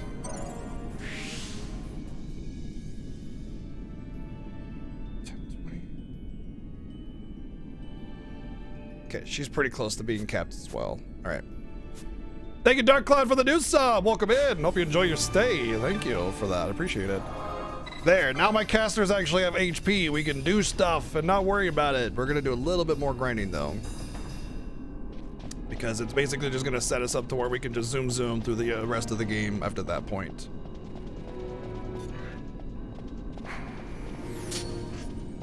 Zoom, zoom, zoom. I want you in my. Okay, sorry, wrong song.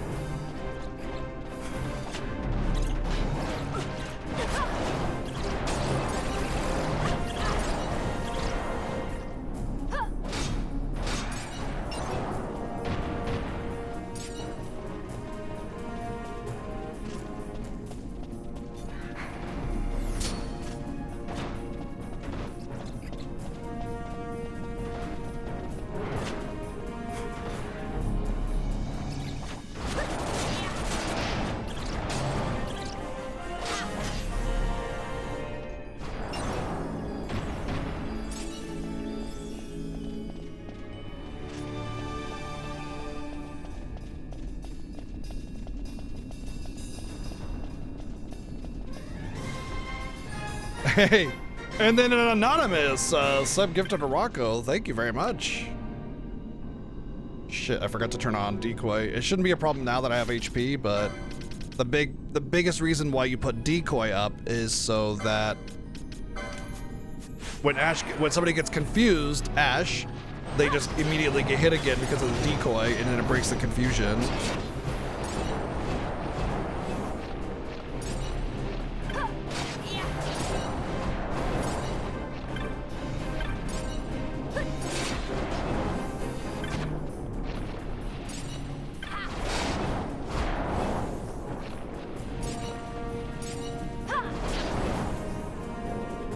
Alright, so most of the gambits that I ended up getting there were, or not gambits, but licenses, were things that maintain MP.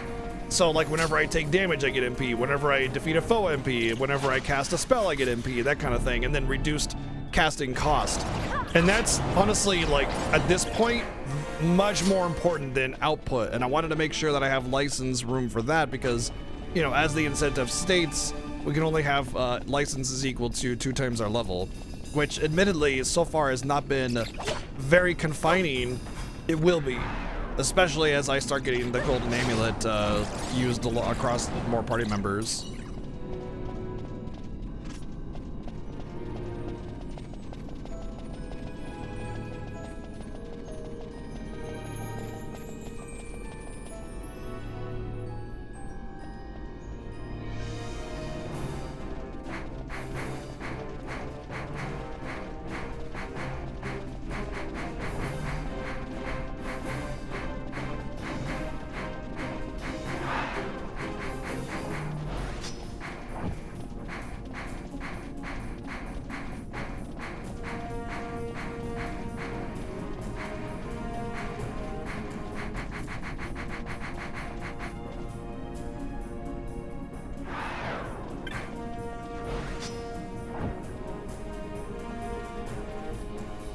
I only got the golden amulet from the Sansi.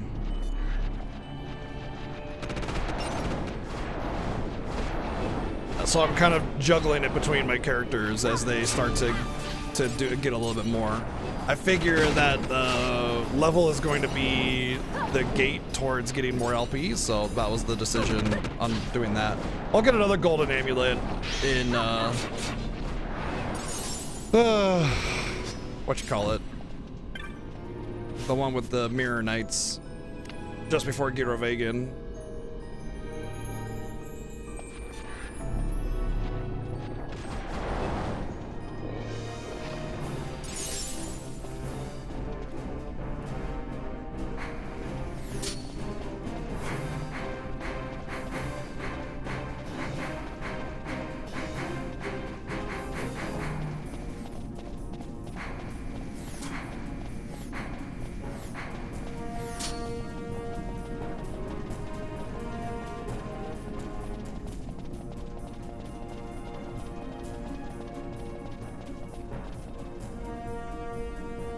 Well, the one I'm thinking of is the guaranteed one, where it's by the save point before the one plant boss that is basically a DPS check.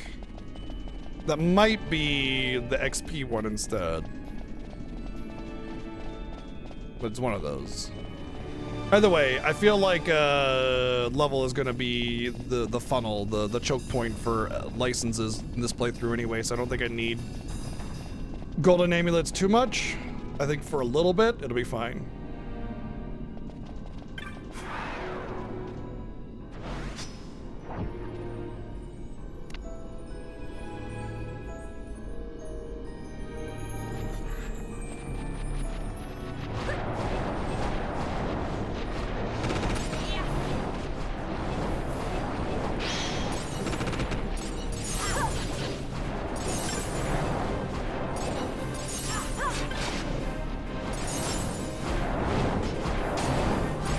Burn everything!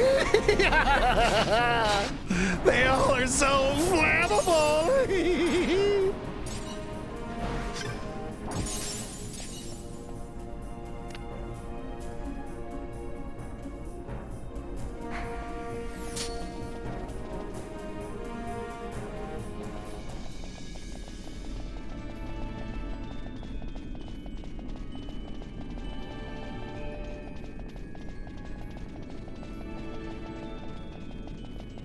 Damn it. Rip my chain. Yeah.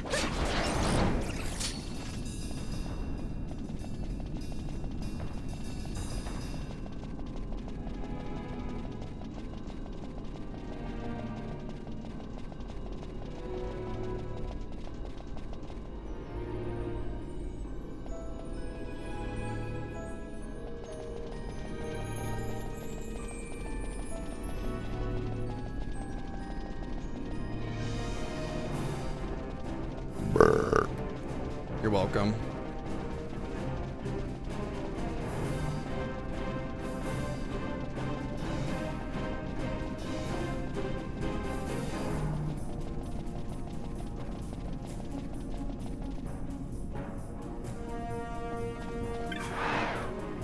Yeah, take it easy, Wells. Have some rest. See you. We'll see you next time. Uh-oh. I feel like it's pretty safe to remove decoy from the setup, but rather not chance it, you know?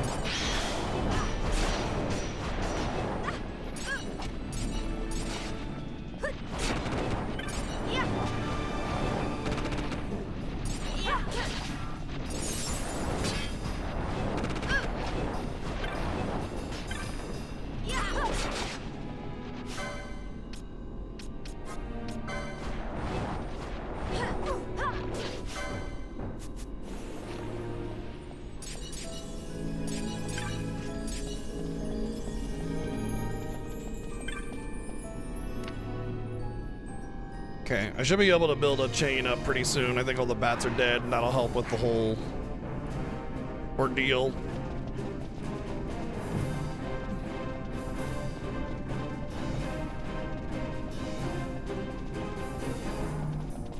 This should set me up basically for the rest of the game. Now, I know that it's a lot more effective to do a grind without Larsa alive. Killing Larsa is really annoying, and I don't care that much about the bonus XP that I would get, you know?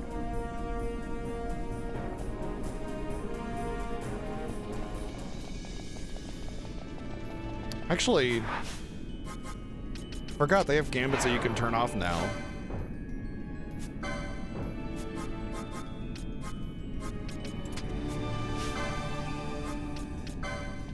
Sorry, Larsa, it's come to this. Oh, is that so, huh?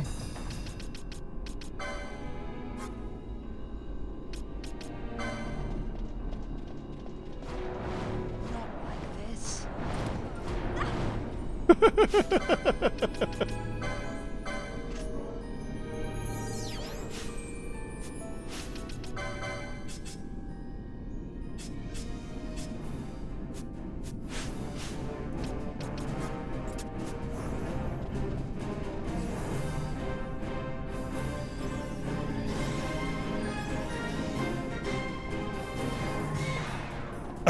We're back, sort of. Thank you, Mog, for 80 months. Looks pretty back to me. You killed me. Good. Good. Larson down. The world is safe. Look, he was the son of the Emperor of our opposing forces or whatever, you know? He had to go. Did I screen transition?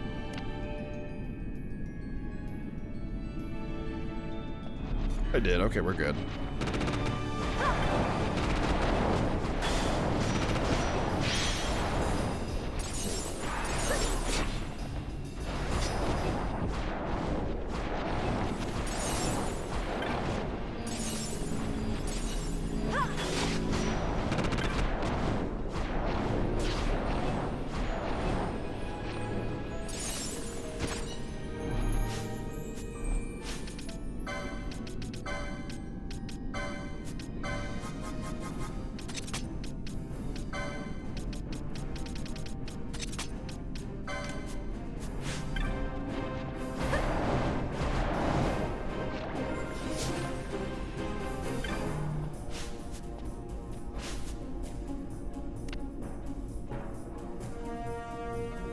He had to go, Bradsand. He had to go. It was a strategic play, you know. I mean, the son of the Emperor, our enemy. What are you supposed to do? Just let him gather intelligence on all the goings on in our party?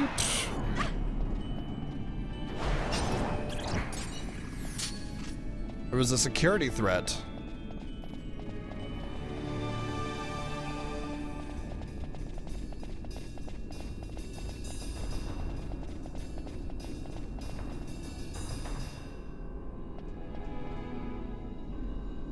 Yeah, it's good eatings. I mean, what?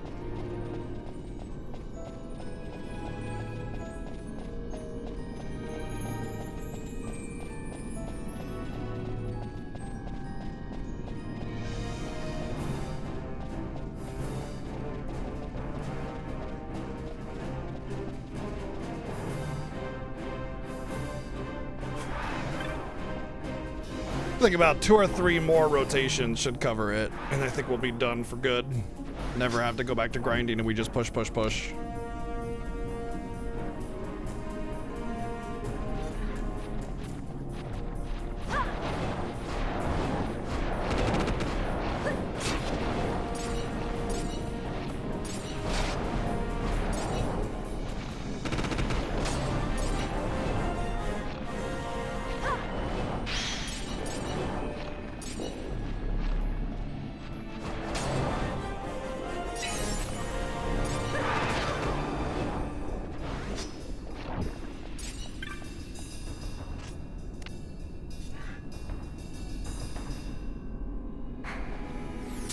How long does this grind take? For as long as I want it to. I mean, there's no set period of time in which the grind takes. It takes as long as I want it or as short as I want it.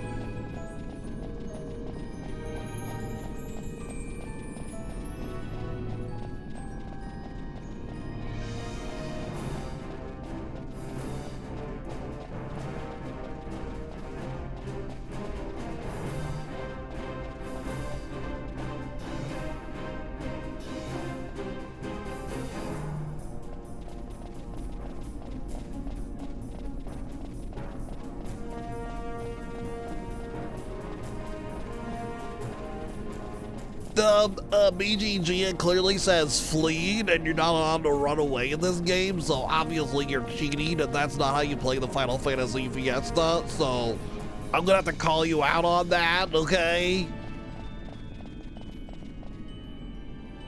Oh, okay.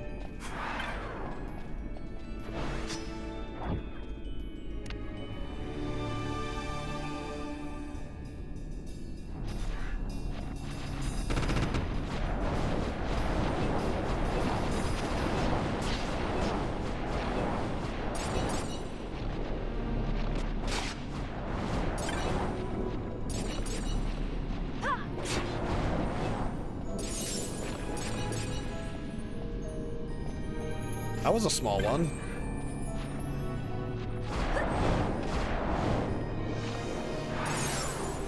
The amount of jellies that you get is random, by the way. It's variable.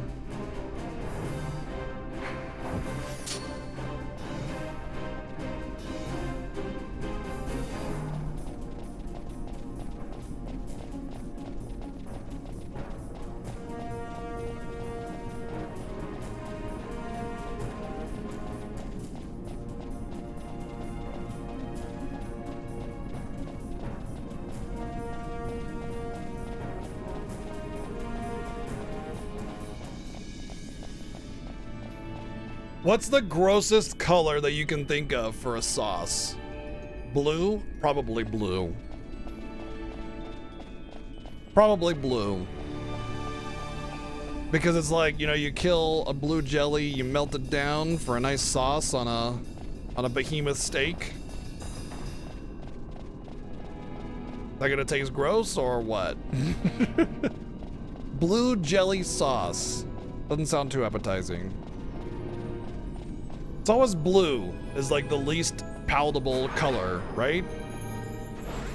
Yeah, but brown is kind of like the color of curry or bread or something, you know? Brown is a common color that we eat.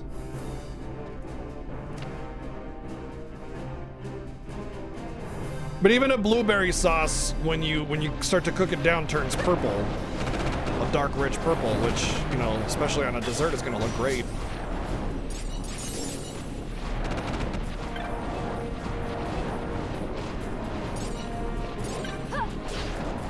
But that's not because of the color, that's because it's ground up mummy dust, you know? Like, if you didn't tell people that it was mummy dust, nobody would care.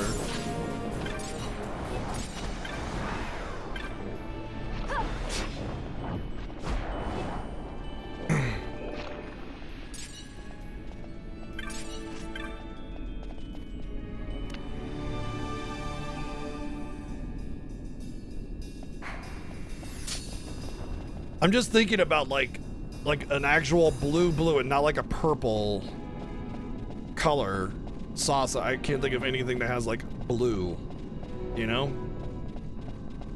Except for maybe specks of blueberries. Yeah, if you're talking like baby vomit brown, I mean that's definitely a non-palatable, unpalatable color.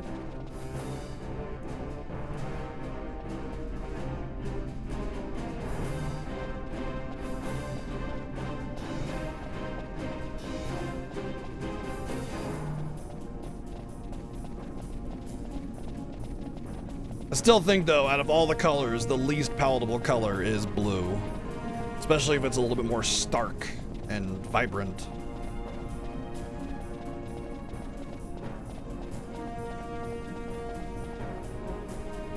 Just got me thinking, like, you know, if monsters in video games are rarely just, like, monsters. They're just animals that happen to be aggressive, more or less. You just call them monsters because then it's easier to kill them all. But a jelly, you know, what would that be when you kill it? What do? Like cook it and it melts down and you create like a little sauce for your monster steak or whatever? Gotta survive, gotta eat something, right? That got me thinking about all the different colors of jellies or slimes in video games, and while blue tends to be a more common color in most RPGs, there are definitely a variety of colors, and they're all vibrant. So what would be the least palatable slime sauce? Because green is pretty common, you know? You get like a pea puree or something like that. Pesto, you know? All those things are green. Brown is an incredibly common color across cooking.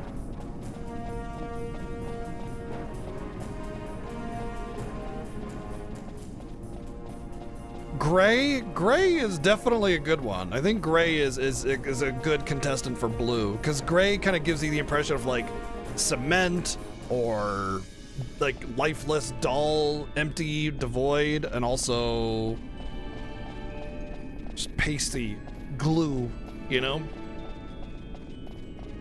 Any kind of metallic sheen to a sauce would be an instant turnoff too. So liquid metal, slime, yeah, no thank you.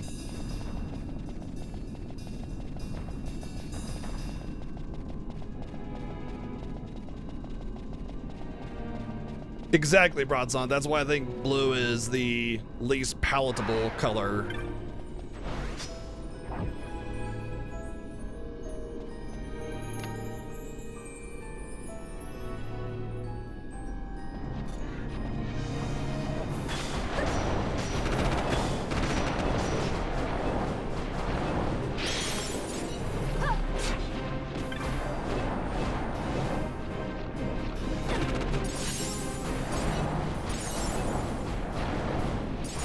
They tried a whole bunch of that blue stuff in the 90s and it never, ever, ever succeeded, ever. Nothing blue has ever succeeded.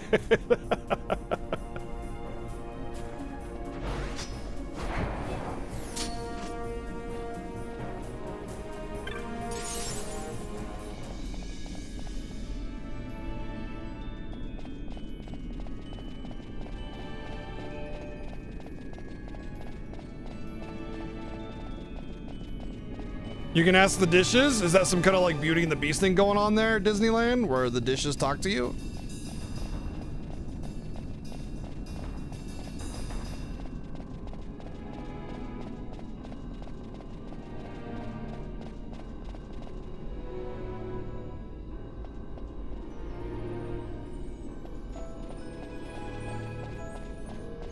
I would say black, like stark black, like really empty, void black color can definitely be unappetizing color, but for real? For real. Thank you, Playdazzle, for the 144 bits. But there's also things like licorice, black licorice and stuff that a lot of people like. So, heck, there's a whole shit based around fennel. For real? For real. Or so I'm told. I don't like black licorice. Squidding sauces, exactly. Yeah. So there's definitely a lot of black used in cooking, but it can be slightly unappetizing to some people. Whereas I can't think of anything blue still. Or gray for that matter. Although, cooked beef is sometimes gray unless you sear it. Although I would say that gray beef isn't exactly very appetizing. You don't look at it with such disdain that you can't eat it. You'd be like, okay, I'll fine, it's fine, you know? May not just be the best cook, but it'll be fine.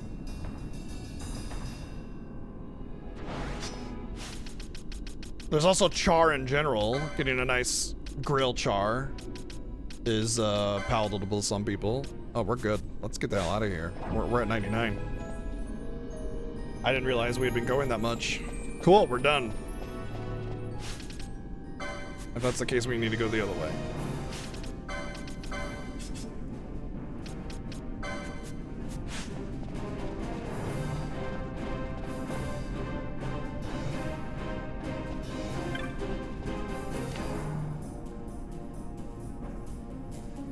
I think a blue-ish smoothie is probably the only thing you can get away with, though.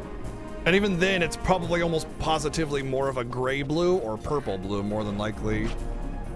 I'd be willing to bet anyway.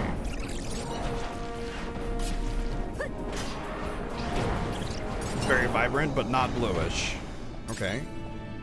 So then, cake frosting? You can get away with blue frosting, but it usually has to be part of something, you know, like you made a little beach frosting thing and the beach water is blue, obviously.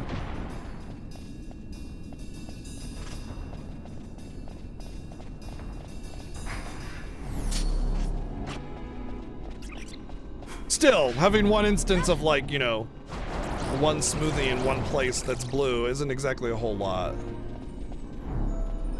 Just like black though, I suppose. Although I would say it's more common to use squid ink pasta or licorice or something.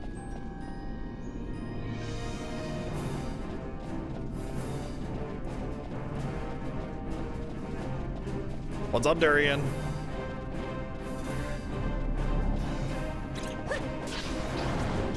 Oh gosh, that, not gonna lie, it instantly makes me question, like I do not like the look of that.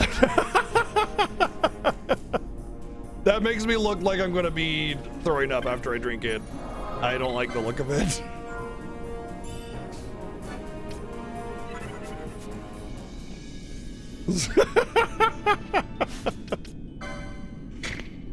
All right. Does not look appetizing to me, but you know, maybe others. Can I get black belt without spinning a button? There we go. Black belt, one for Fran. Wait, it's not the black belt that I want. Where is it? Wait. Okay, it is. Yeah.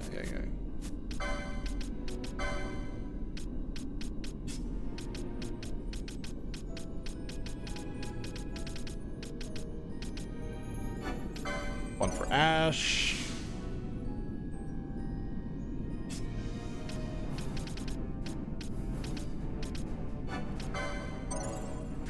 One for Pinello. Okay.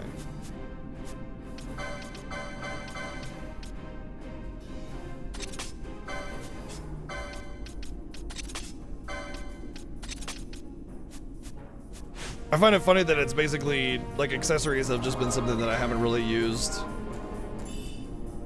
this whole time.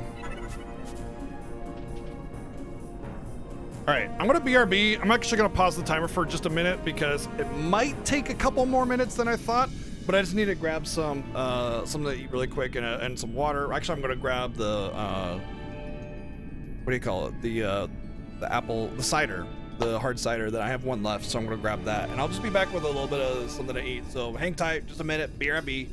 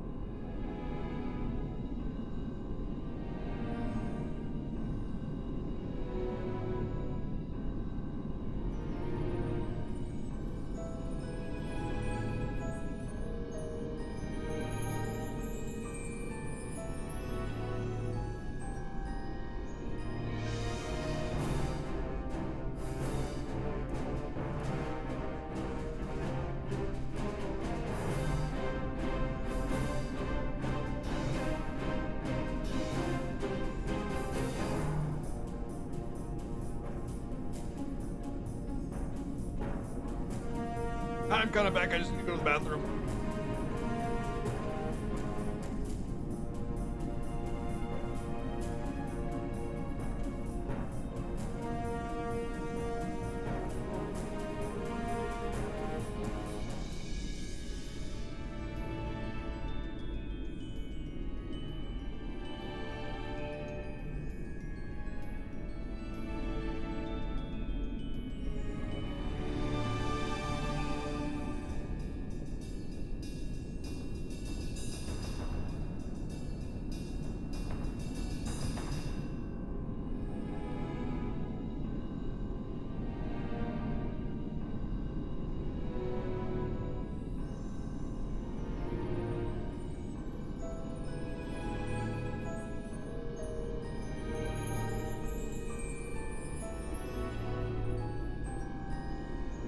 So this actually worked out really well. I'm trying a new thing where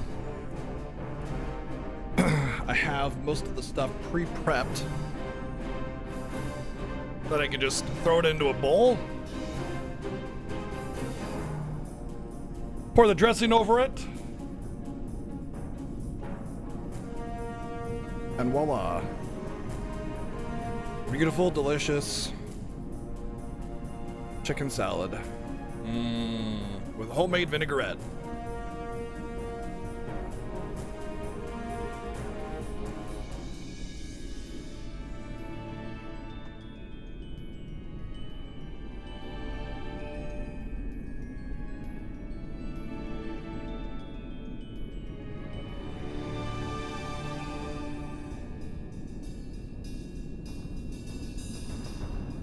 Cheers. Oh man, that dressing is really good. But yeah, it only took a few minutes. Ha! Funny that Arian was talking about how I paused the timer right before the minute turned over. Look at the timer.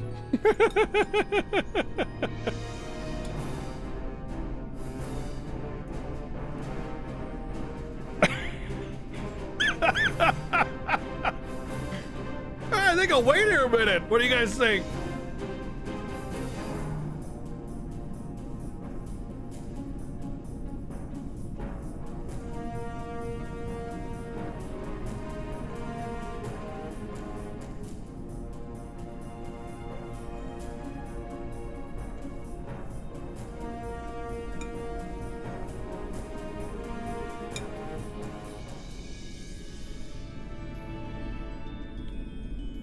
I mean, the only thing is it's like,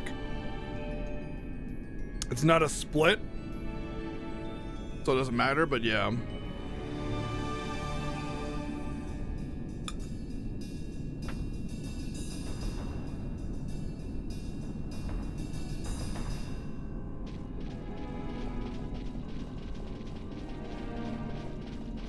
Tomorrow we'll hit 200 hours.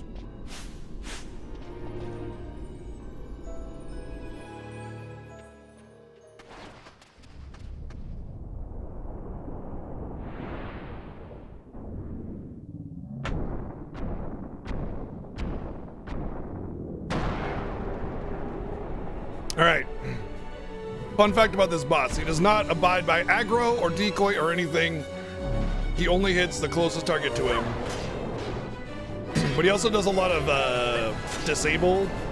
So we got those black belts to accommodate for the disable, and that's it.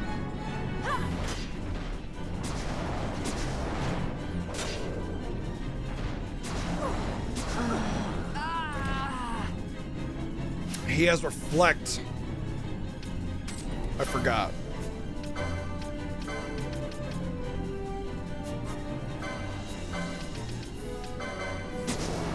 I can't. Whoopsie.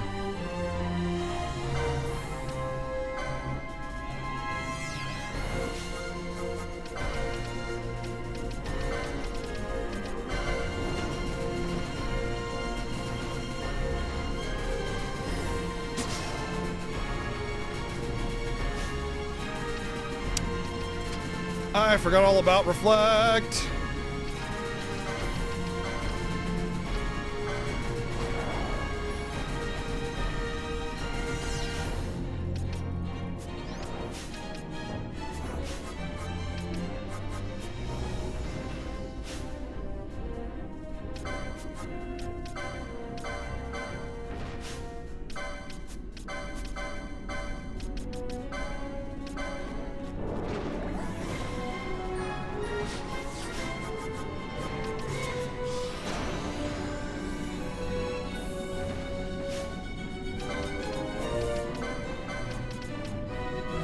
Hot Buns, thank you for 23 months.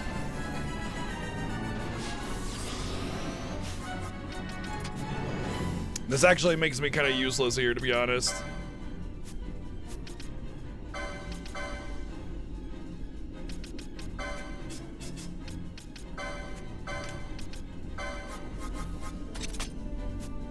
I might just have to go with basically, I can't do anything.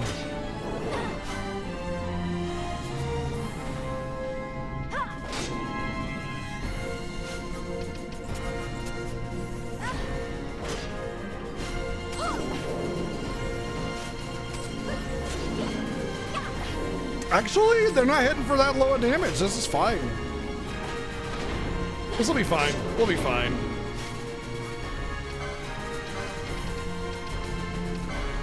And I totally forgot about the reflect. I was sitting here so like full of myself. Like, ah, yeah, this will be so fast.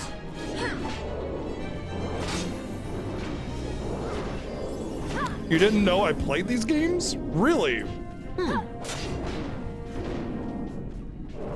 Allow me to introduce you to the Final Fantasy Fiesta. The 8th annual Final Fantasy Fiesta, where we play through the entire main numbered entries of the Final Fantasy franchise. 1, 2, 3, 4, 5, 6, 7, 8, 9, 10, 12, 13, 15, and now 16. Also, this year we'll have Remake and Rebirth. And this is the 8th annual Final Fantasy Fiesta. So, I am a sandwich, yeah.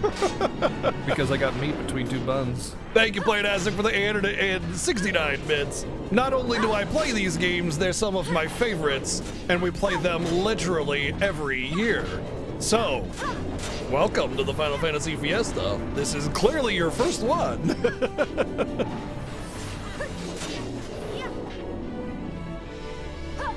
Unless you were being facetious, and I just fell for it hook, line, and sinker.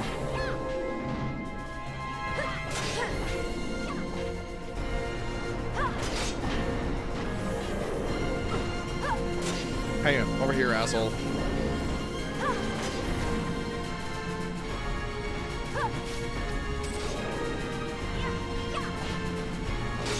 What's that offhand he has? It's got like some kind of talisman or something.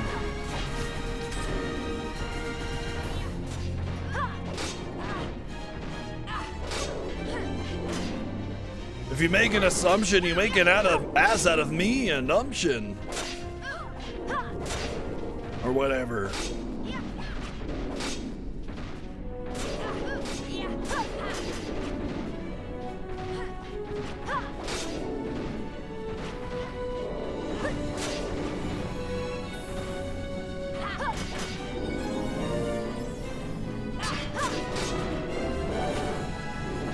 Sinker doesn't even know her.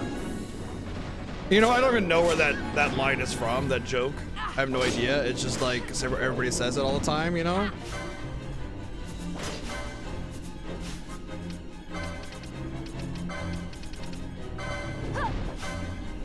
Turns out the reflect can wear off. That or... Okay, it's just whenever you cast a spell, he does reflect. Still an easy fight, either way. It's not a hard fight.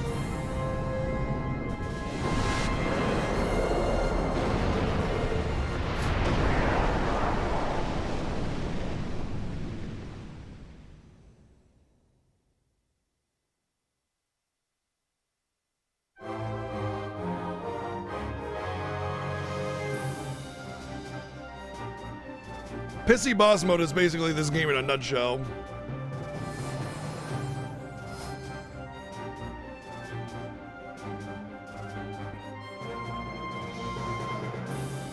Congratulations! No, we didn't win.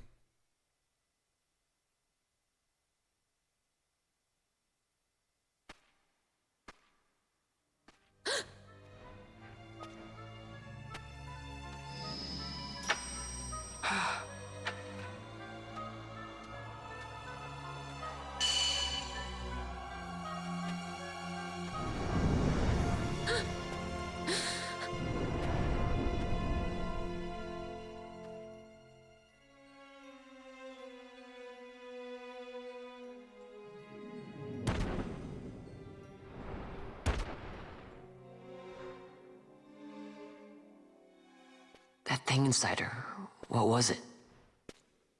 Yep, every boss has like a mini enraged thing, yeah. The lower the health, the more defenses and attack. Is it you?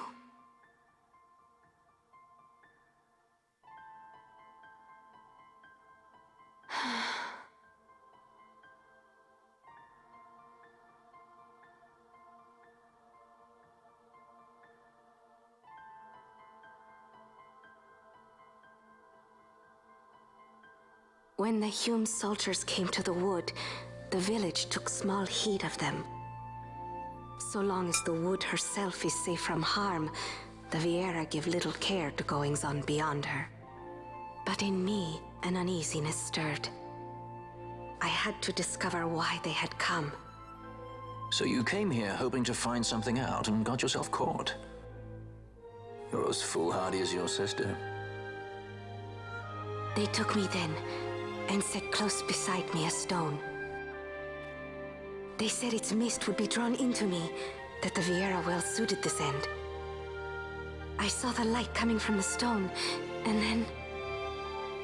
We have seen this. On Leviathan, the mist released from the Dawn Shard drove me too into such a rage. She was taken not by the Dawn Shard. Manufactured nethicite. Then that means... Penella, the stone I gave you, do you still carry it with you? Sure, it's right here. This is a thing more dangerous again than I had imagined. I should never have given it to you. Forgive me. But it's a good luck charm. Know. I'd always thought of it as sort of a good luck charm. And even if it is dangerous, on Leviathan it kept us safe.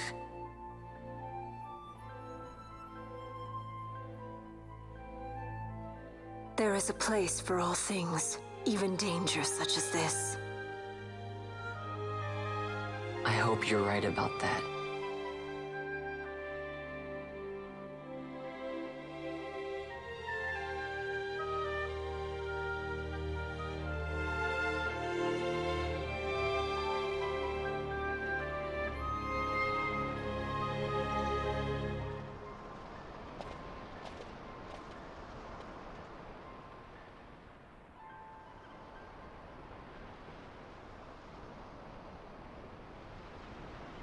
I heard the wood's whispers.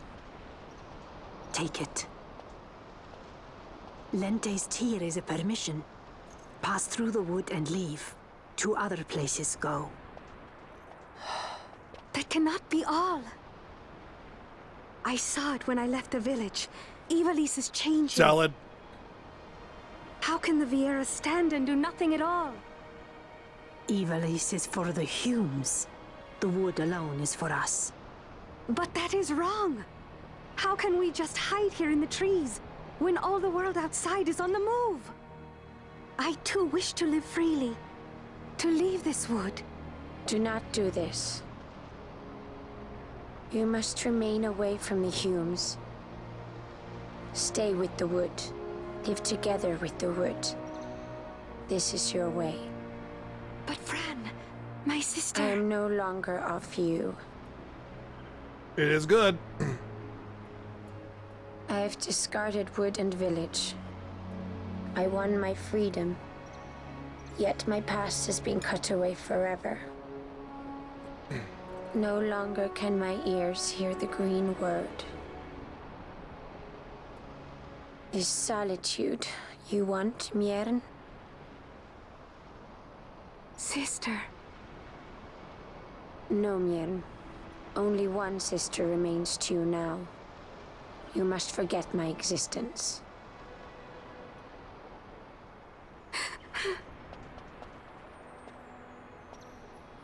I am sorry to make you do this. She goes against the laws of the wood. I threw down these laws. It is better that I do this. Better I than one who must uphold these laws herself.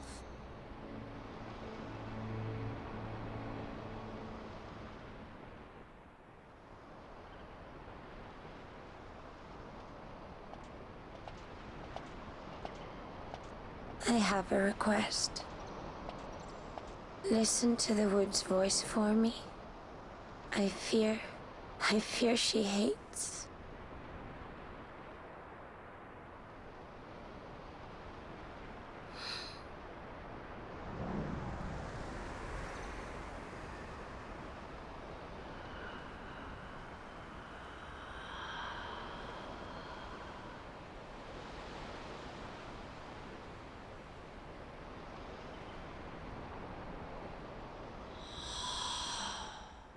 You're right, she hates you. Get the fuck out of here. Oh. The wood longs for you, for the child gone from under her boughs. A pleasant lie, that. Be cautious. The wood is jealous of the Humes who have taken you. I am as them now. Am I not? Goodbye, sister.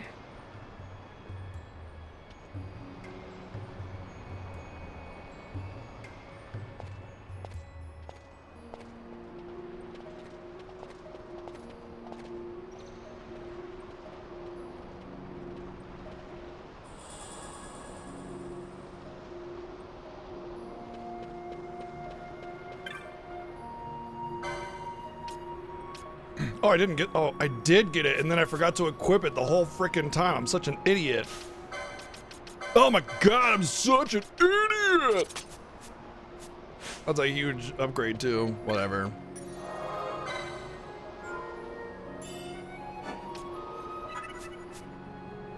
Let's go.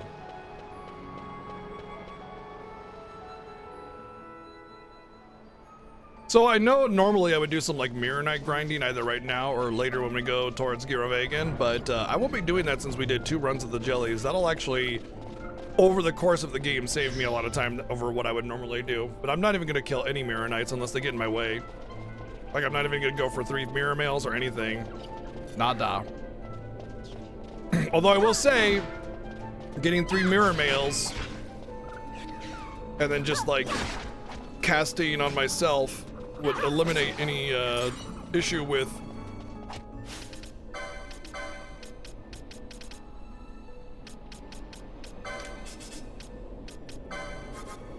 enemies having reflect or anything at that point, you know?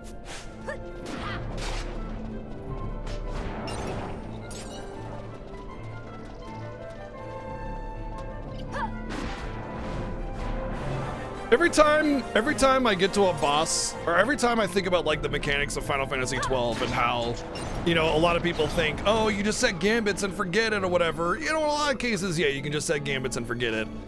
But the vast majority of bosses always have something about them that you can't just set it and forget it. And every time I think about how you can't just gambit your way out of every boss, I think of the upcoming boss here. I think of the Verdant Dragon. Because that is basically the epitome of, no, you cannot just set it and forget it. However, you could get lucky and you don't need to worry about it. But I doubt we're gonna get so lucky. So first things first is we're gonna set decoy because that's gonna be really important in here. Whenever you get the big attack that the boss does, it's actually a frontal cone, even though it suggests that it's massive room-wide AoE with the animation. So by facing the dragon away, only Ash will get all the debuffs. And then she'll get attacked because of decoy, breaking the confusion, cleanse a couple debuffs, go.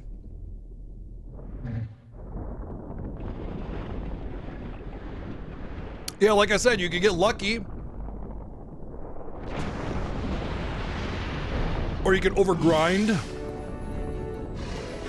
And just, you don't have to worry about it at that point, you know? Sure. Good luck. I wish you luck in your, or rather, I hope you have good luck in your Gambit only playthrough, you know?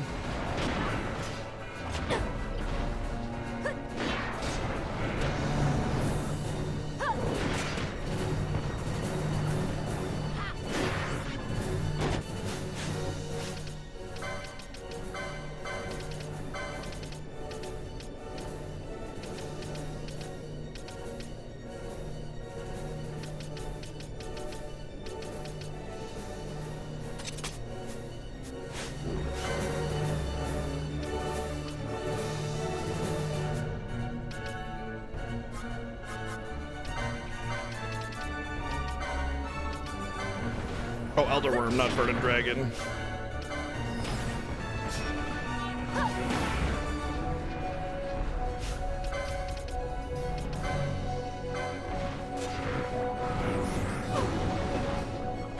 You also kind of pretty much have to know what the boss is going to do beforehand, you know? Like, who's going to get that? No one. Unless you're reading a guide, right? So if you're using a guide, the challenge of the game has already gone away anyway. So what does it matter?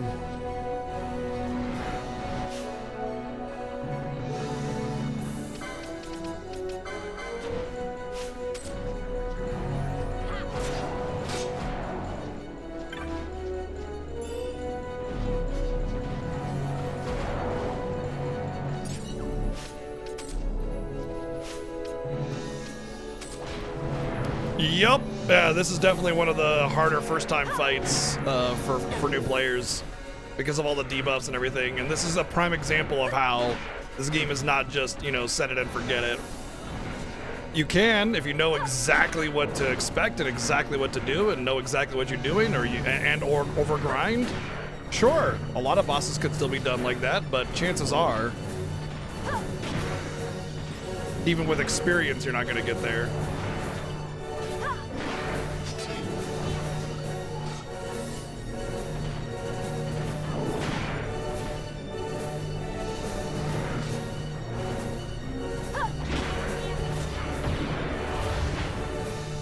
Good fight.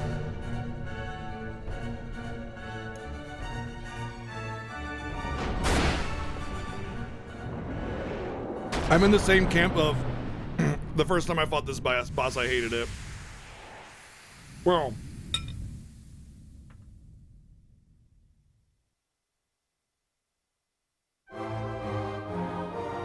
didn't hate it per se so much as, holy shit, this boss is hard.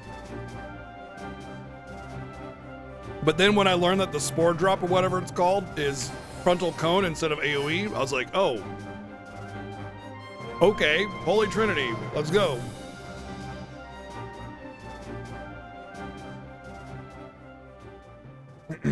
Fun fact, that boss is optional. You don't have to fight it. You can go around.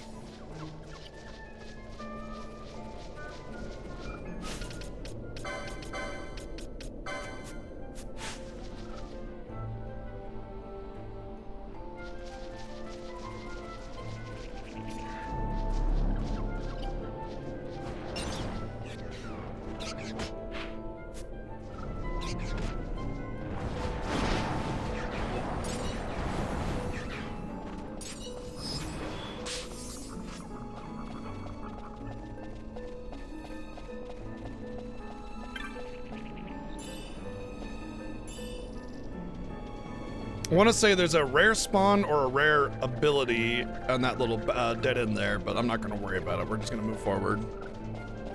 I have essentially everything I need to beat the game from here on out. I just need levels and licenses, you know, gear, whatever, and that's it. Yep. The Verdant Dragon or the Elder Worm or whatever you want to call it, optional.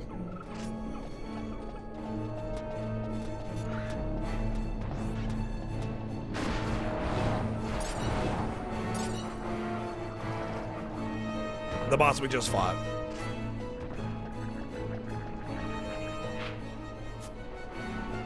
So there's this, there's a path down here. You just go around into the warpy, weird wood place and then up into Snowland.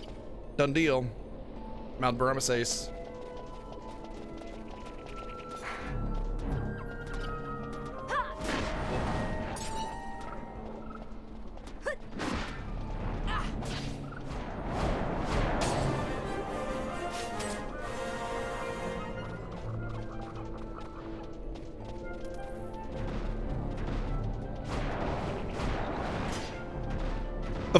The fun part about it is when you realize that as long as you have decoy and face the boss away with your decoy, you don't need to grind at all for that fight, as you clearly saw. It's all mechanics. The only real problem with the mechanic of the boss is that it's not very clear that the mechanic is a frontal cone, so it's a little bit harder to kind of come to that conclusion, but Generally speaking, most of the bosses and fights in this game are purely mechanical. It definitely takes a sort of a semi-MMO approach to everything. I mean, a lot of people will compare this game to Final Fantasy XI quite a bit.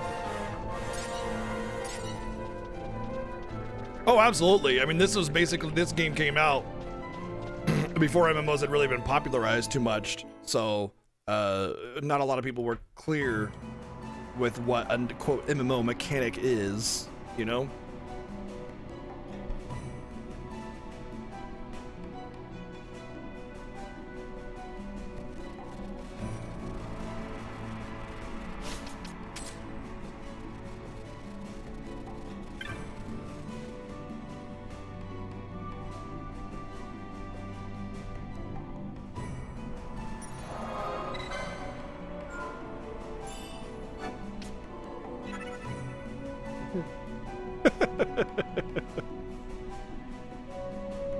I have a chi underneath, and I gave her some good tummy scritches, and then I look back after I finished petting her, and she's like looking up at me like, hello, my tummy is not done being pet here.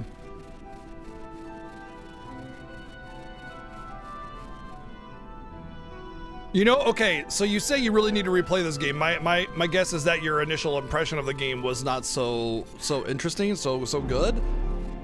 It's really funny because, like, literally I'm playing Final Fantasy 12 right now, right? But just last night I was reading a forum thread about what's the game that you replayed a second time and you know, completely flipped your opinion on. And the vast majority of the comments were Final Fantasy 12. There was also a lot of Final Fantasy 13 in there, by the way, as well. So, like, it just got me thinking about how FF12 and 13 were also games that, like, I didn't super vibe with the first time I played them, and ever since I replayed them and with a better mindset on the game, I realized just how amazing it is. And it just goes to show, like, I always talk about this, how FF12 and 13 are just so much better than so many people give them credit for. They're absolutely phenomenal games. And empires parade down city streets while refugees walk barefoot through the snow. You know? And so I sue for peace, to stop short war and ease their suffering. My father will choose peace. Will he now? You sound sure of yourself. You can never know another, even your father.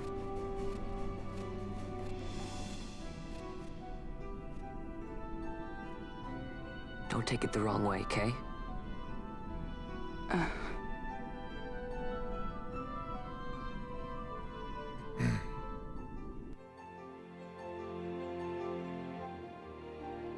This crisis would not end were I gone. Oh man, I love this story Senate beat. hates the very fact that House Solidor exists. By necessity, we must find reason to silence them. Necessity? Ah, yes, necessity. Does that word free you, I wonder? You show no hesitation to solve matters with blood. The sword of House Solidor cannot be left to rust in doubt. It was you, Excellency, who tempered that sword. Is this your idea of vengeance? It is my idea of necessity.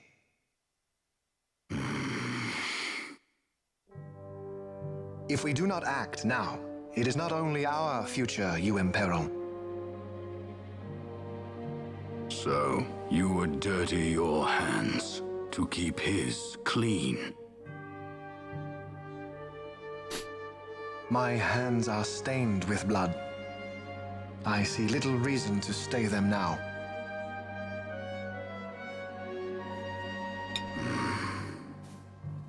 So they are.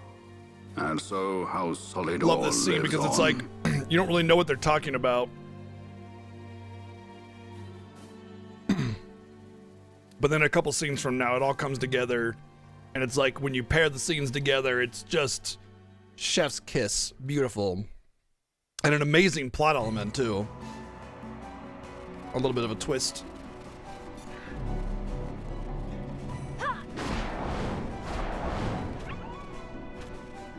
one of my favorites in gaming. It's just in gaming storytelling anyway. It's just absolutely amazing. Horrible, but amazing.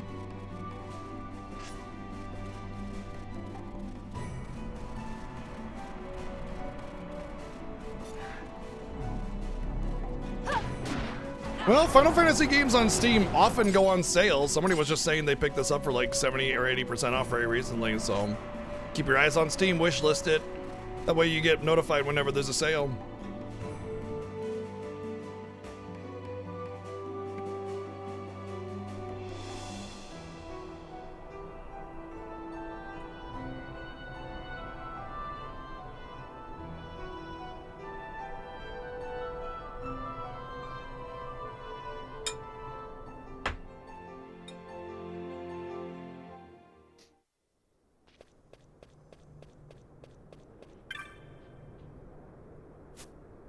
Oopsie, wrong button.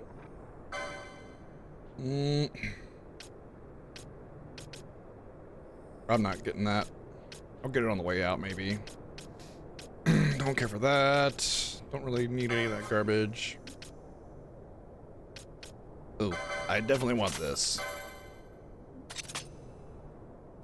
Half damage on ice for this next dungeon is like essential.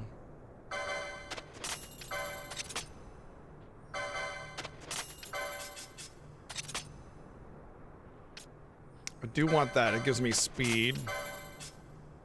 Oh, it's strength. Okay. I don't want that because I have the auto protect. I do. No. I'll get an ice shield, so I don't want that.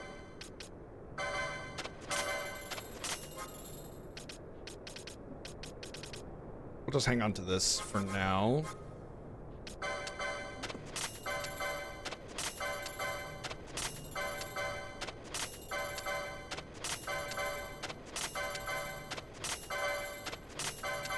There, cool 100K.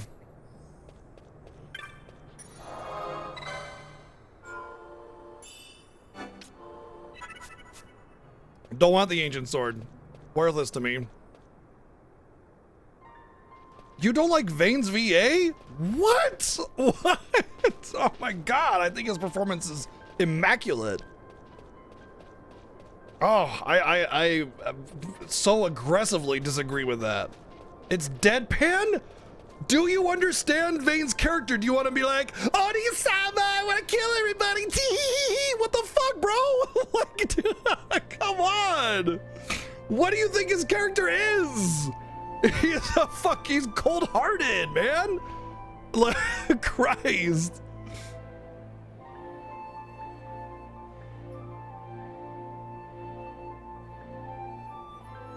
And yet his delivery is still like the subtlety behind it, the cold-heartedness behind every word. It's amazing if you ask me. Couldn't ask for a better VA. Absolutely nailed it. For his character? Yes, absolutely.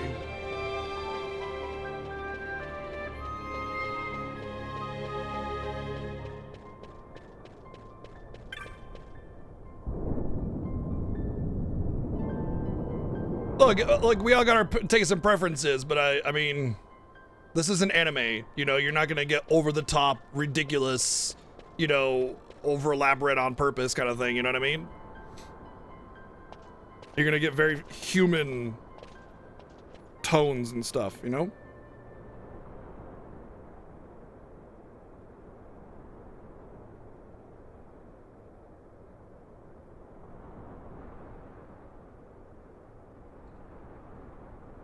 Is he sleeping? No, my child. Whoa. I do not sleep. I dream. For He's an reality Aeon. and illusion Or of a faith. duality. Two parts of a whole. Only the mirror of dreams reflects what is true. Anastasis, Your Grace. I am Lay Ashelia. down your words. Ashelia, daughter of Ramanas, I have dreamt your dream. Good salad. Who better to carry on Big the success. Dalmascan line than she who bears the Dawn Shard. Your dream of a I usually kingdom have a Dawn Shard every morning, actually. is known to me. Grand Kiltius, then give us your blessing. Grant the Lady Ash her accession to the... suppose this is something you might reconsider. My little Emperor-in-waiting. You called and I have come. This is the man I wanted you to meet. Believe it or not, he is a member of the noble house Margrace, rulers of the Rosarian Empire. I am but one of very, very many. Try as I might, I could not stop this war alone. Thus, I came seeking Lars's assistance.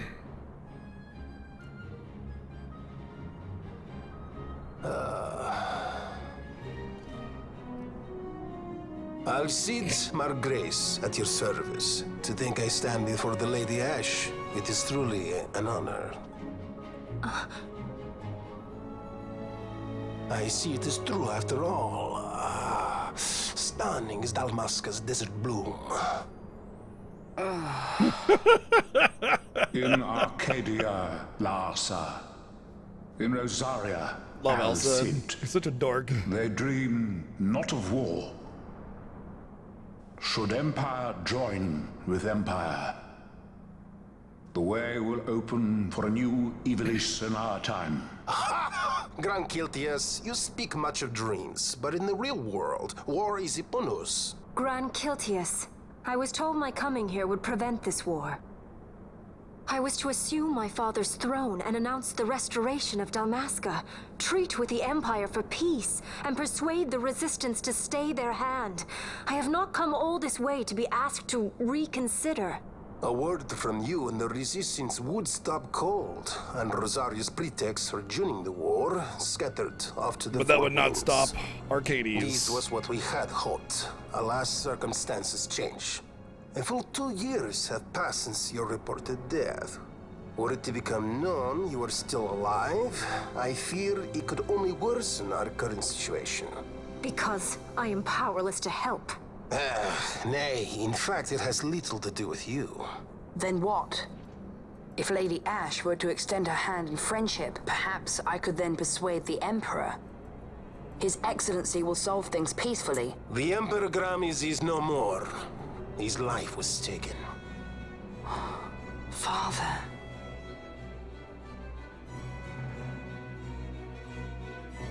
This is the scene, pulling that last scene together. What possible cause could we have to lay hand on our Emperor? A deception and an outrage. The Senate will not stand for this. A viper amongst our senators? With Chairman Gregoroth as its head. With what dignity remained him, he confessed to the poisoning and passed his own A sentence. viper with many tails. Much of the Senate is culpable. We had no choice but to strip the Senate of authority and assign powers of autocracy to myself until such time as order... Spare me your lies! I see the serpent coiled here before me! Trace, you speak too freely. Zargabath! Do not tell me you join in this mama's farce! With Rosaria poised to invade at any moment, our leader must have a free hand.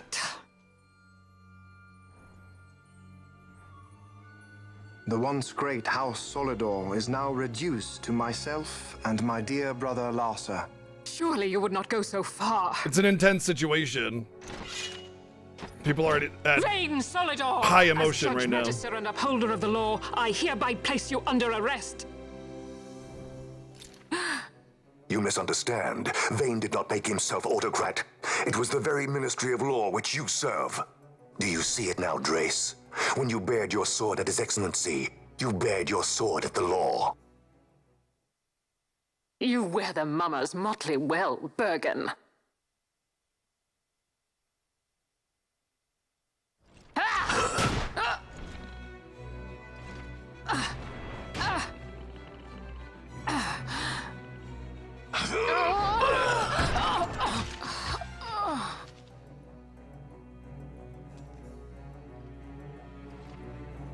Such strength. Inhuman.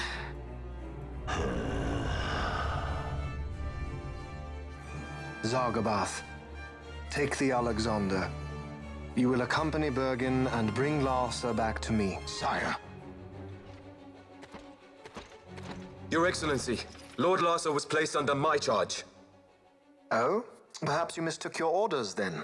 I can see no other explanation for why you were reporting and conjecturing on my doings to my late father.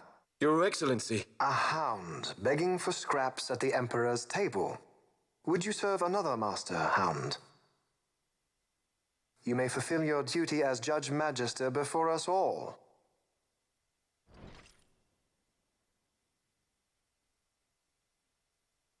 She has been tried and found guilty. Your Excellency, I beg you reconsider. Well, there's Sid and Al Sid. So that's like saying Cindy is another Sid, and it's not, it's Cindy.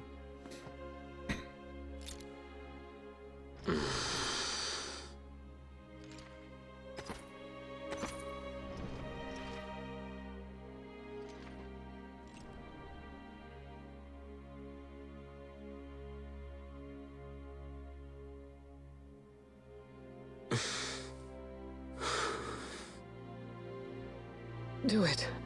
I care not.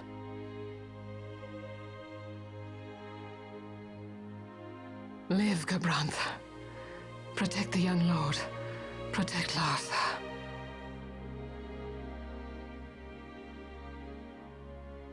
Forgive me. Pray be quick.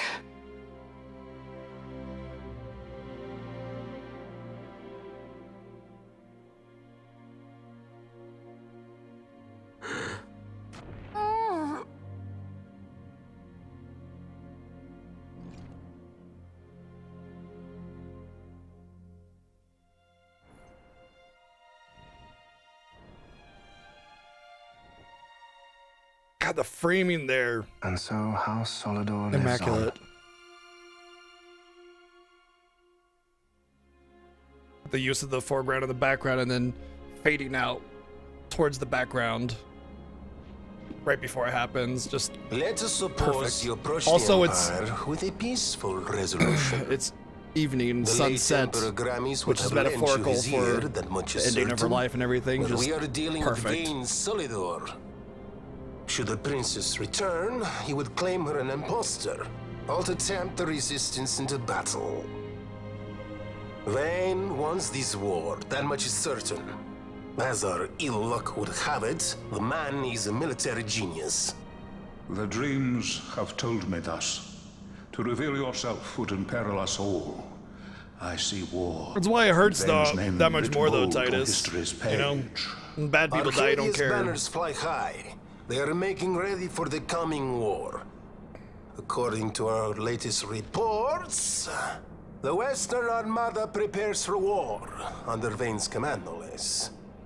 The newly formed 12th Fleet has already been deployed. Oh yes, the Imperial First Fleet stands ready. They'll be underway as soon as the Odin's refit is complete, and there is more. The 2nd Caravan Expeditionary Force is being called in to replace the missing 8th, so there will be no gaps. The largest force ever seen. And then, the Nethicite is the coup de grace. Grand Kiltius, your grace. I spoke to you of my succession. Let us put that aside. Should I become Queen of Dalmasca now, powerless as I am, I can protect nothing.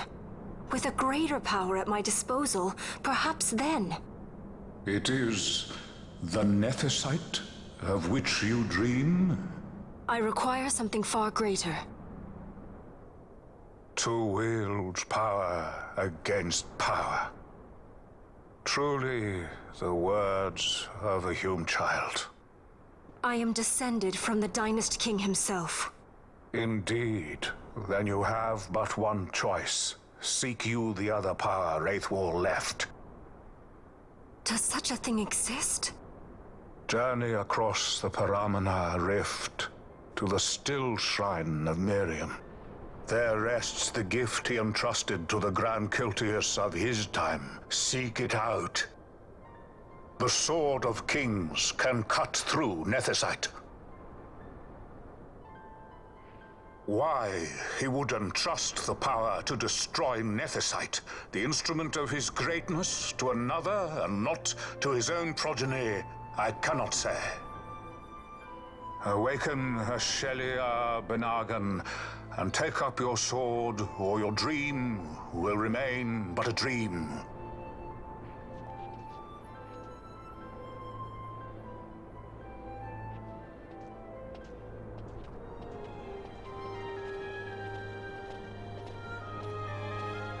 My dream too fades into I day. noticed that he smiled after that too.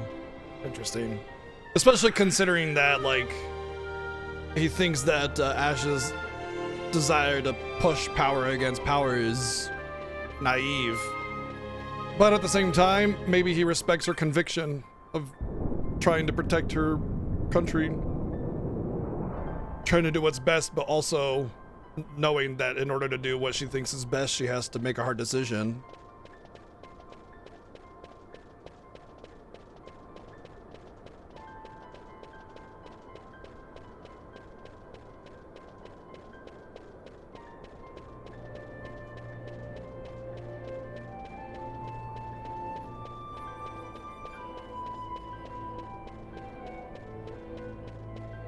I think we can. I want to stop by the shop really quick just to check for high potions, but high potions in this game really don't work too much right now, and I won't have access to X potions until what is it? Outside Underpants Girl City, whatever that place is called.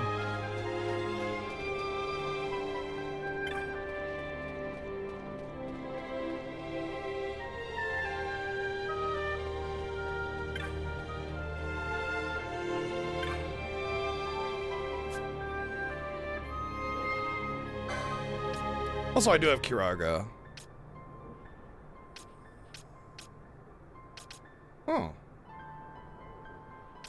Might be good. Ooh, you know what? I want to get a couple of these.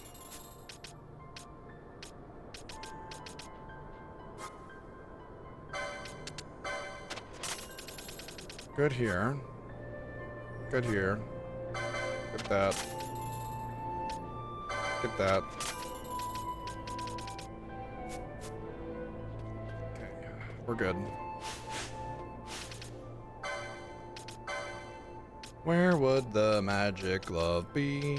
Because that'll help basically one-shot things a lot more easily. There it is. That's one for Fran.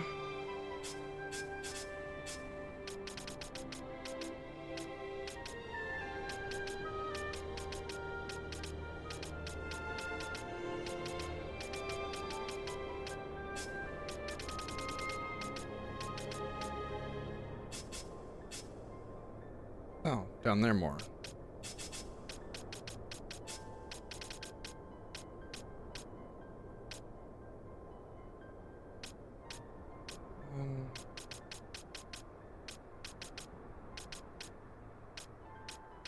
I might want the Sage's Ring, so actually, let's do this one. I do get a Sage's Ring in this dungeon, and if I recall correctly, the Sage's Ring makes it so you go past Reflect. Like your spells automatically ignore Reflect, so yeah. Also, if I'm gonna take that, oh, we did. Yeah, we're good.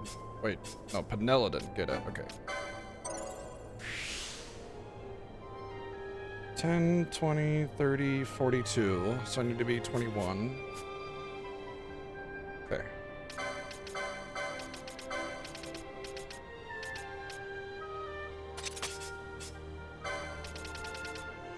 I can go back to that whenever I feel like I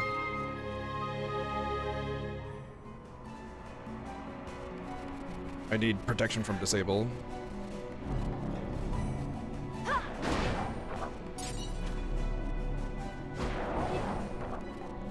They don't have full HP. Why do you not have full HP? There's no reason I should be missing HP since I hit the crystal. Why do they not have full HP? I didn't spec any HP.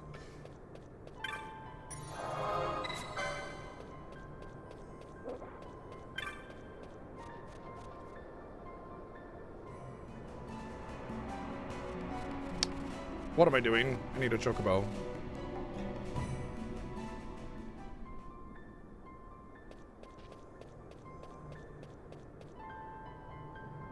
If I can remember how to get there within the time frame of the chocobo. I always forget this path. It's kind of confusing because I gotta go around and up or whatever. I should have hit up the cartographer.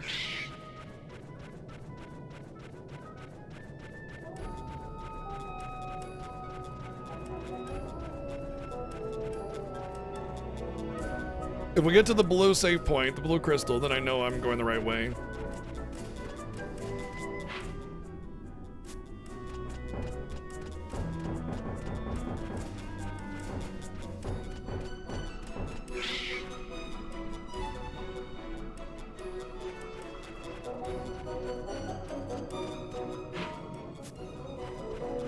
I think it's this way. I think it's this way.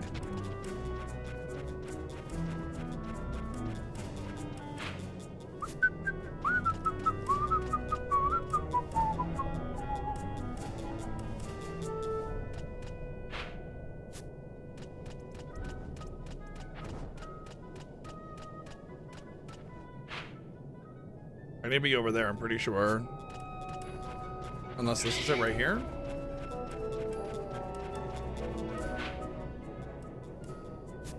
Okay, I think I know how to get over there.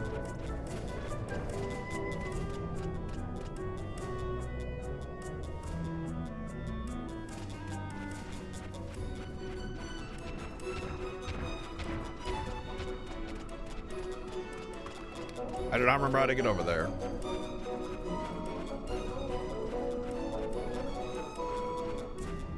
Always was weird that they give you a limited amount of dashes with the chocobo. Like, why? Oh, maybe over here?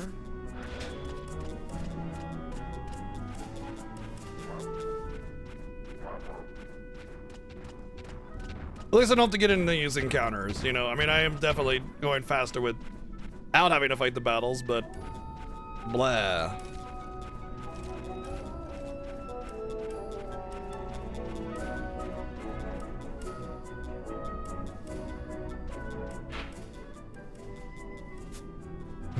Destroyed by wild onion. Guess I wasn't the hero of legend after all. This feels like it might be it. I might be in the right place. But this also might be the other, place. The tree place with the forest and the trees and whatnot, and not the steel shrine. Yeah, this one. Baywood. As long as I'm still on my chocobo, I don't really care, I guess, but this is not the right way.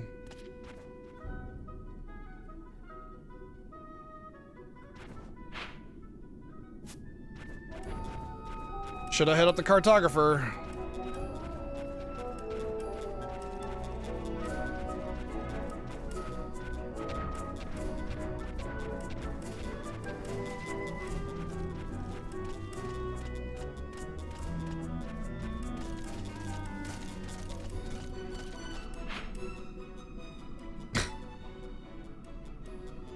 I mean, at this point, oh, you know what? It's right there. I just didn't get close enough. Damn it. I didn't get close enough to show the path, so it didn't show up on the map. So it should be right around to the right here.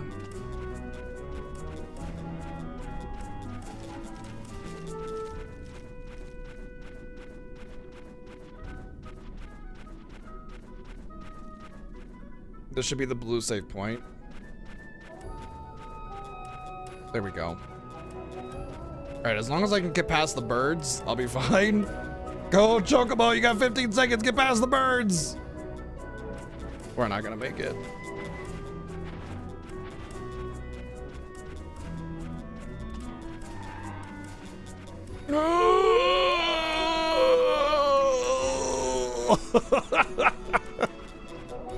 All right, that's good enough for me. Good enough for me. We got past the birds. Ow, right into a fucking trap. Chocobo's like, here's your stop. Kaboom. Oh dear.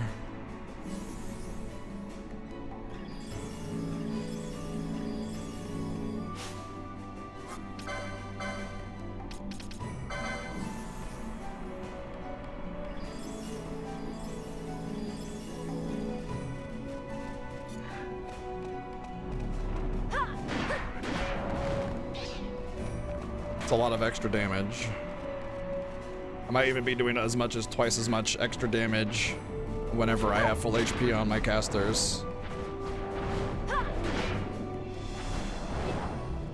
Which will make things go much faster. I saw an elemental, so I gotta be careful about my path here. Ah, buttholes. Please don't aggro elemental.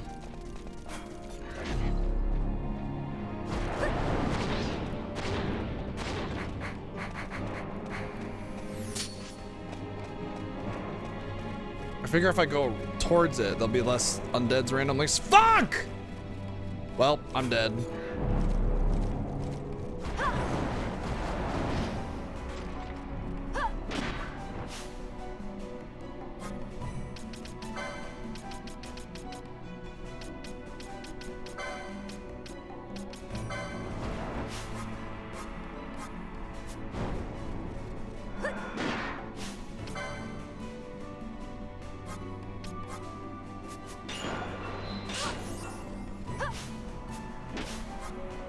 Why did the Echo Herb not remove silence on Penello?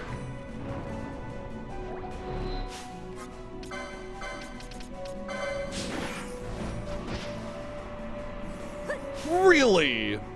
Really? That fast, huh?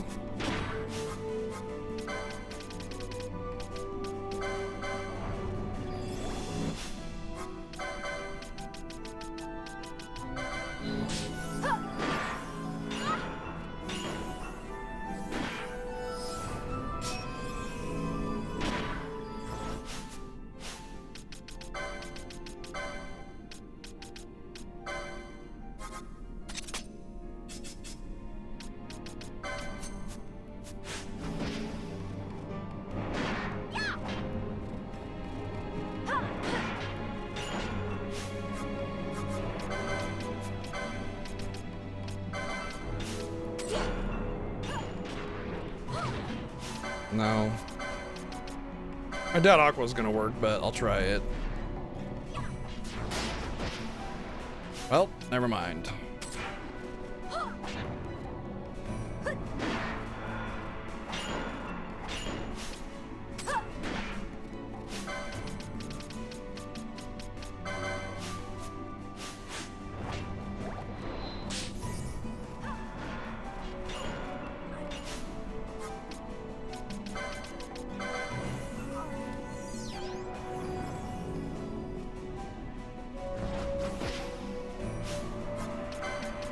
Fucking hate these things, dude. Like, I don't like, okay, I'm all for a challenge and everything, but these things are just so obnoxious.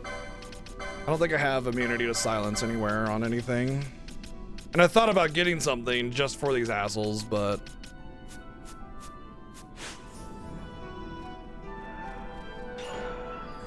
why were, oh come on, why were you not casting it to begin with? And now I'm silenced again. Great. No, it's fucking awesome.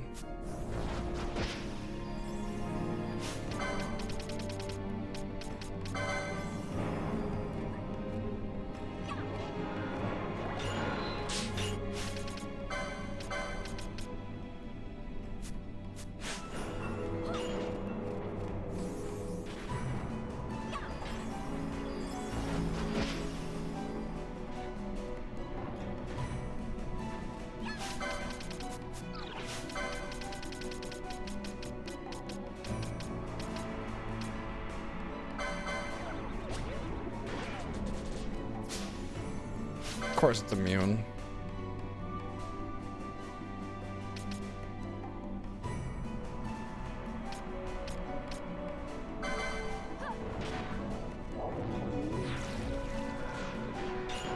Biomode works.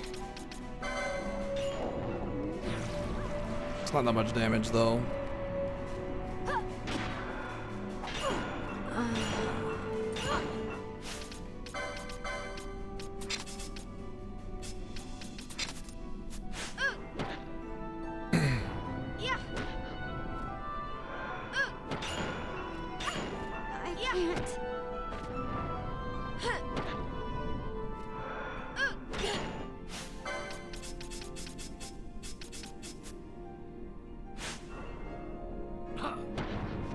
just not worth the effort to try and kill that thing and the resources. I'll take the game over and I'll just go on with my fucking life.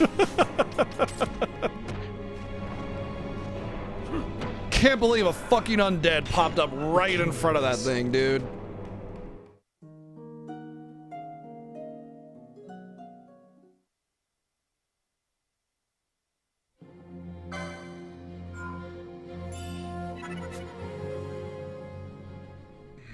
Good thing of autosave, though. Huzzah.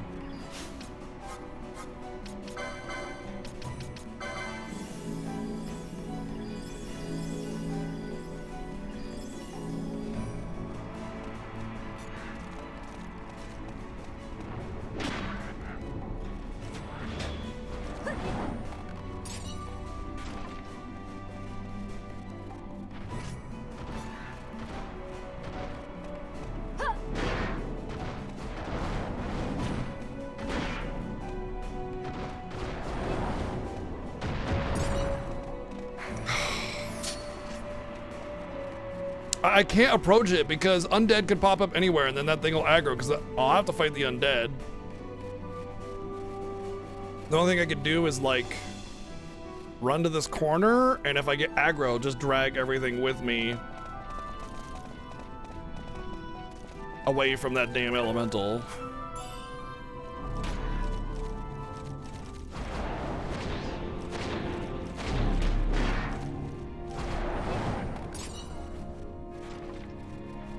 I think we should be fine now.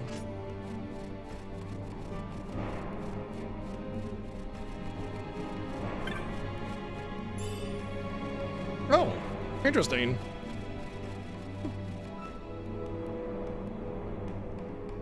It's not really all that important because, I mean, I'm not going to use it since I would have to buy Blizzard to begin with in order to take advantage of it. But not only that, it's just better to keep on Fyra at this point, especially considering one of the bosses is going to be like major ice elemental kind of thing.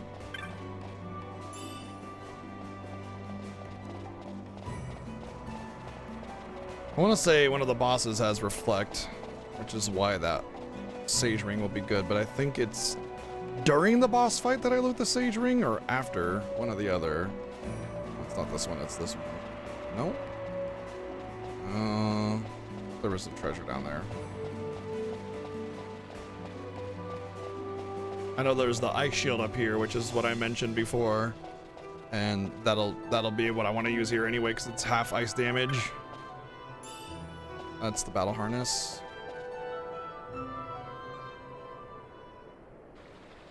There's the ice shield, I believe.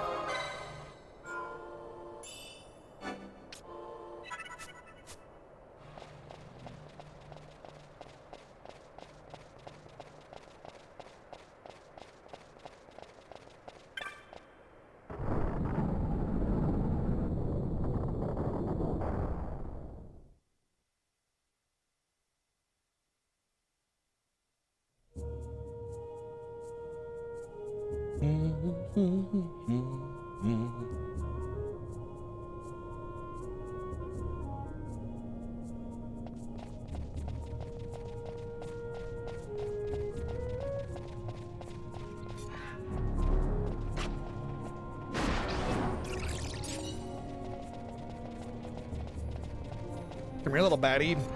I just want to talk.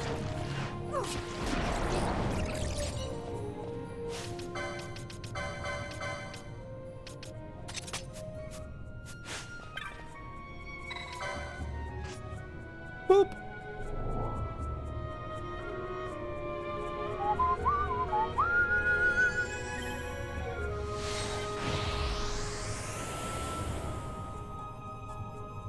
I believe this is the first instance of a beneficial trap we'll get in this next room here.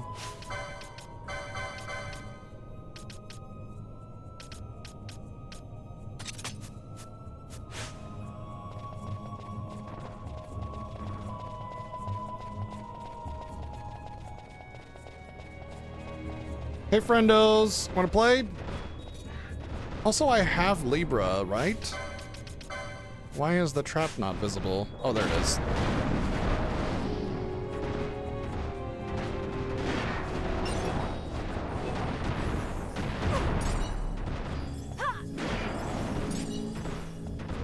The first time I did this room, I got my ass handed to me, like big time. I ran away from the dragons every other time. And so the first time in the Final Fantasy Fiesta, when I got here, I was like, shit, we gotta do this? Okay.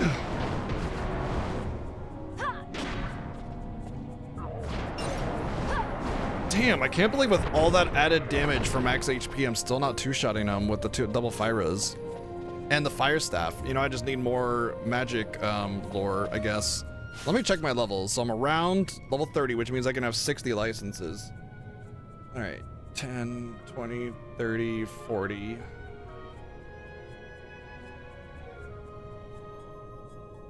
I'm shortening this for easier readability.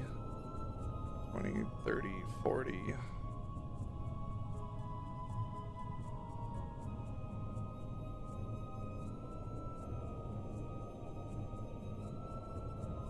So I have actually quite a bit of wiggle room here. The biggest thing will be if I even have enough license points, I think. I just want to get a couple magic lores.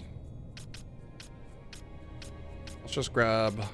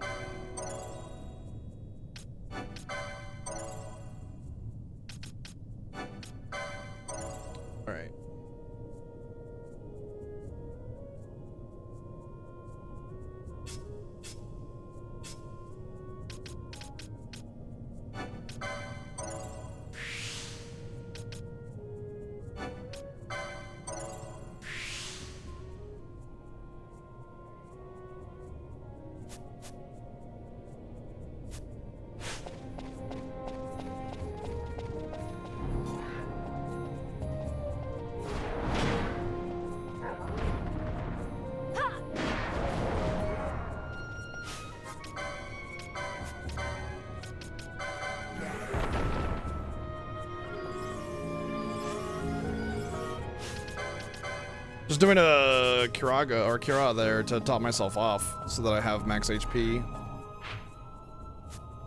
To see if I'll actually two-shot these things now. Nope. Not them anyway. You know what? Might be time for decoy. I want to keep them at max HP. The extra decoy cast will be worth it. Because the idea is that if they stay at full HP, they're gonna do more damage with the magic glove and the talent that gives you that passive as well. I think I have to equip the thing again.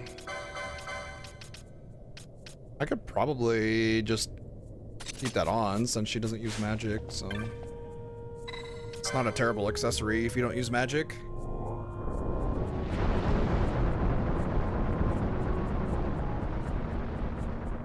This dungeon was in the demo? Really?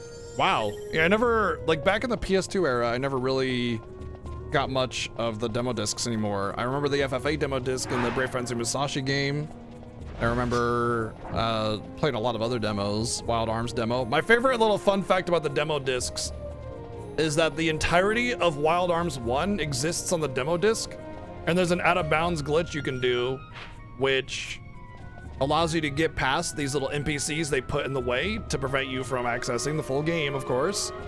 And you can just out of bounds, and you can experience the entire Wild Arms game on the demo disc. It's amazing. In fact, the speed run for Wild Arms is specifically done on the demo disc.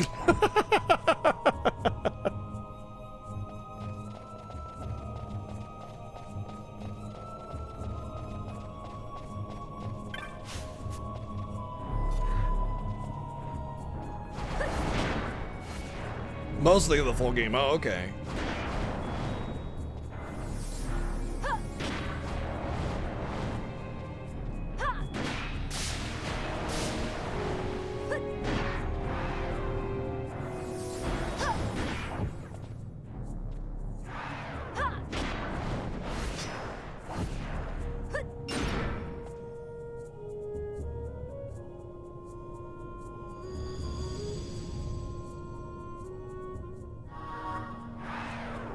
There are only 2 crystal bugs in the entire game, as far as I remember. Interesting enemy, but now we get the full restore there. I always find it a very interesting mechanic. Like, it's a hard enemy, but if you beat it, then you got a restore point there. You know.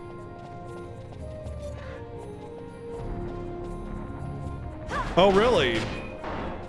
Oh, interesting. I didn't know that. I remember you running some things. I don't remember Wild Arms, though.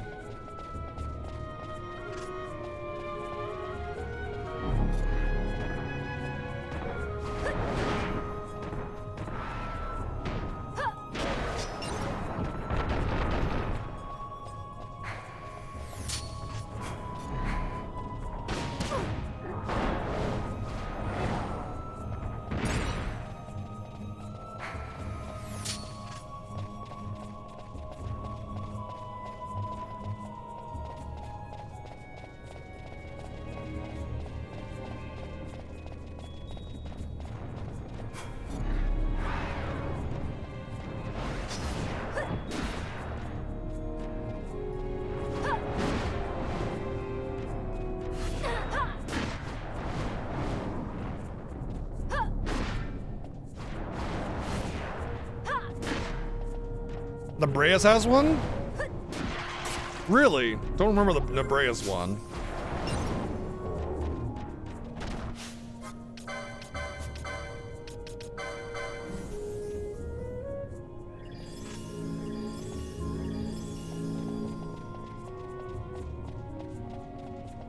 Why do I remember that I want to go up and get that treasure up at the top of the thing? And why do I think like I'm going to regret it?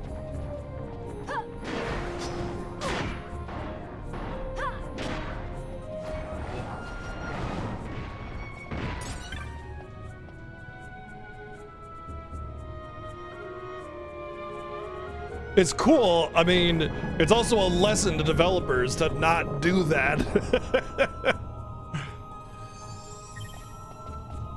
Nebreus is a completely optional area. All right, so there's a hidden passage right here. And it leads to a very scary room and very scary stuff. I want to say I'm going to want to cast Darkra here more than likely. In fact, let me go and get it right now.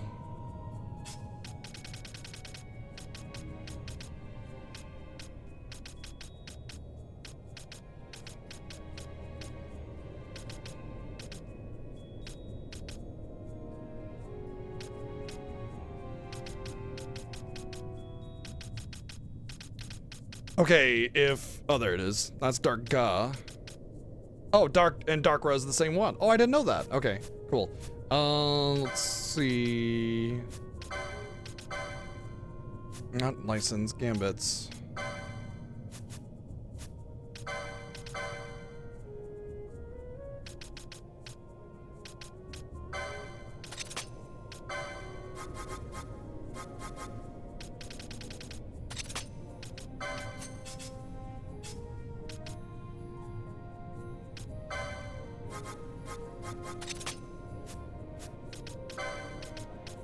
I feel like I should get at least one gambit.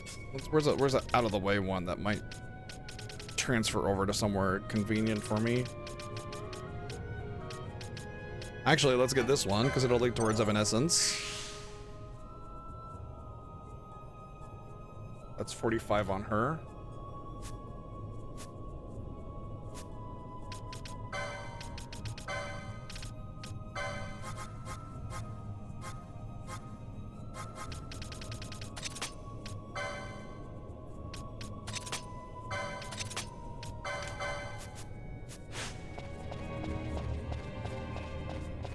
I think it's the shell shield is what's up here.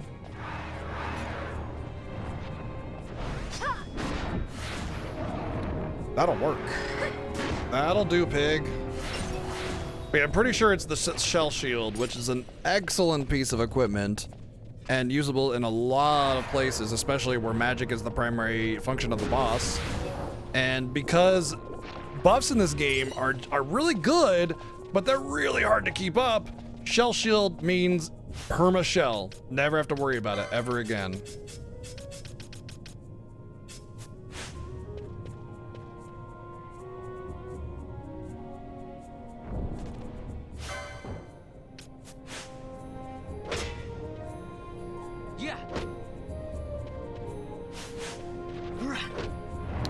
Alright, fine. You wanna die?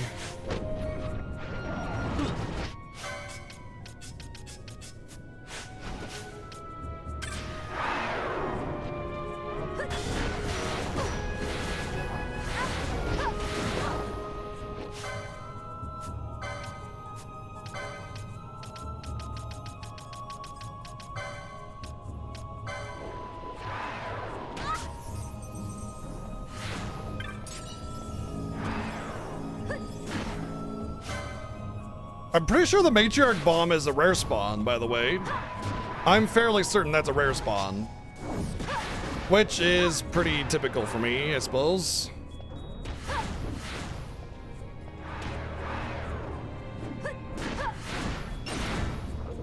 We had the frickin' bat rare spawn in the mine twice.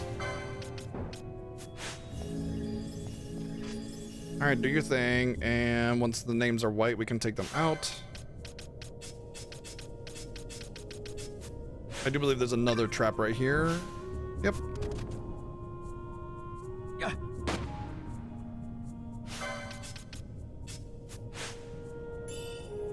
Yep, shell shield. Cool.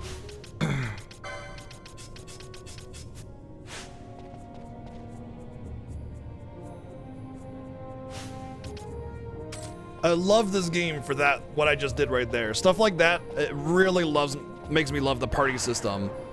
You can just bring people in and out at your whim whenever you want, for the most part, with some restrictions. If they're being targeted by something, then you can't, or if they're in the middle of an action. But there's just so much freedom with your party. There's a lot of stuff you can do when the shit hits the fan. You can recover from some crazy stuff thanks to that mechanic. It's really, really fun.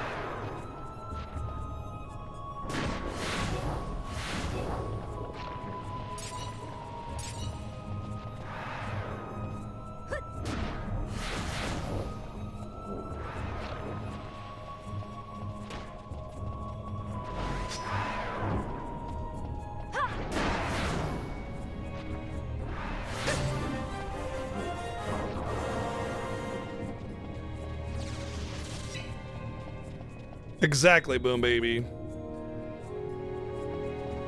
There were no games that came out that tried to emulate this game, no, which is remarkable, honestly, considering it's either because it was too ambitious or they didn't see the value in it.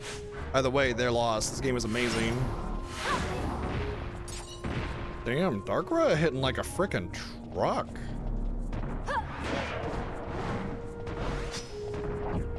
How much MP does Darkra cost?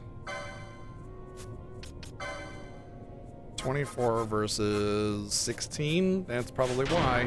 But even with the fire staff giving extra fire damage, I really feel like I should have more punch there, but I don't. It's almost as if Darkra is better than it regardless. You know, it's actually an easy choice to make for me then, because I was wondering whether or not it'd be worth it to keep Fyra going and not equip my staff. But if Darkra is competitive from a damage perspective,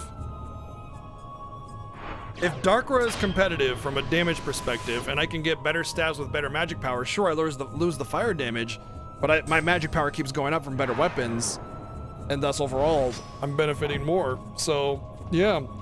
And as I get higher level and deeper into the grids and everything, you start to get more licenses that keep your MP pool filled, so you don't have to worry about the extra cost. Sweet. Well, I was debating whether or not I would be able to do that. Although when I get Fyraga again, it might be worth going to the fire staff again, so I'll definitely keep the fire staffs around.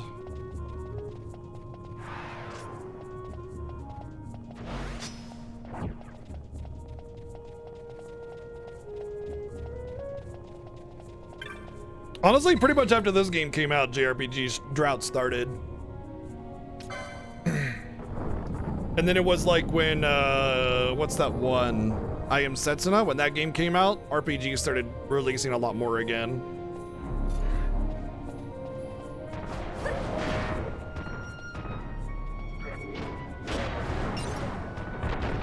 Honestly, with the advent of all the increased technology, developers were trying to go for more action-based games. RPGs stopped being made. They thought that people only wanted action games and other similar styled games, so yeah. Just because there were releases of RPGs doesn't mean the drought started. Droughts don't just like suddenly appear overnight, you know, it's over time.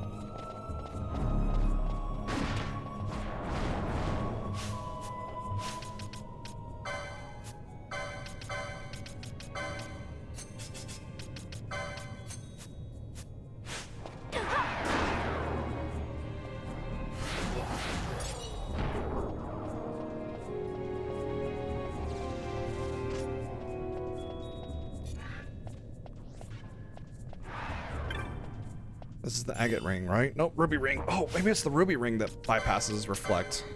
Is that it? Equip gives reflect. Right.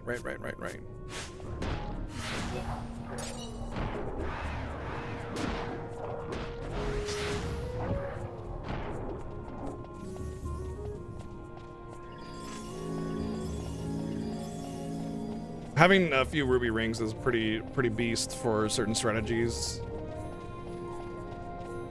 Although I do believe you can buy mirror mail. I don't know. I'm not worried about it. Reflect strats can be good to get around reflecting enemies, but so is just turning the reflect off and hitting the enemy, you know?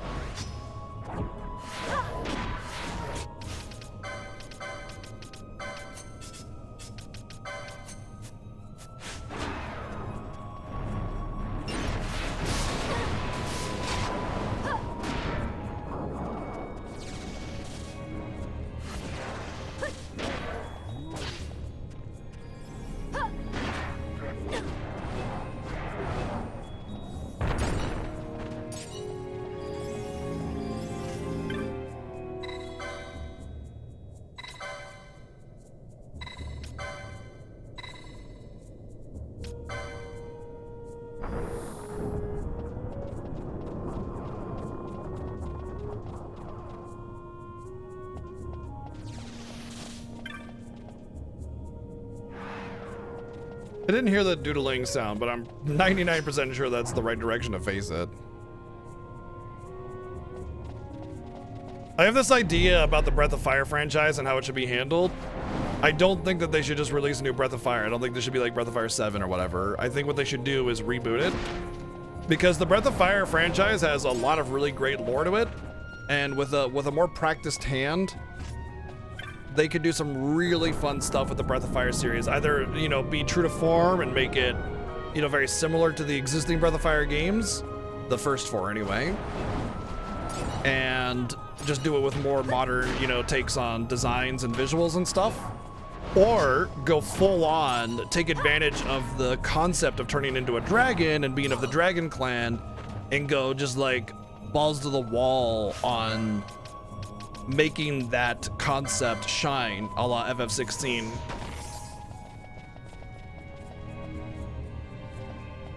Just grand scale, huge things, awesome scaling of creatures and objects, and just really go ham with it. So either of those paths I think would be amazing. But you know, Breath of Fire as a franchise just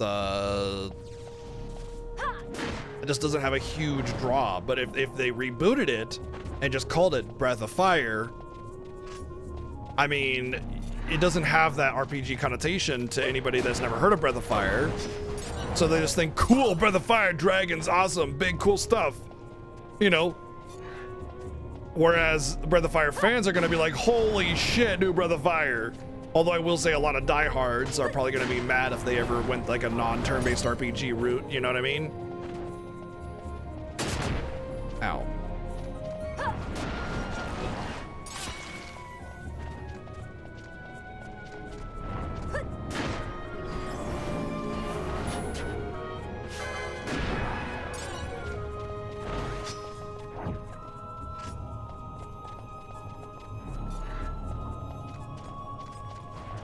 Or even better, they could just pretend that Breath of Fire 5 never happened. I like that take way better.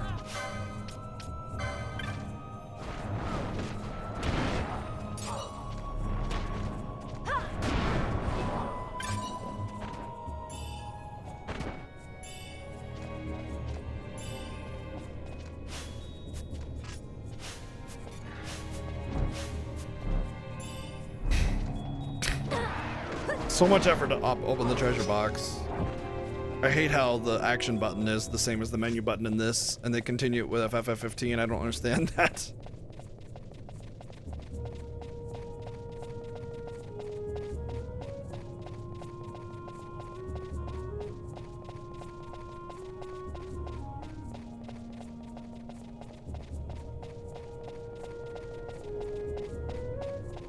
Listen, I've played all 4 Breath of Fire games. All 4 Breath of Fire games that exist. I played them all. So, you know, I think I have a good idea of what they should do.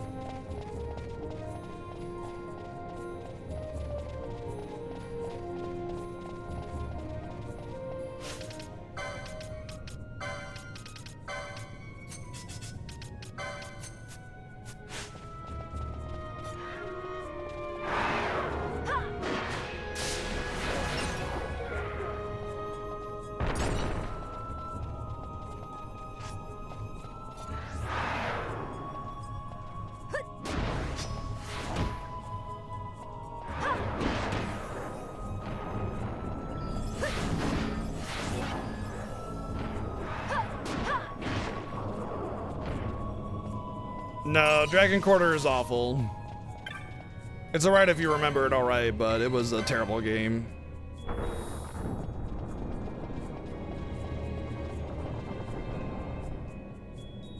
Maybe I have to get all 3 before it gives me the doodling?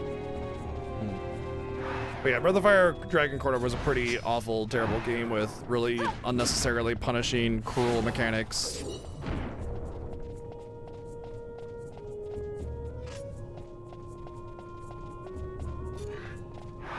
Nah, I think Chrono series is good to be finished. You know, we don't, just because we like the game doesn't mean we need to keep having sequels. Think about it this way. What happened when we got a sequel to Final Fantasy X?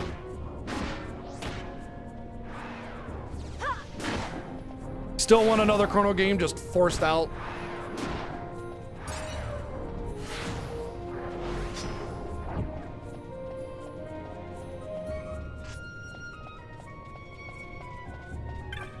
Chrono Cross is a very competent game. There is a remaster. It's excellent. If you want to try it out, I recommend it.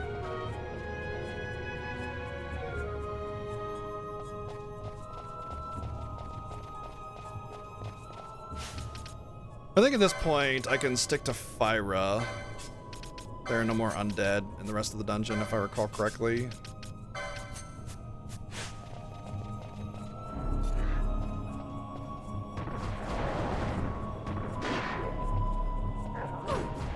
Let's not intentionally spoil things. Thanks.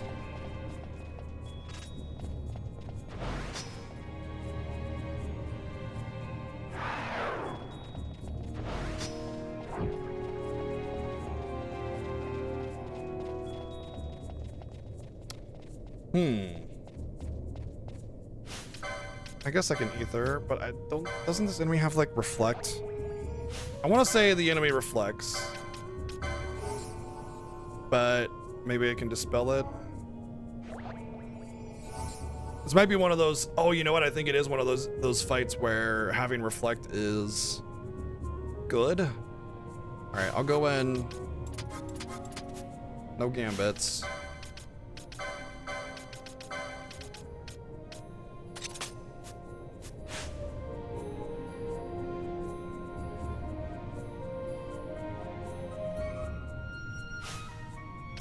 Wasn't Chrono Break a fan mod thing?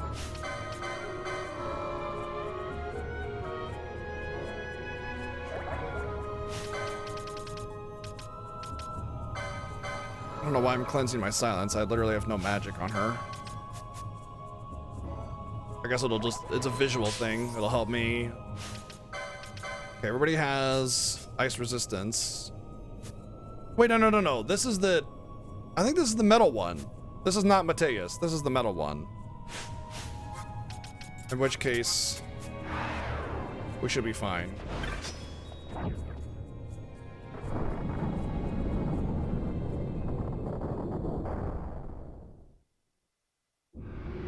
Yeah, this is fine.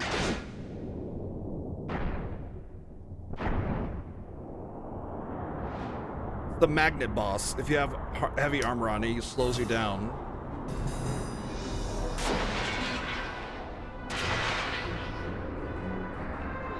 He can hit like a truck, but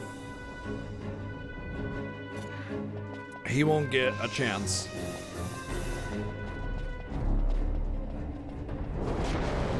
Oh no, Ash can't attack or something.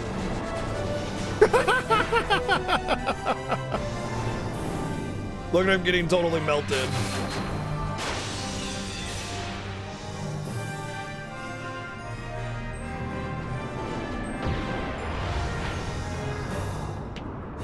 Easy peasy.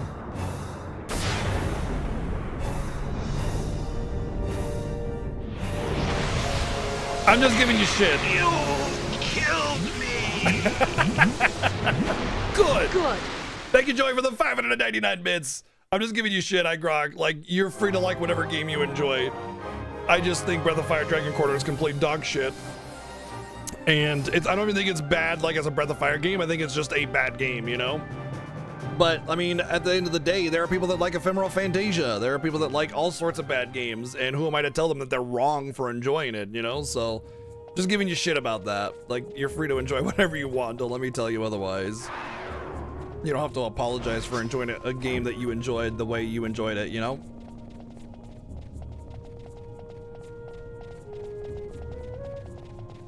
Where's my damn... Oh, this is the way out. I got turned around. That's why. Should be a treasure in this room. There it is. Is this what I was thinking of? Sage's Ring? It is. But does it do what I remember it doing? And no, it does not. Okay. That's fine.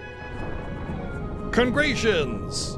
You have the enemy to destroy and beat it has become.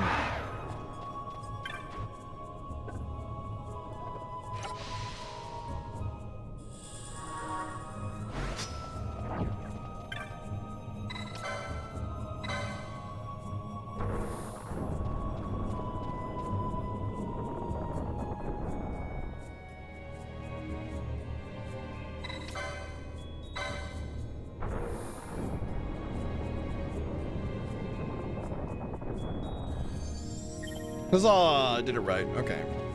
I thought it did the little fanfare every time you turned the statue to let you know you had it, but I guess not.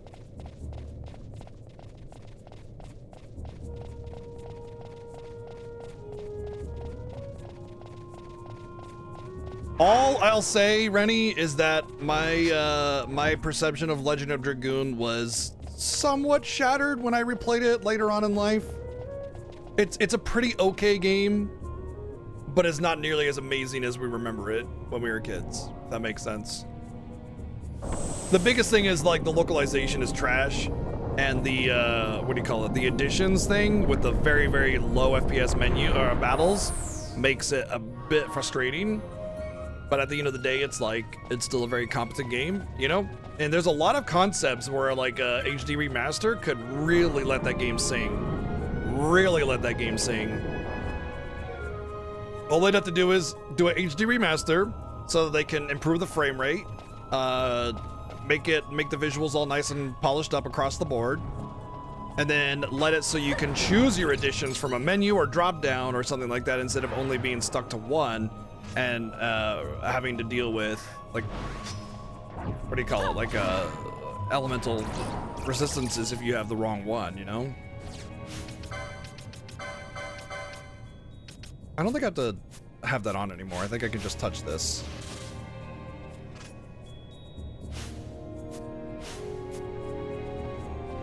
Or right? Oh, I go over here, I think. I wouldn't count on it, Rennie, just because Sony owns the right. Sony's the developer for Legend of Dragoon, and Sony does not really care about classic style RPGs, you know? They're big movers. They want games that have mass appeal. They don't do a lot of smaller projects to, you know, keep the bills coming in. Or the payments coming in. They just do big stuff only.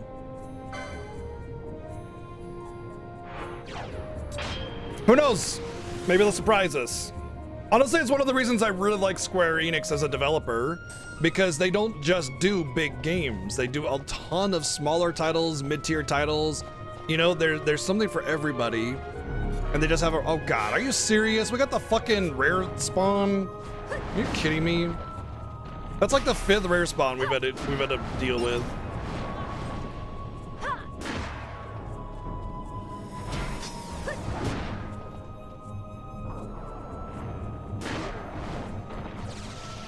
You know how this guy's determined his spawn? It has to do with the clock. If it's like an odd hour, then you get him. If it's an even hour, then you don't, or something like that. It's really stupid. It's a dumb spawning mechanism, but even more, it's like unlucky that we got it.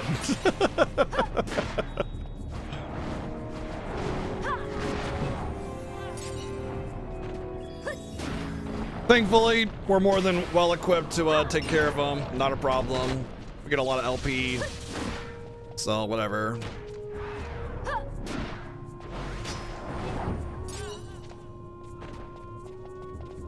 No, I don't think so, Janine. I think it's quite the opposite, in fact. I think bigger titles and AAA titles will actually see a drop over time. Whether I agree with that or not is irrelevant.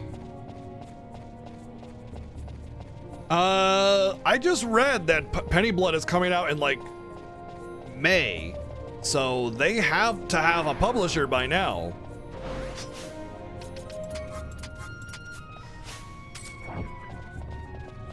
I'm not going in here until my Doom ticks, because I gotta do a mass recovery here.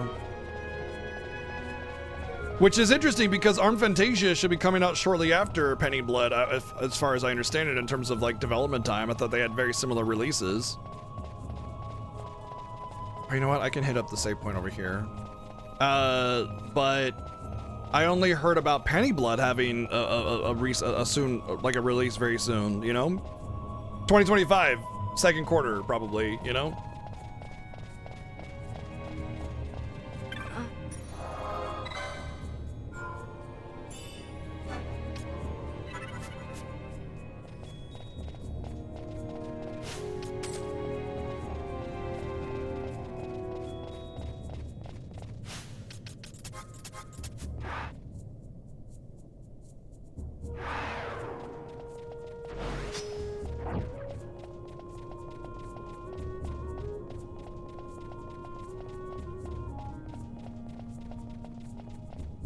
Okay, if this boss reflects, then I'll just do reflect strats against it, which will be fine. But I'm fairly certain. Oh, it does sleep. Oh man, damn. I sure hope I can find the alarm clocks this time, but I don't think I have immunity to sleep.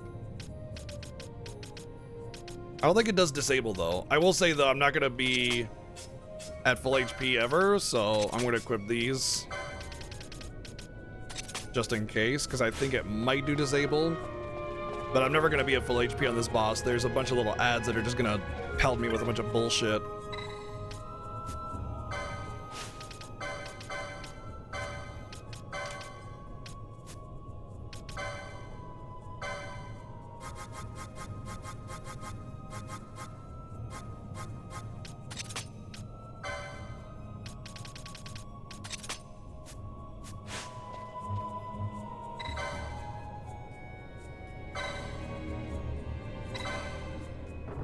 Right, I mean, they had problems finding a publisher before, but I just got wind that they have an actual release date for it, or month release date, like release month, and it's soon, which means they had to have a publisher to say, hey, we got a release date. That, or they're very confident that they'll have one soon, or something like that. By the way, the girl is not Mateus. It's a lure. It's like an anglerfish. Okay, there's reflect. Good to know. Wow, that's with... Oh, I thought I turned my fucking gambits off. Son of a bitch. That's why she died so fast.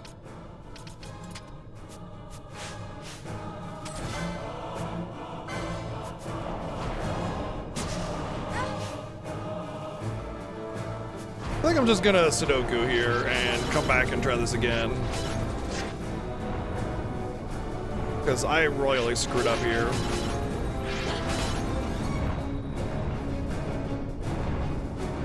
As you can see, I'm not taking a whole lot of damage. Like, I could recover here.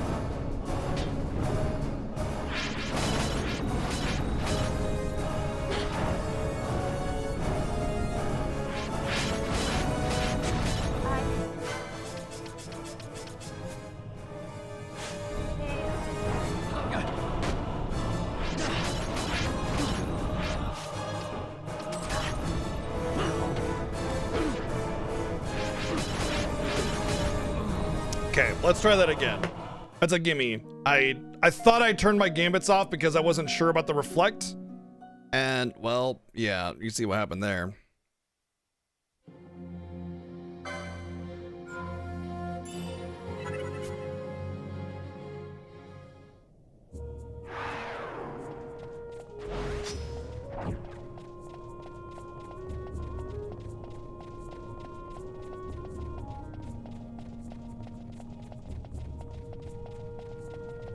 I just read that. You know, you gotta automate. It's like Click, you know, with Adam Sandler.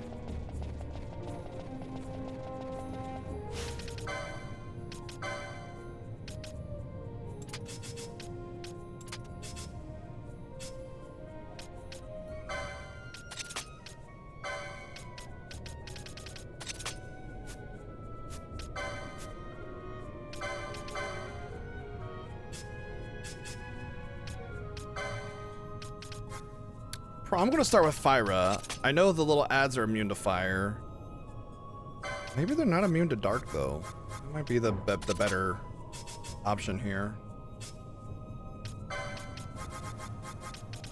I know the boss is weak to fire, but maybe I could kill the ads with dark.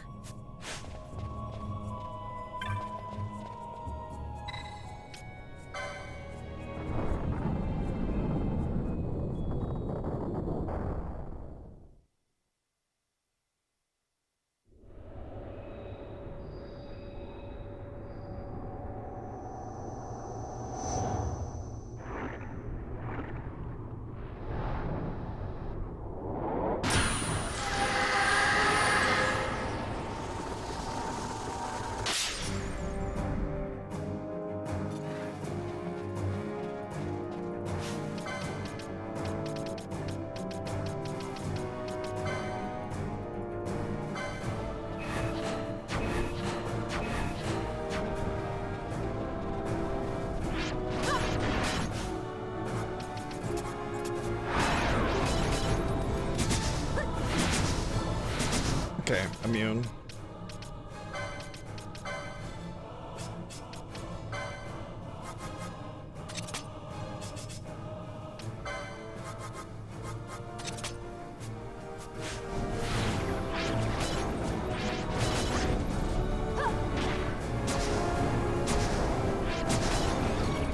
Are none of my reflex hitting?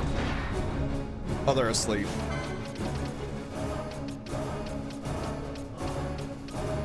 Why do I not have alarm clocks? Maybe they're called something else in this game, and I'm missing them because of that. I think I remember... There it is, Princess Kiss. I thought Princess Kiss was Frog. And in the original FF2, I do believe they're called alarm clocks.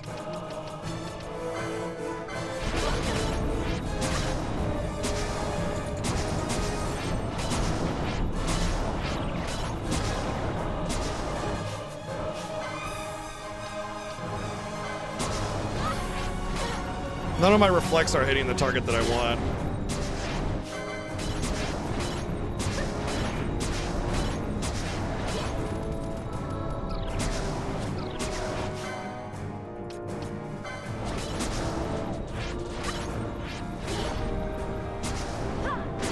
Yeah, it's literally the only Final Fantasy that has the Princess Kiss as an item, though.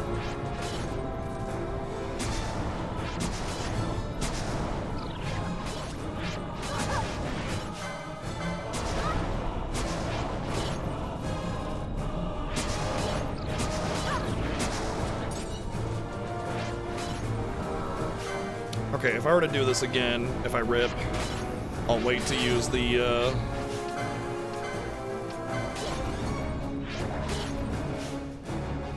reflecting emote.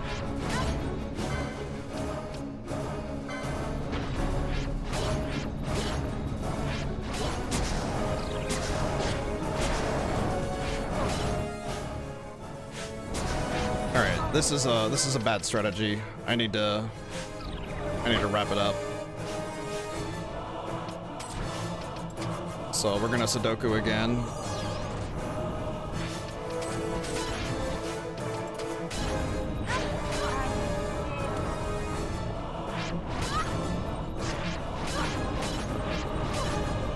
I think what I need to do is I need to bring down the, like with this team, I usually have a lot more melee and I'm not really used to doing this as a caster, so I just have to do a bad melee build and kill the ads first.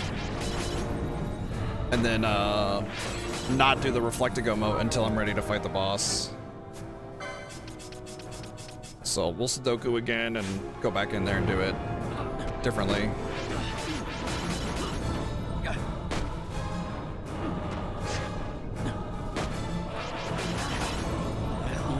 Oh my gosh, I've died again. All right, let's try this again. There's definitely going to be an opportunity for Seven to catch up on me. He does caster builds a lot more than I do. I thought I got the bypass reflect dealio here. Maybe it's after the boss or in the boss room itself. It's fine. But what I'm going to do is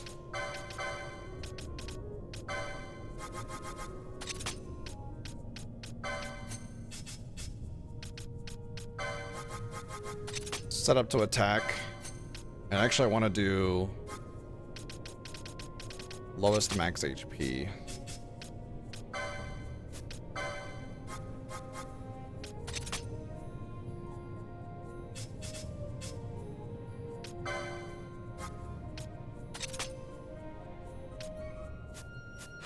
There, that'll set it up to basically attack the ads. Once they're down,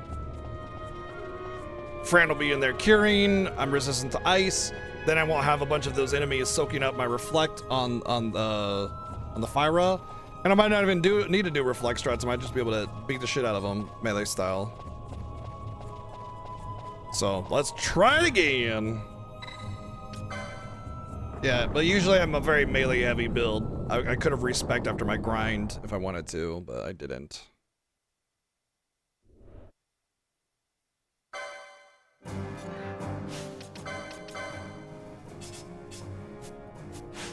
This will also let me have decoy up. This will let me have cures on Fran. I don't have to worry about anything. I just hit the ads until they die.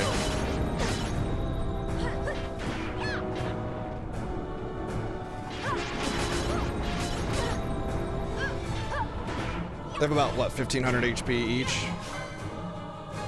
Oh, 2,700. Oh, weak to lightning? Really? Well, shit. Should have bought Thundara. I don't have any thunder magic. I wonder if I have a moat. Dark moat, Arroga moat, Scathe moat, Bio moat.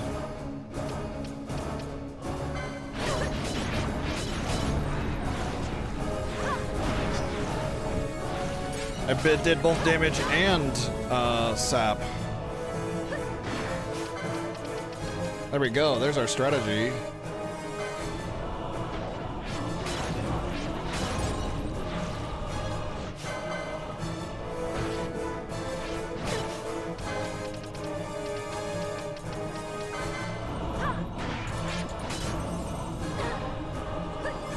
I don't think you can get bio up to this point.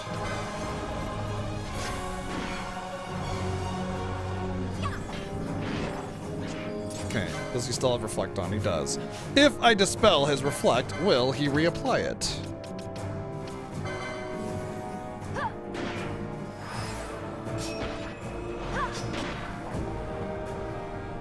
Of course he does.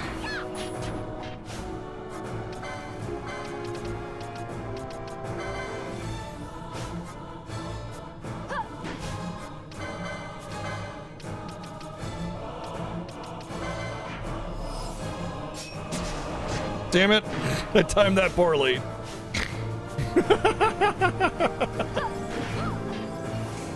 I thought I could sneak in a fire on him. I guess I could turn her gambits off for a second.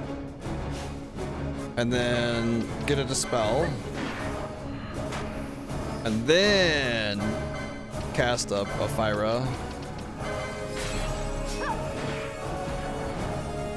Yeah.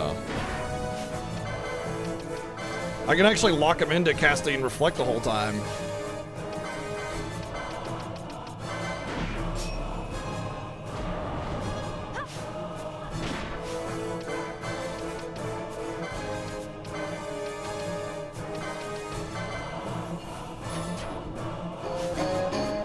Hey, whatever works.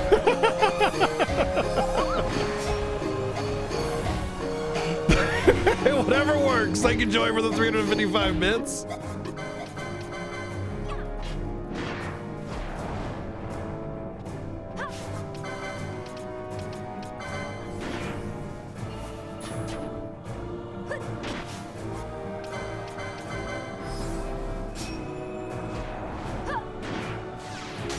This way I don't have to worry about what you call it.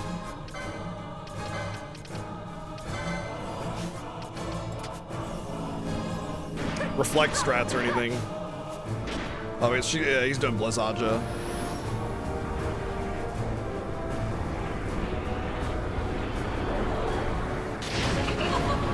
Oh no, I'm really worried about this spell. We have taken so much damage or whatever.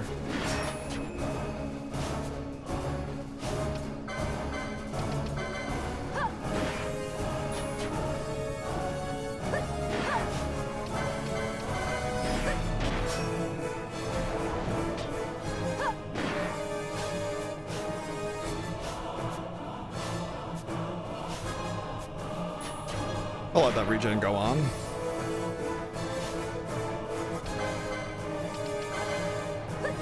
I don't have the Gambit thing to only cast a spell if the person has Reflect, and it's something I just didn't have the money for when I went to go get a bunch of them, so I will pick that up next time I hit Ravenaster.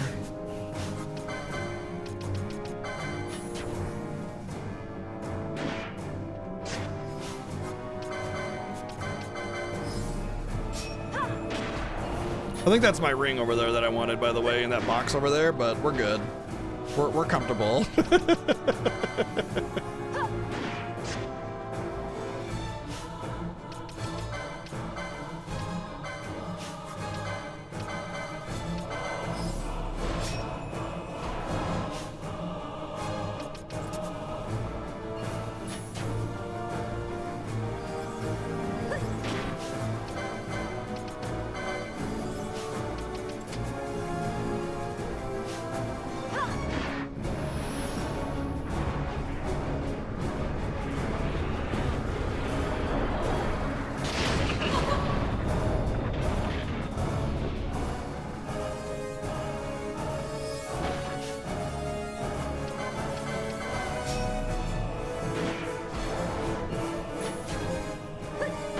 Yeah, a little roundabout on the strategy, but we got what worked.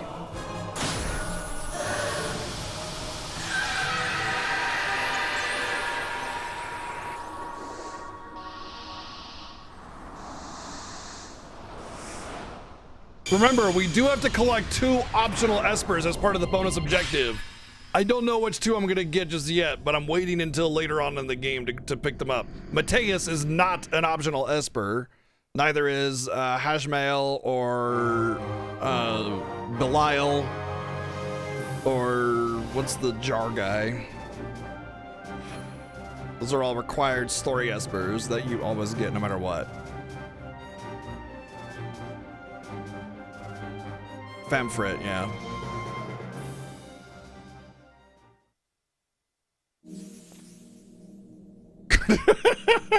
Yeah, clearly Zodiac is the one I should go for if I'm not an idiot. Bubble moat is nice. Honestly, I'd rather a bubble moat than a bubble belt, honestly. If I could just get a bunch of bubble moats, I would do that, but having to reapply bubble is really annoying, so the bubble belt really helps.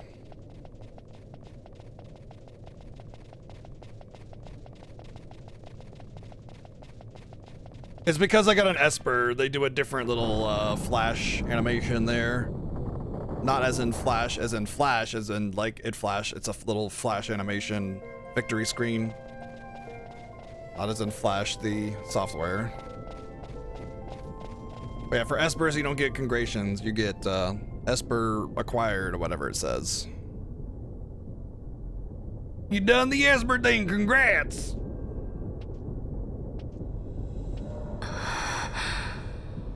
I don't know about Schwalen being the easy one, but I mean, it's easier to fight. It's a pain in the ass to get to.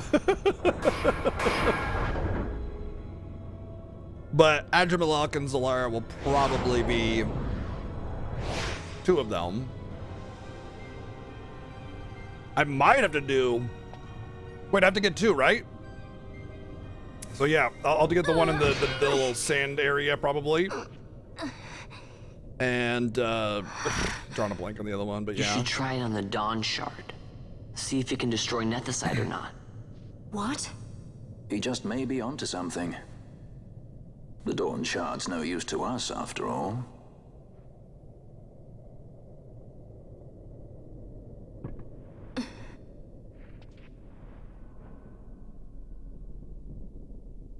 The stone bleeds mist. It has been roused. It fears the sword. We aroused the stone.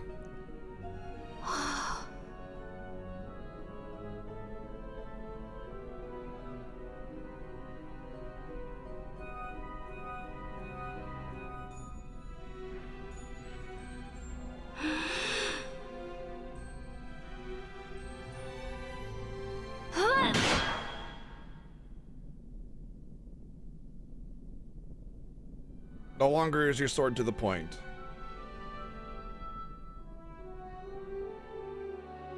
Hey, you can say the stone is rock hard. The stone is quiet. This is the sword, the Nethicite destroyer. Should it find its mark? Balthier is not happy. Vaughn. My name's Bosch von Did you see him Runzenberger. again? I didn't. Not a thing. Not even my brother. Not anything. There might be weight to that theory. The theory that Vaughn is a descendant of the Dynast King as well.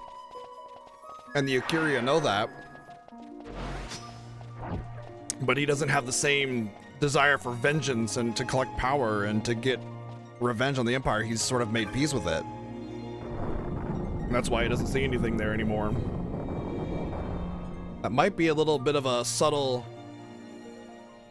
story element that's not really touched on. You're supposed to kind of come to that conclusion yourself. Wouldn't make a lot of sense.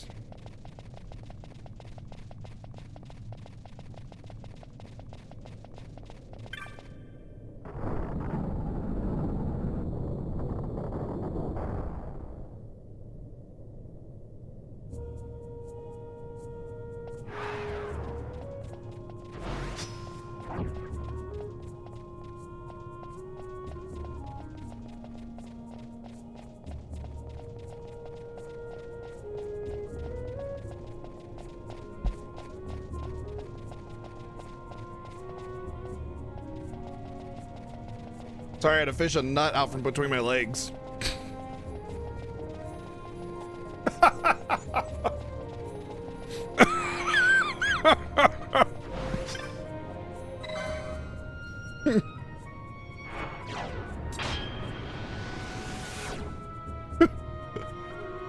Not cashew.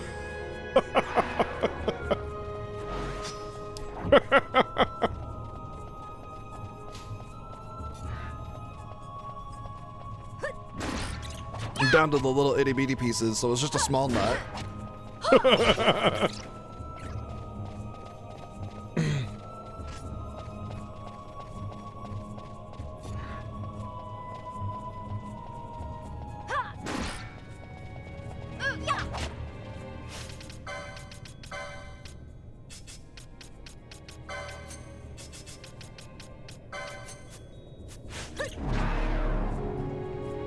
If I pulled the game to guess,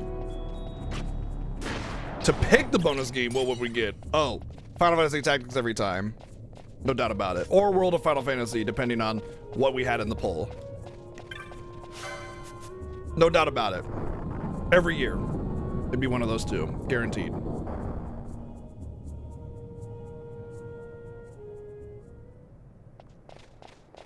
Although if I say that, and then immediately create a poll afterwards, they would try to tie it up as much as possible, so. If they were being objective, FFT. If they're being chat, tie.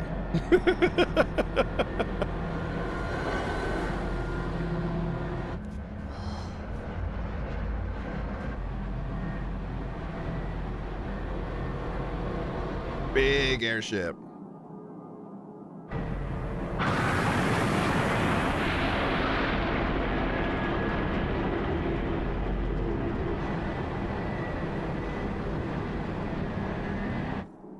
The Empire's debts grow legion.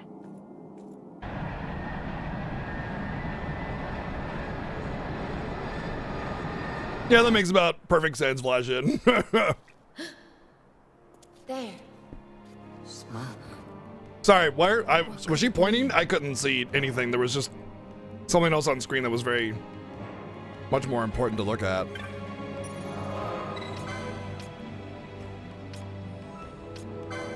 Mount Baramnisas.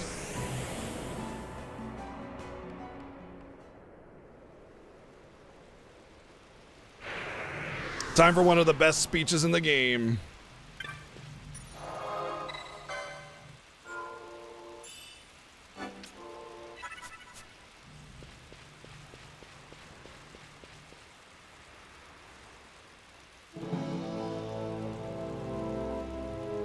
We've actually done 100% Final Fantasy X2 in the Final Fantasy Fiesta. I do believe it was the first, it was in 2017, the first one I was a part of. There was one Final Fantasy Fiesta before me with a streamer called Sereth, if you remember him. He stopped streaming shortly after then, and Seven needed another opponent, another, partner in the Fiesta. And I had just gotten partnered. In fact, I just started streaming barely. I like Final Fantasy. Yeah, I'll do it. And they took a chance on me. Yeah, he streams like once a week every now and again.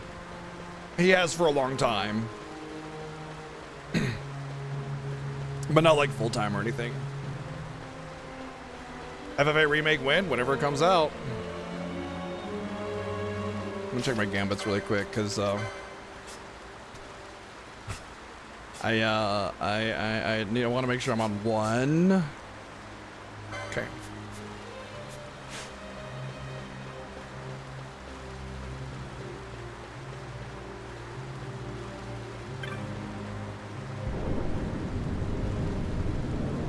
That's another thing. Also, it's very, he very clearly said that he doesn't want to do annual Final Fantasy series playthroughs anymore. Like, he didn't want to do that anymore. That's fine. To me, I love it. It's my jam.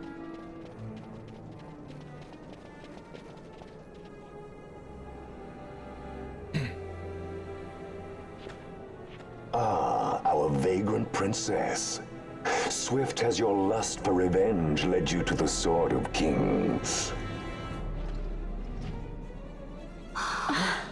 You will surrender it to me. Too late, and to their sorrow do those who misplace their trust in gods learn their fate. Thank you, Blade Isaac, for the 123 bits.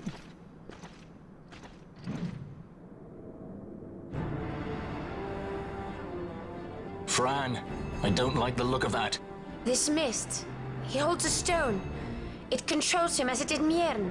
No, the power of manufactured nethicite is the power of man. A weapon forged by his wisdom who would challenge the gods themselves. A fitting blade for a true dynast king. Wraithwall did but pretend the title, a cur begging nethicite scraps from his master's table. Hark! Evilise hails her true dynast king, Vayne Solidor. He shall defy the will of the gods and see the reins of history back in the hands of man. It's big nethicite. His time is nigh! Thank you, Blind Isaac, for the 691 bits. Evilise holds no place for the name down masker. The stain of Wraithwall's blood shall be washed clean from history's weave.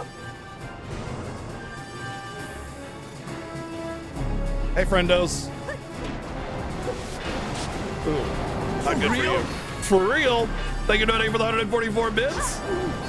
And thank you, Blind Isaac, for the 691 bits. Hey, I'm over here, buddy. Hey, eyes up here, bucko.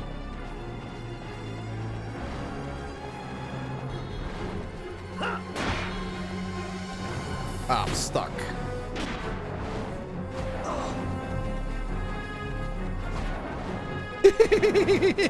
Come and get me, idiot. Oh, what a moron.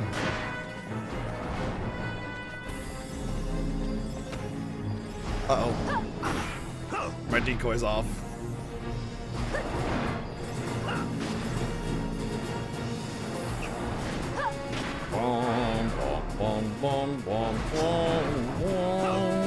Over here. Easy peasy. This guy can be a pain in the ass. He hits real hard. But we have hit harder ability.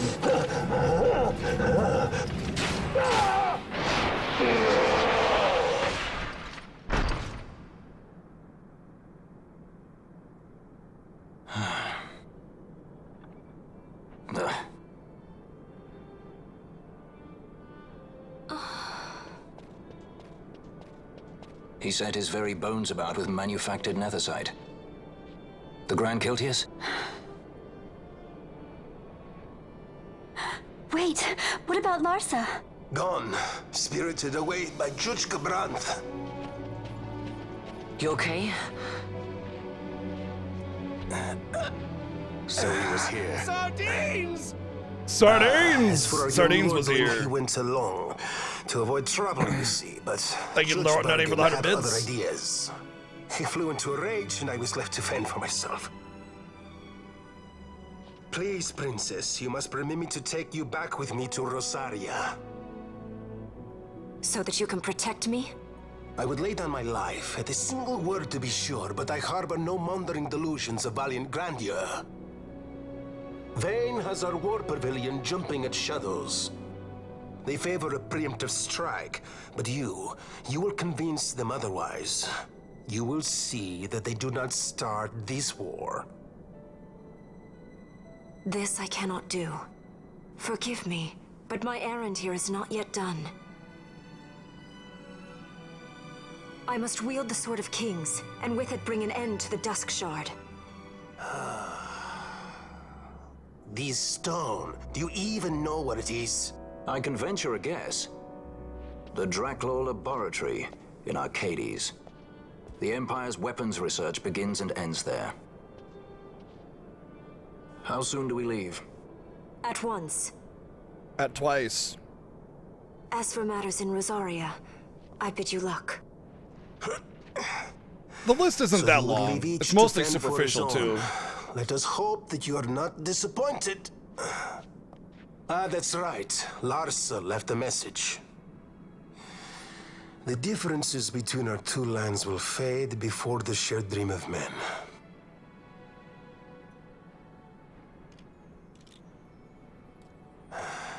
My leave, I take. Even when he's nearly dead, he's just gotta have that Riz at like 5 million %.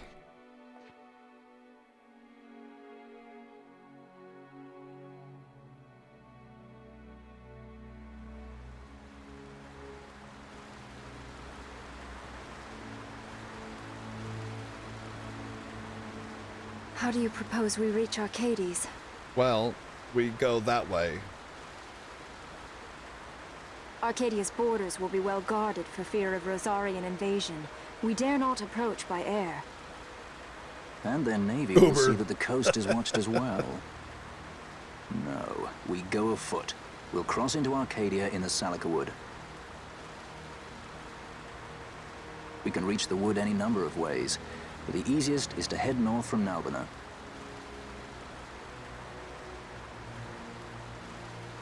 There is a hunter's camp just beyond the Salika Wood.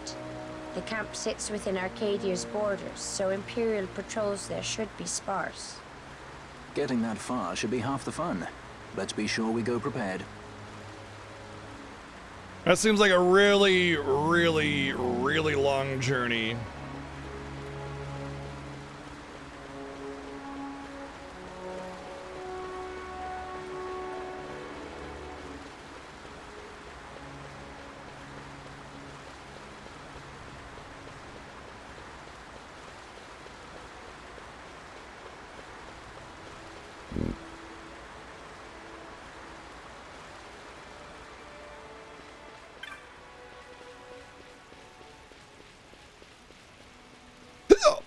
What was that? Audio glitch with the game? Gotta be. It's the weirdest sounding rain I've ever heard.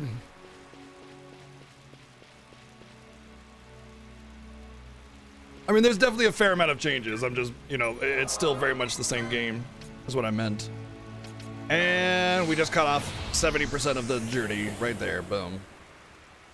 That's why I got that Nalbina crystal yesterday as soon as we got out of the mine. Because at this point, we're going to go to the Mospherian Highway, whatever, and then to Salika Wood, so on and so forth. But that is going to be tomorrow. What? But it's not 9 o'clock yet. I know. Once again, I'm going to be ending a little bit early, and I'm going to be doing that for a couple days. Just because the timers are a little shaky between Seven and I, and this is a really great time to end. Just because it's like we just finished the major element of the story, and so we can just pop right in and kind of ease into the new chapter, basically. And you just sat down with T. I'm sorry, boo baby. I'm sorry. Gomeno sorry. Maybe I can send you somewhere nice. If you ask nicely, perhaps there is a streamer I would enjoy raiding that you would like to watch.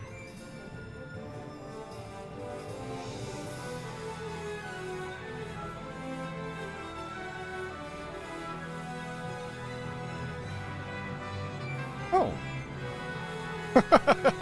Oh my gosh, okay. Yeah, we're gonna raid Hannah. Nocturnal Hannah is playing Final Fantasy IX, but apparently she's doing an all Quina run. I don't know what that means because I'm looking and I see Vivi. I don't know if it's like maybe in battle they're all Quina. I don't know. But, well, we're gonna find out shortly. And they just started 40 minutes ago, so fresh Final Fantasy IX. Hannah's super great.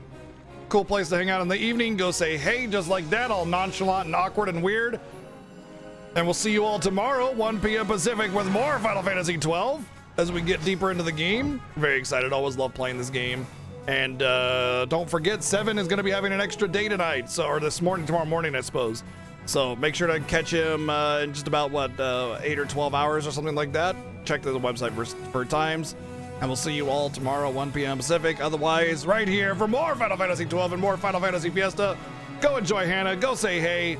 Have a good night. Cheers.